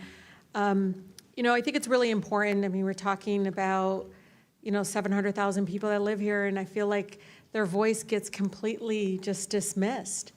And so, if I may, Mr. Chair, ask unanimous consent to enter the record the Washington Post poll of D.C. residents found 8 out of 8 in 10 opposed Trump's taking over of their local police and sending in federal troops. Without objections ordered. I think it's also really important to understand, like, the incredible kind of slanderous, like, defamation. I don't know what to call it. They're just burying Washington, D.C. You just heard them speak about our nation's capital in that way. In a way that I feel very much like that's not what I see. I see people walking around with their families, people enjoying time to see these beautiful, incredible, beautiful monuments and everything. And there's a pride here too. And so I just want to bring the DC residents into this committee because I feel like they are being made invisible. And this really ugly picture that is not reflective. And I'm from Detroit. I've seen it happen to my city. And it's despicable in a way that I feel like, really goes up against our values. One of the things that I know in every abuse of power that, we let President Trump and the administration get away with in D.C., it will be replicated. It will be expanded across the country, and it is going to tear apart our communities. Mr. Jackson, I talked to you about a little bit about this, but I think it's important to understand that we do have a mental health crisis, that we have a housing crisis, affordability crisis. Can you police any of those away? No. You can't police away homelessness. And the way they talk about our homeless neighbors is so, no wonder there's violence increasing towards homeless neighbors. I see it already, the brutality of it. When we see housing costs go up, when we see, again, the lack or dismissiveness of the mental health crisis that we continue to grow. And it's not just this administration, and the previous administrations as well. No one has moved with the urgency that is needed. Just last week, the committee approved over a dozen bills regarding Washington, D.C. And, I'm just curious. Criminalize children. My colleague from Boston talked about this. It basically interfered with legislation already passed by the local government. Was anyone on this panel consulted? Any of you? Raise your hand if you were consulted on any of these bills. Yeah. We were not. One of the things that, AG, I've been listening to you. One of the bills actually eliminates your position completely. What effect would that have? Completely eliminating your position in regards to be able to do the job that you do to protecting all the families in Washington, D.C.? We'll start with the fact that more than 70% of the residents of the District of Columbia overwhelmingly voted for having an independent elected Attorney General. That's right. And that's a recognition of the fact that when an Attorney General is directly accountable to the people, directly responsive to the people, we are much better at doing our job in terms of addressing housing affordability and conditions in slumlords, seniors and consumers who are being scammed, addressing the issues that are most important to DC residents, because I am Yeah, accountable to I read them. wage theft is an issue, workplace discrimination. I mean, there's a number of issues that need to be addressed, and they're not going to address that. They want to paint you all as this ugly, dark, all just out in the street. I mean, the way, it's just unbelievable because they all live here. I don't see it. I don't see what they see. I don't understand why we're allowing that to happen, because I actually think it's going to hurt our communities. People are going to look at Washington, D.C. folks in a way that I think is going to be very painful, but also, you know, I don't know, Mr. Jackson, I heard the stories. People didn't leave their homes. They weren't leaving their homes. Businesses didn't see people coming into, I mean, that's what we want in our nation's capital. Stay in your house, don't move, don't go anywhere, stay fearful. It's unbelievable that my colleagues continue again to eject this narrative and this rhetoric in regards to it. But I think it's important, Mr. Chair, just like in DC, home rule was one out of Black freedom struggle in the fight for civil rights, we can't be passive right now.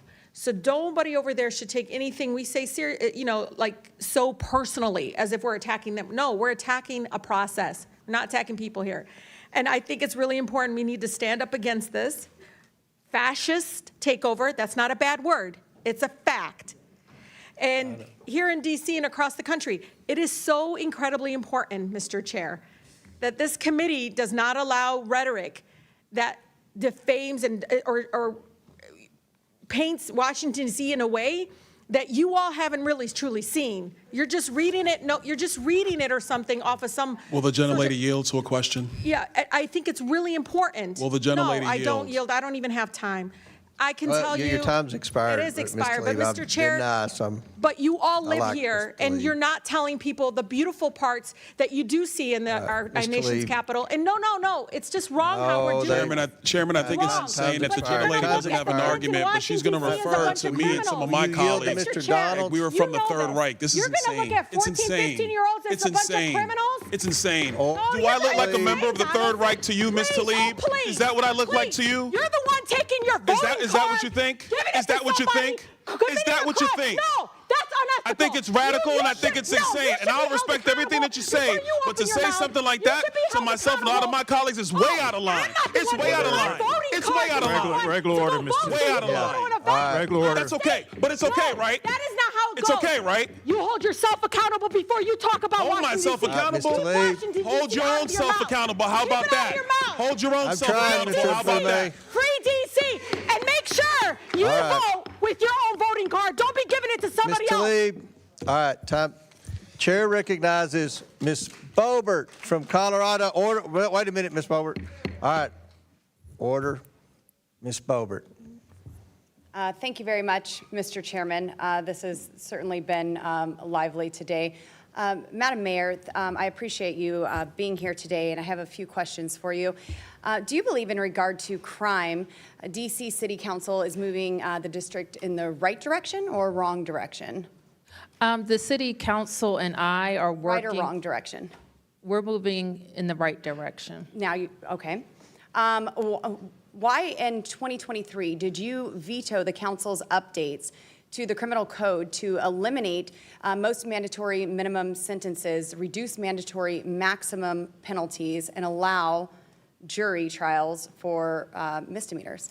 Well, I made clear at the time my objections to the rewrite of the criminal code. The criminal code does your need to be objection was this updated. bill does not make us safer. Is that correct? That's what I believe. Yes, ma'am. Mayor Bowser, as we know, City Council overruled your veto, and the criminal code changes went into effect 2023. This same year, crime rates rose dramatically. They overruled your veto, and then we saw crime rates rise dramatically. Do you believe that this bill contributed to the dramatic rise in crime that we saw in 2023 that's been mentioned here today as well by the council? Well, the bill didn't go into effect, but I believe that it was necessary for us to look at our entire public safety ecosystem, not just that year, but previous years. So you had some foresight that this could help and you said this bill does not make us safer. The council overruled your veto. And at multiple events this year, you opposed National Guard deployments in Washington, D.C. However, since President Trump deployed the National Guard in D.C., violent crime has dropped nearly 50%. Well, Ms. Boebert, may I? One moment. I'll Okay. give you a chance to respond. Since President Trump deployed the National Guard in D.C., violent crime has dropped nearly 50%. Property crimes like burglary, vehicle theft dropped about 25%. And carjacking saw a dramatic 28% decline compared to the same period in 2024. Will you admit, Mayor Bowser, that President Trump bringing in the National Guard has helped clean up this district? And if not, why have you let them stay here indefinitely? What I have said is that the increase in federal law enforcement, National Guard is not law enforcement. You've allowed them to stay here indefinitely, though. The president controls the DC National Guard, and he purports to control the guards from other states. Have you asked him to remove them? Yes. And you would be in favor of that? Do you think that crime would increase once again? Ms. Boebert, I put in place a mayor's order that is a framework for how DC government will work with our federal partners. Yes, ma'am. And they include the FBI, the DEA, the ATF, Yes, ma'am. U.S. Sorry, my time Capitol is short. I don't Police, mean to step over you. as well as the United States I Secret do want to Service. keep this respectful with you, and I don't mean Yes. to step over you. One more question, Mayor Bowser. Is cracking down on crime racist, as many of your Democrat colleagues have suggested? Our police department Yes has or no, been is it racist, ma'am? not in DC. Thank you, ma'am. Chairman Mendelson, you believe that cracking down on crime is racist, correct?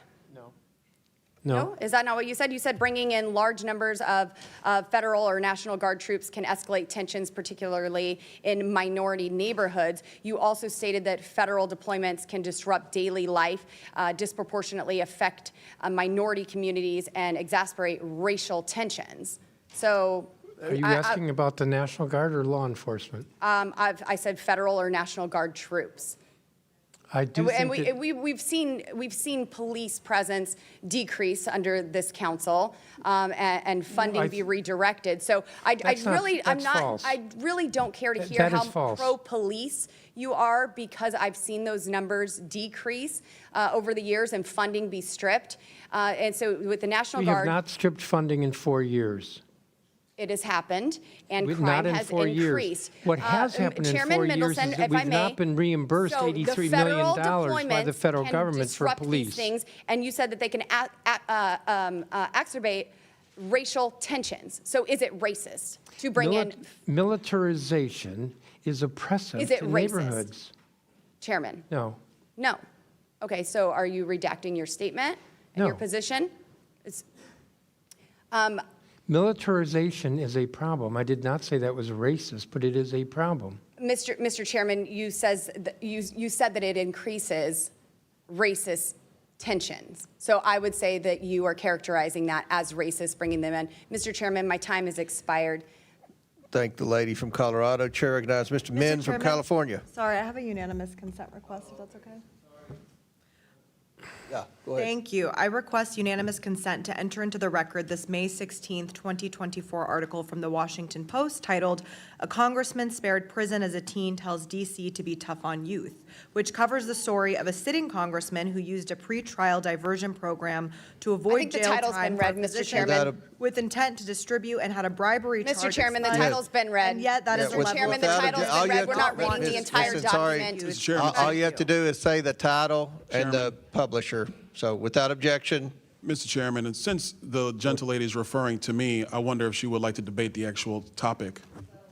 I'm more than prepared to debate the topic. I've been doing it my entire life. Do you want to? You voted illegally your entire life? Would the lady yield the gentleman from Florida? No, it's not a debate. It's an article that obviously you admit is about you, about how you were spared prison as a teen and now want to not allow other young Actually, people for the to have gentle the lady, let's be very clear, the article is wrong. The article is wrong, and I'm on the record stating that repeatedly. I've never been proud of what happened when I was 18 years old or 20 years old. I was wrong. And under the laws of the state of Florida, I was held accountable for that as an adult. So let's be very clear about what was written in that article, which is wrong. That does not coincide with the language that I passed off the House floor the other day. If you want to read articles and put them in the record, let's be clear about what they are. And since I'm the only subject matter expert on that article, I would like to set the record straight right now. Thank you. All right, thank you. I'm requesting equal time. I'm sorry, Mr. Chair. Was the article about you, Ms. Crockett? It was not about me. Okay, but Chair it was recognizes but it was Mr. Min. unanimous Mr. consent, Chairman, which is not debatable. Mr. Chairman, I'm prepared to take on all comments. So I entertain If somebody tries to put an article in about you, and I've read a few. I'm sure y'all want but to we talk haven't about put my 'em in. private school, honey. If somebody does, you can defend yourself. Mr. Min.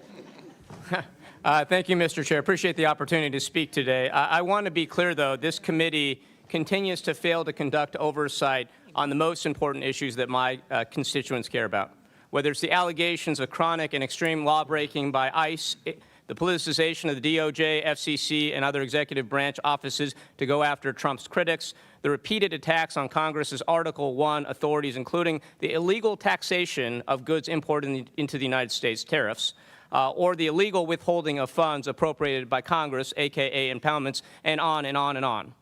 And incredibly, virtually the entire Republican caucus has refused to sign the discharge petition to release the entire Epstein files.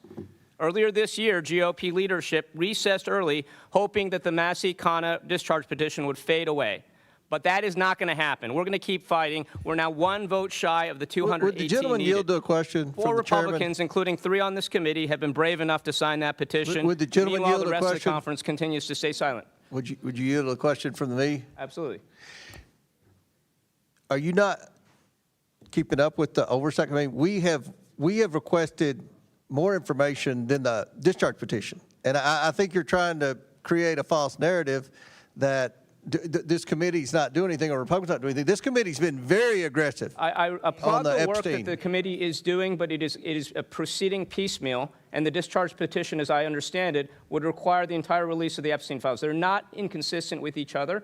And I think then it I has would to go urge to you the Senate. Respectfully, to You consider want us something to other. just wait? You just want us to just drop everything in the Epstein and I don't wait for the understand why the Senate? Oversight Committee can't do oversight while also signing on to the discharge petition.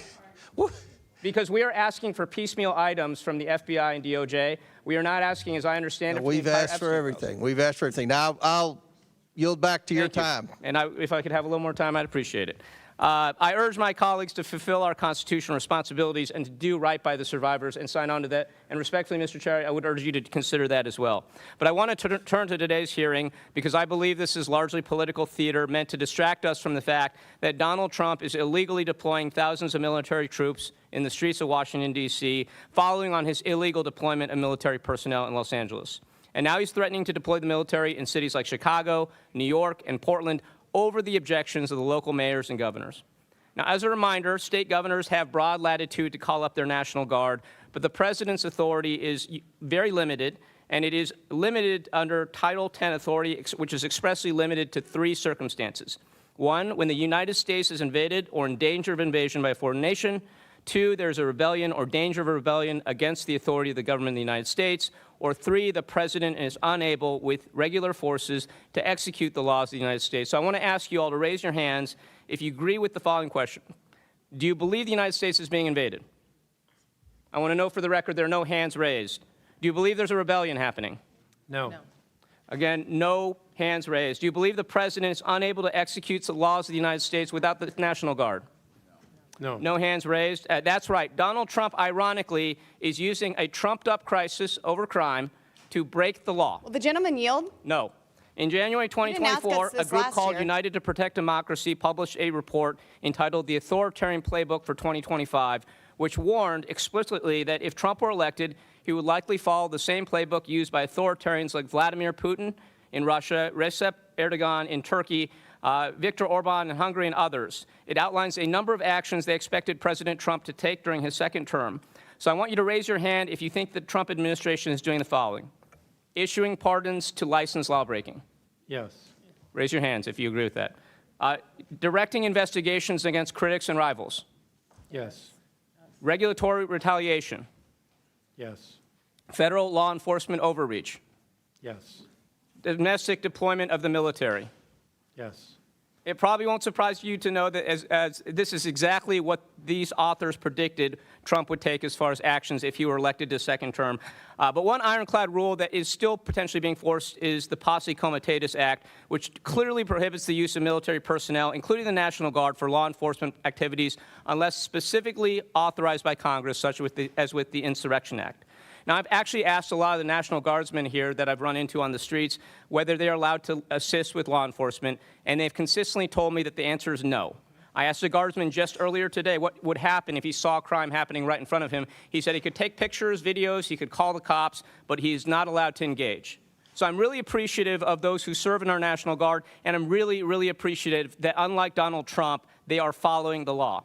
But this is also just massively wasteful and disrespectful to our National Guardsmen who have been pulled from their families, their jobs, and their communities, all to essentially serve as human scarecrows, or even worse, to clean up our streets and do our landscaping. Yeah.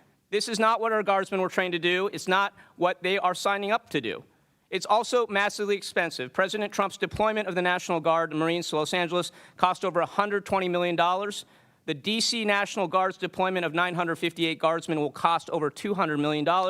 And while we don't know yet what the deployment of the 1,300-plus other Guardsmen sent from other states will cost, it's likely to be much higher because we're paying for their lodging as well. So basically, we're looking at a deployment cost of over $500 million for this D.C. deployment, which is doing nothing to stop crime. You could hire thousands of cops with that money. So, Mayor Bowser, I want to ask you a question. What would be more effective in deterring and preventing crime? Deploying over 2,000 National Guardsmen at a cost of hundreds of millions of dollars, or sending that money to D.C. for additional law enforcement and crime prevention programs? And the gentleman's time's expired, but the mayor can answer the question. I think you took up about a minute of my time, though, sir. No, we stopped the clock. I watched. No, you didn't, actually. We stopped it. It didn't stop. We stopped it. I would say sending the money to DC, restoring our 2025 approved budget as a start would also help. Additionally, we can do more than law enforcement. We can also assist the federal government with their parks. I appreciate that answer, and I would just close by saying this. If Trump were serious about stopping crime, he would send greater resources to local law enforcement and try to tackle the root causes. Instead, he's illegally sending troops into our cities, even as he's pardoning criminals, defunding the FBI, and reallocating our scarce federal resources to going after nonviolent offenders. This makes, like day laborers, children, this is making our communities more dangerous, not more safe. Chair recognizes Florida's favorite son, Mr. Donalds. And I'd like to, with unanimous consent, introduce this article titled... I've already recognized Mr. Donalds. You can do it in a minute. Mr. Donalds. Thank you, Mr. Chairman. This has been a very interesting hearing for a myriad of reasons. Mayor Bowser, thanks for being here with us. I do appreciate you taking the time today. It was said earlier that in 1973, Congress did pass the D.C. Home Rule Act. It is known on Capitol Hill, is known, quite frankly, through our entire constitutional republic, that any Congress cannot bind a future Congress. Just like at the state level, a legislature cannot bind a future legislature. That something that is enacted can be modified or undone in the future. I was able to have a conversation with a lot of the people from the Free DC organization. Some of them might still be in the room today. And that was the constant point that we came back to. That yes, under the law passed in 1973, your position was created, the DC City Council's position was created, but the ultimate authority for the federal district is still the United States Congress, and with the signature of the President of the United States. Would you agree with that assessment? I would agree. I would agree, and I would also add it's within the power of this Congress to advance the D.C. statehood bill. By simple majority, this Congress can, like it has done for every state in the union outside of the first 13, admit D.C. as a state. I'm glad you actually brought that up, because one of the reasons why I opposed the D.C. statehood bill is because the Constitution and the framers were actually quite clear that they did not want the federal district per se to be leveraged by a state or any state. And I think I had conversations with several residents of D.C. who were walking through the halls of Capitol Hill when then Speaker Pelosi was bringing that up. And I asked them two very important questions. If you want to have representation, why don't we allow that property to be re-annexed by the state of Maryland, which actually provided the land for the federal district to be created? Or would the citizens of the District of Columbia prefer not to be subject to federal income taxes as a result of them not having, quote unquote, representation. I What's do- your thought on that? I do think it's time to talk about what the district pays and what we get back. I do think it's time to have that conversation. And that's a fair conversation to have. I got a couple questions for you. Let's get to the business of the matter. Since President Trump authorized the National Guard to be in D.C., how much has crime decreased in the District of Columbia? I think it's important, and then I've noticed that this has happened throughout this conversation, that you talk about the National Guard and you don't talk about federal law enforcement. And the federal surge consisted of federal law enforcement, which MPD works with all the time. I'm talking about the FBI, the DEA. Mayor Bowser, I'm really not trying to disrespect you, but I how much understand. has crime decreased? Oh, Since the president took action. I mentioned already and let me look at my numbers, that the federal surge produced a 39% decrease in violent crime. 39% decrease in violent and that's crime on in top, the nation's capital. Let me just add, that's on top of the 6% decrease that we were already experiencing. So it seems that the president's surge was more effective than your own efforts, wouldn't you say? It Last time I accelerated. checked, 39% is way higher than 26%. But let me move on. But the full statistic is a little different. Chairman Mendelson, I didn't ask you a question. I know, Relax, but the hang full on. statistic is a little different. Actually, Chairman, let me ask you this question, because you butted in, now let me ask you. Sure. What is the By current penalty. status of the Metropolitan Police Department in terms of staffing?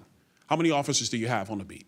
I believe it's less than 3,100. Okay. Which is much lower than it should be. Is the MPD fully staffed? In my view, no. Question. Hold that point. Here's the question. So is a surge of federal law enforcement into the federal enclave, which the mayor has acknowledged is the primary responsibility of the federal government, isn't it simple logic to say that the president's surge has been helpful to safety and security in the District of Columbia, Chairman? The additional law enforcement resources has been good. We work with those different agencies all the time. There was more of it, more of a good thing. National Guard is separate, ICE is separate. Question for you, Chairman. You just said you said something I want to expound. You've been working with the federal government during this surge And before. that was brought by President Trump and before. And before. So you've been working with him through this entire time. With the federal, like DEA, FBI, MPS Park Police. Mayor yes. Bowser, you would concur that you guys have been working with the President of the United States throughout this entire period, correct? Mr. Donalds, you know I work with every president. I know, but including I'm President trying to Trump, establish a in baseline. Trump 1 and in Trump 2. And I thank you for that, Mayor Yes, Bowser. that I'm is just our trying to- I'm job. trying to As establish. do all of we all stand ready to work with, we're unique. The District of Columbia is unique in Mayor that Bowser, we're always going to have Mayor a Bowser, I'm out of relationship time, so I got to reclaim. Sorry, I sorry. apologize. Yep. I agree, Mayor Bowser. Yes. The district is unique.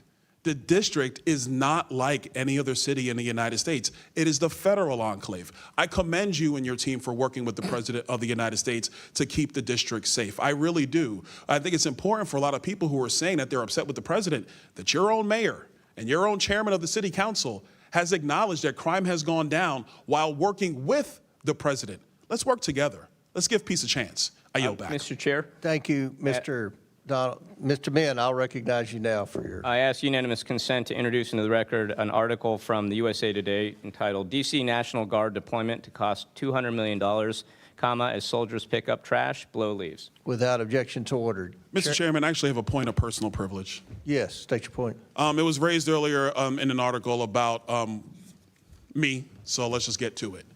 I thought we did this already. No, well, we're doing it again because your name was not raised, so now we get to do it twice. Thank you. No. He's being recognized for a point of privilege. It's a point of Okay, personal well, privilege. we gonna need Thank one you very too. much. I don't think it's really personal for you, madam. Let's be clear about a couple of things. Yes, when I was 18 and 20, I was arrested twice. I made a lot of mistakes when I was young. I've admitted them. I've had to live with them my entire life. Every day since the age of 21, I've had to purpose myself to be a better man than I was the day before. That is something that was afforded to me by the laws of the state of Florida. And I'm grateful for that opportunity. And now I'm here in the nation's capital doing my job.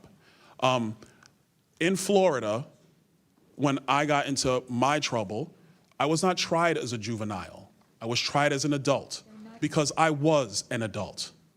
And since that point in time, I have worked, whether it's at the state level or here at the federal level, to make sure that our criminal justice policies and systems actually make sense, and they are built to secure and protect the citizens that we all serve. That's a mission I've been on ever since. Will the gentleman I was 21. yield? I'm not going to yield because it's a personal point of privilege. It's not for you. I just Thank wanted you. to clarify So I'm just, for the record, I wanted to make that point be clear. Yes, I'm the author of the D.C. Crimes Act. Yes, I believe that adults over the age of 18 Mr. should be Chairman, held this is accountable not as a adults. campaign ad And so for the gentleman's governorship. this is not a campaign ad. I'm stating it for the record because it was raised by the gentle lady. I'm sorry I didn't catch your name. I know you're a freshman member of the House, and I have never had a chance to meet you, but it was raised, so I wanted to provide a response because my name was brought up in an article submitted for the record.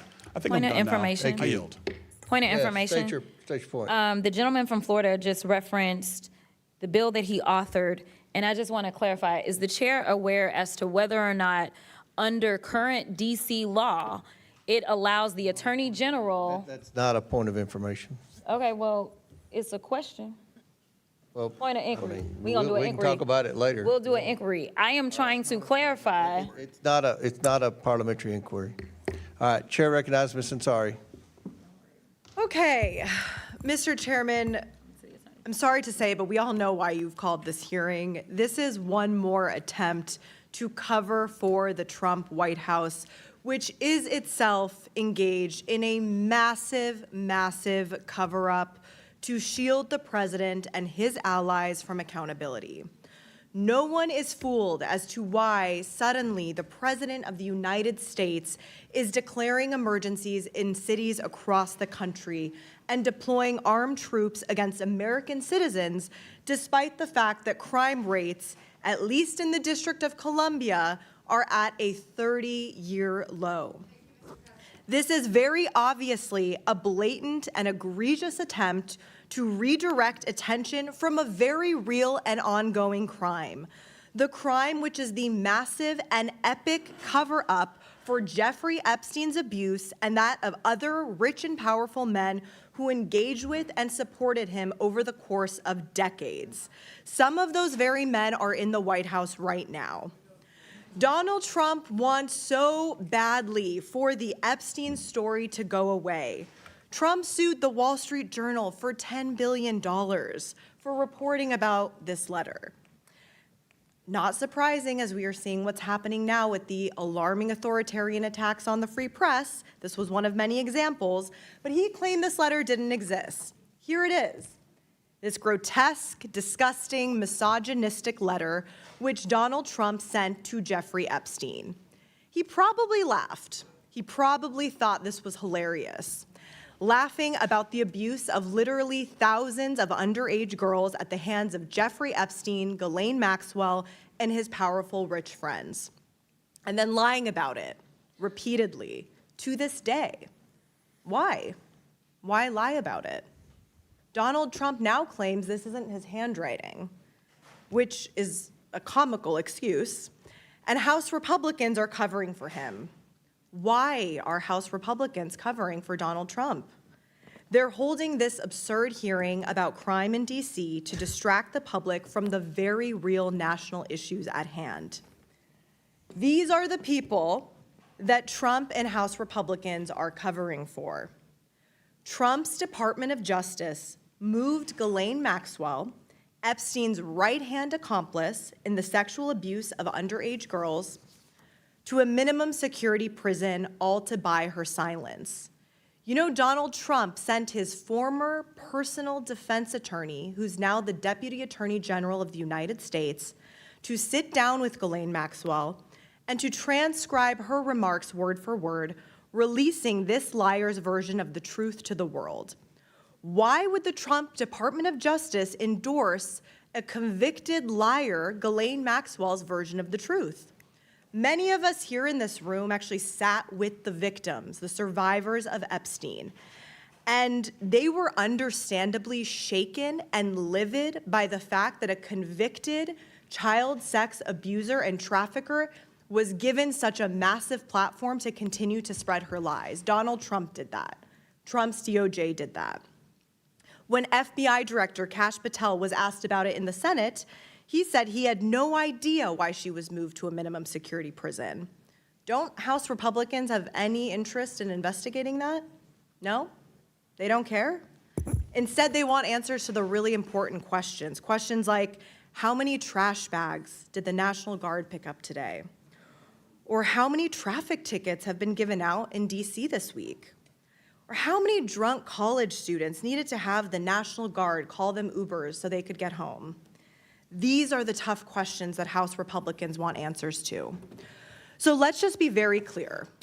The biggest criminal in Washington, D.C., the criminal who was besties with Jeffrey Epstein and was already found liable of sexually abusing E. Jean Carroll, the criminal who should be invested not only for those crimes, but now this massive cover-up, is Donald John Trump.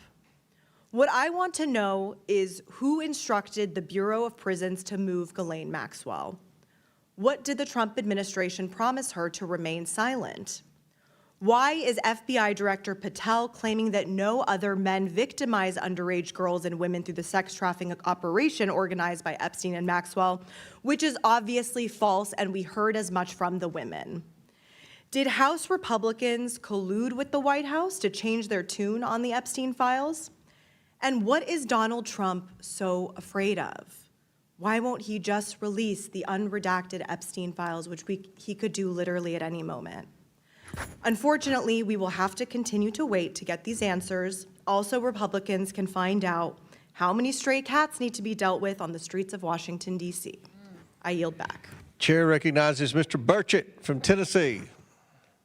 Thank you, Mr. Chairman. I think it needs to be said that the Democrats had those files for 4 years and chose not to do anything with them, and now currently they're obsessed with it. I think that speaks volumes. But thank you all for being here, Mayor.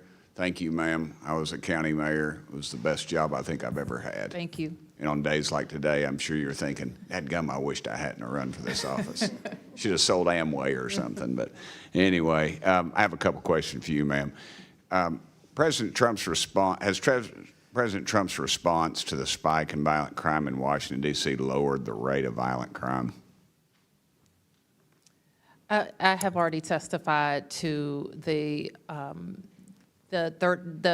period of 30 to 34 days. We saw a decrease on top of the decreases that we are experiencing already this year. Okay. Yes, ma'am. But when you're the 435th most powerful member of Congress, I have to ask those questions again. Yes. So just act like you've never heard that, and I deserve a Pulitzer Surprise for my questioning. Have the criminal justice policies created by the D.C. City Council led to the spike in violent crime in Washington, D.C.? In my experience, Congressman, there is not one single thing that you point to when crime goes up, and it's usually not one single thing you point to when crime goes down.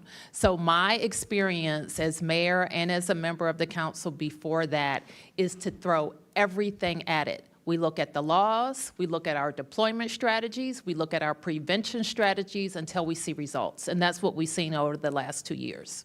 Thank you, ma'am.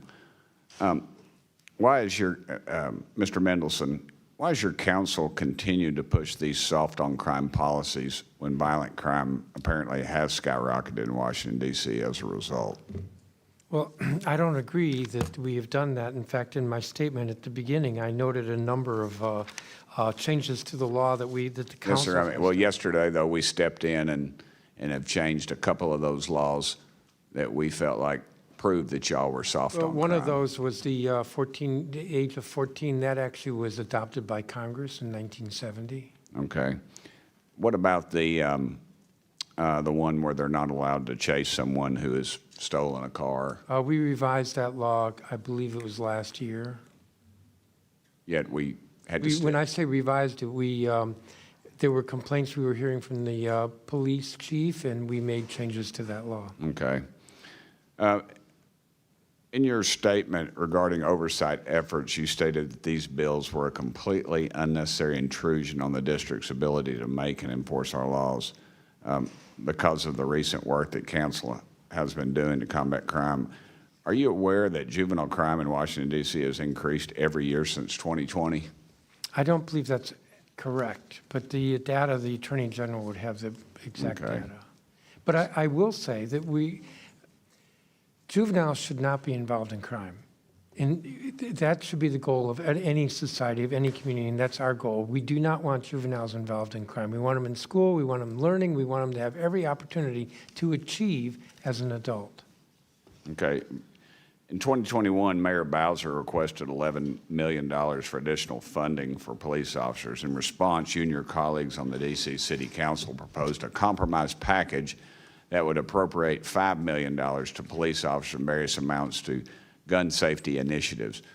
Because, as quoted, because the solution can't solely be more police. Why have you consistently tried to impede the work and support systems for police officers? Well, we haven't consistently. So that is true about 2020 for the FY21 budget. Every year since then, we have fully funded the request for MPD, for hiring officers and for paying officers. Just yesterday, we adopted a 13% pay raise for police officers. So I don't agree that consistently. I would also note MPD has a budget of about $500 million. I think it's actually more than that now. So when you talk about $5 million, I don't think that's even 1%. That's 0.1%. But that was 5 years ago. But you would gladly turn that money back in then? Wouldn't? Well, in my testimony earlier, I noted that we've been asking the federal government every year for reimbursement through the appropriation process for the EPSF, and that the Congress has shorted us a total of $83 million over the last 4 years. So you can ask me about $5 million. Over the last, how many years? 4. 4 years, $83 million. okay, that'd be during the Biden administration. General Schwab, did I say that right, Schwab? You said kids You should did, not be thank you. treated as adults. At what age does a kid become an adult? Under our law, children are considered juveniles until they're 18. Okay, thank you. And I'm out of time. Again, thank y'all for being here, Mayor. Thank you. Pleasure, ma'am. Thank you. Thank you, gentlemen. Chair recognizes Ms. Crockett from Texas. Okay, I'm gonna try to go really fast because I got a lot to cover. So I'm starting with the AG. I want you to tell me whether or not it's lawful or lawless ignoring court orders, That's lawless. impounding congressional funds, Violates the law. invoking emergency powers when there is no emergency, Unlawful. sending troops without an invite, Violates the law. covering for pedophiles. I just threw that one in there. Okay, I'll move to the next one. What about revoking birthright citizenship? Violates the 14th Amendment of the Constitution. How about violating due process? Violates the 5th and 14th Amendment of the Constitution. How about what we see happening with redistricting that would in some way minimize, if not delete, the voices of people of color as they are going through and illegally going through this process? Is there a constitutional amendment that you can think of that is associated with that? Probably many, but it is Okay. unlawful and unconstitutional and Thank- un-American. Thank you. As well as, can you tell me if it is lawful or lawless to violate free speech? That's lawless. Okay, sounds about right, because, you know, we had to have a conversation about Jimmy Kimmel, so I'm going to say free Jimmy Kimmel for sure, and hopefully we will deal with the FCC chairman. But the reason that I wanted to go through that long list, and that was actually not even the half of it, is because since this administration has come in on January 20th, they have engaged in some form of every single thing that I said on that list, even the part about covering for pedophiles. So my question is, why are we sitting here today? Number one, they already passed their bootleg laws, and it's clear that even the bill author is not well informed about what his bill does. Because as has already been stated, at the age of 18, you are an adult. So this idea that somehow 21-year-olds were now somehow juveniles under DC law, is that accurate or inaccurate? It was inaccurate, misunderstood the way the law works. Correct. Could not understand how to read the law and decided that they were going to rewrite the law and mess up the law.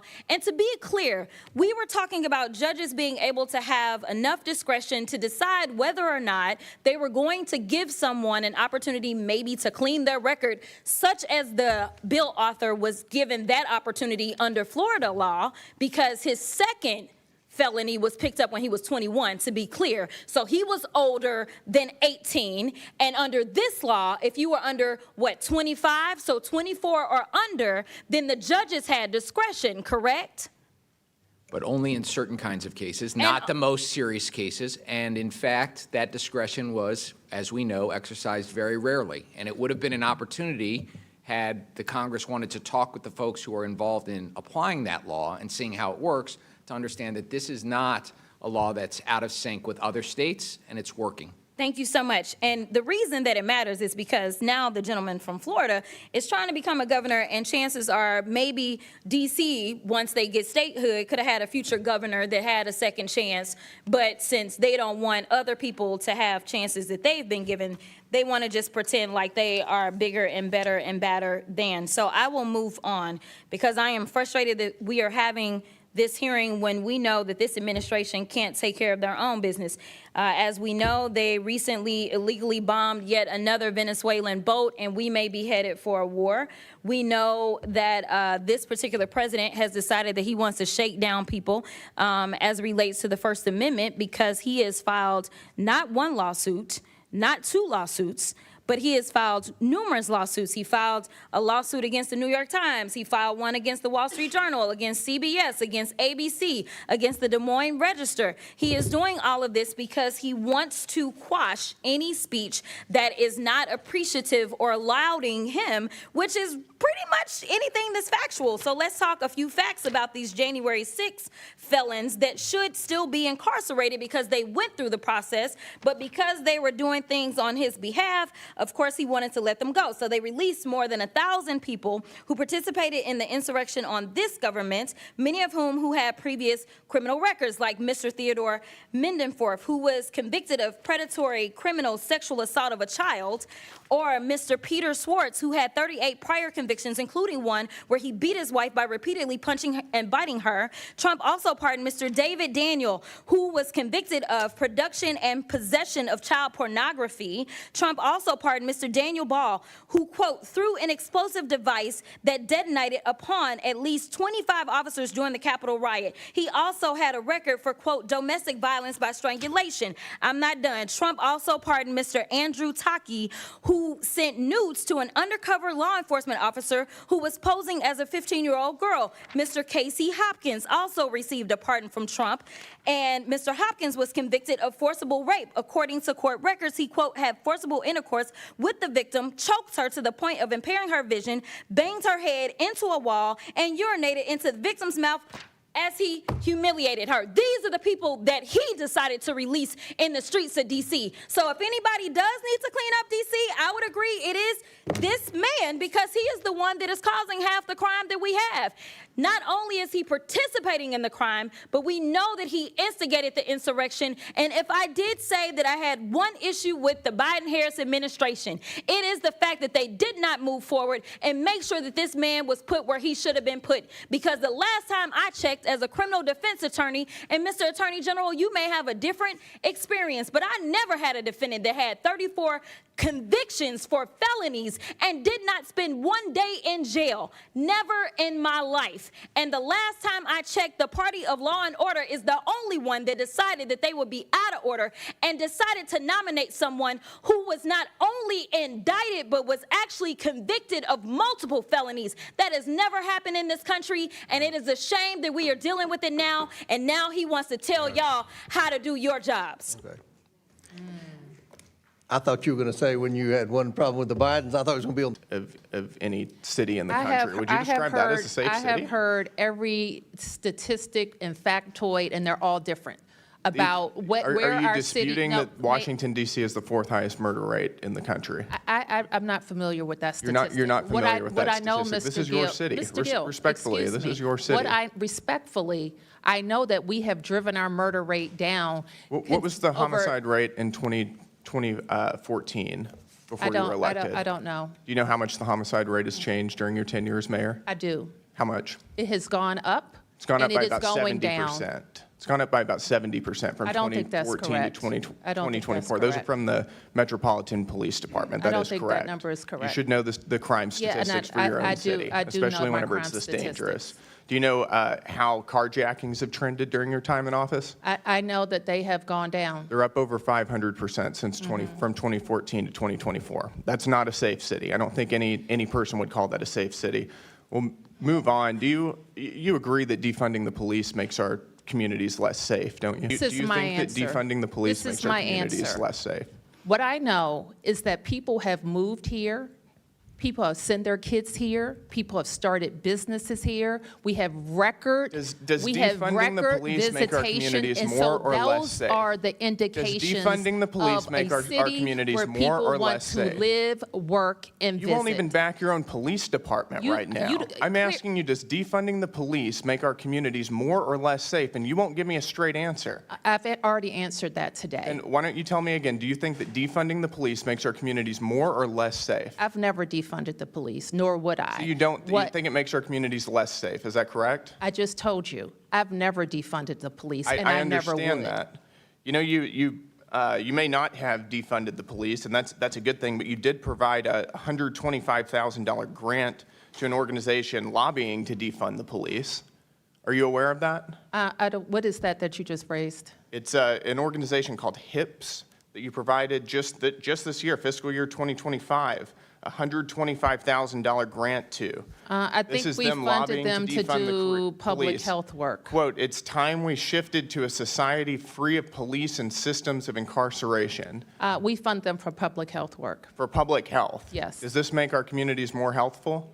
We By defunding our police? fund them for public You health. think defunding our police and lobbying to defund our police and undermine local I've law answered that enforcement question. makes our communities more safe? I've answered more that healthful? question.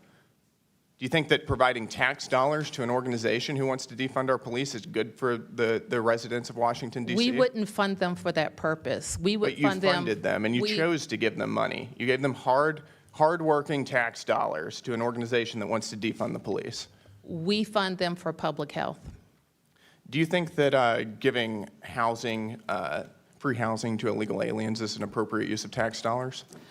We think if it keeps people off the streets, then we have to keep people off the streets. You agree with giving your residents tax dollars and using them to give subsidized housing for illegal aliens? But Mr. Gill, we also didn't agree with the governor of Texas or Arizona busing people, tricking them to come to our city. And it's we not, didn't agree not with that surprising either. to me because you're also funding NGOs that support free housing for illegal aliens. And I hope you And would they're lobbying agree for that You're other using tax governors dollars shouldn't to provide- send people on provide buses NGOs that don't that are have any lobbying to housing give to our city. free housing for illegal aliens in your city. That makes your city less safe. I want to move on. In May of 2024, and this was referenced earlier, there were some major pro-Palestinian protests and sit-ins at George Washington University. This was during final exam season. They were terrorizing Jewish students. They were doing it for weeks. It was a major problem. The police were called in, and you stopped them from doing their job. Why is that? I didn't stop the police from doing anything. It is illegal for them to block a roadway. We've got the law right here. It's unlawful for a person, alone or in concert with others, to obstruct or incommode any street avenue. That's exactly what they were doing, and you refused to allow police to clear them out. Why is that? That's incorrect. Why would you stop? Clear the record then. I never stopped the You didn't police. stop them. No, I did not. You didn't stop them. Would you like to explain what happened? Why police never cleared out this roadway? Police did clear roadways. They were there for weeks. Police cleared roadways. They were there for weeks, Actually, terrorizing Jewish they were students, and this was probably in on your city. private property, not on the roadway. No, they were on public roadways. No, they weren't. Terrorizing Jewish students, they and you weren't. allowed it to happen. No, I they yield weren't. my time back. No, they weren't. Gentleman's time's expired. Yeah, we're gonna. Yeah, I'm gonna give you time.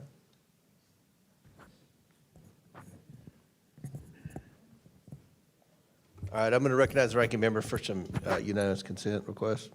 Thank you, Mr. Chairman. I request unanimous consent to enter into the record this August 19th, 2025 article from the American Prospect titled, "The GOP states with guards deployed to D.C. have urban murder rates way higher than D.C.'s." Without objections ordered. I'd also ask unanimous consent to enter into the record this February 28th, 2024 study from Third Way titled, "The 21st Century Red State Murder Crisis," which lays out the decades-long problem with high murder rates in red states and undermines the Republican myth that crime is their strong point. Without objection, so ordered. And my final one is from Newsweek, but I don't know the date right now. But this goes to what the gentleman was just talking about when he said that DC has the 5th highest homicide rate in the country. According to Freedom for All Americans 2024 data, DC is not on this list at all. It starts with St. Louis, and number 10 is Chicago. Without objection, so ordered. So in closing, I want to thank our witnesses for being here today. I know it was a very long hearing, but this is an issue that America's watching. This is America's city. This is the capital city. We want it to be safe. Many of us spend at least half our waking hours here in Washington, D.C. So even though it's not our official residence, we spend a lot of time here. Many of us spend more time than here than in certain parts of our district. So I want to yield to the ranking member, Ms. Crockett, for a brief closing statement. Thank you, Mr. Chairman, and thank you to my colleagues for their questions and to our witnesses, Mayor Bowser, Chairman Mendelson, Attorney General Schwab, and Mr. Jackson for your service and for your testimony here today. I appreciate all of your voices and your leadership to fight for DC and its rights. You debunked a lot of misinformation today. Washington, DC is a great American city which deserves to govern itself like any community in our country. If Donald Trump wants to run DC, he should resign as president, I'm here for it, and run for mayor. Congress should not waste time undermining this city's elected leaders. We will continue to work with you all to support real public safety through smart policies that support communities and hold criminals accountable. We will work with you to tackle gun violence and to protect the rights of every American. Our committee will not ignore the real crime at 1600 Pennsylvania Avenue. We need to stand up for free speech and against corruption and weaponization. Chairman Comer, I appreciate your commitment to work with us to hear from FCC Chair Brendan Carr, which I think is the most alarming news of this last week. I hope both sides of our committee are opposed to the President of the United States picking and choosing late-night TV hosts. It is ridiculous and dangerous. I'd like to thank our witnesses once again for your testimony today, and thank you for your service. I look forward to working with you throughout my time on this committee. Thank you. And let me say, DC crime reached new levels over the last several years. President Trump finally tackling the crime crisis with the deployment of federal law enforcement. We are thankful to President Trump for wanting to tackle the crime crisis in this country.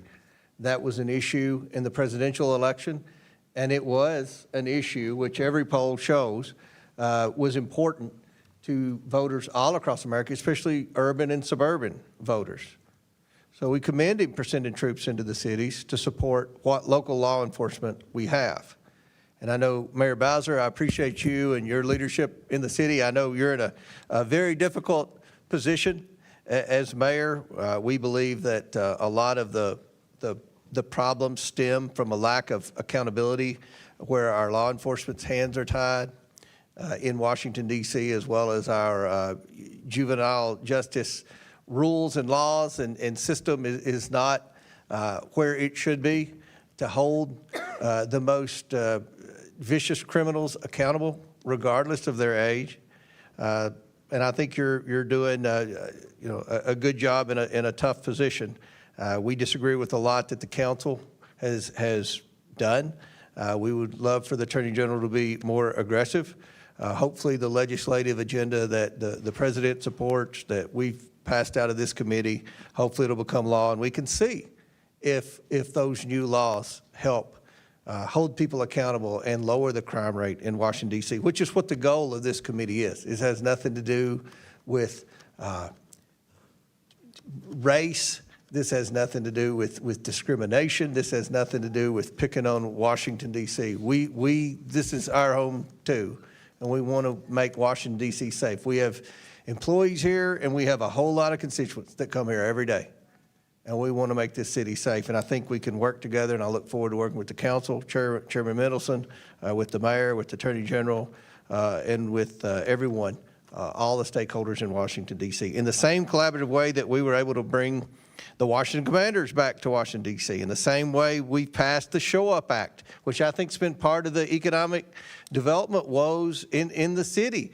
Remember, under President Biden, he extended the work from home agreement or whatever they had with the federal employees. And, you know, you have government agencies that for years didn't have employees going into those offices. That affected restaurants, that affected food vendors, that affected a lot of the local economy. And we've passed a bill in here, the Show Up Act, to try to get those federal employees to come back to Washington, D.C. to work like the rest of us have to do. So I think we've demonstrated that we've worked together in the past to do things to help Washington, D.C., and I hope we can do that in the future.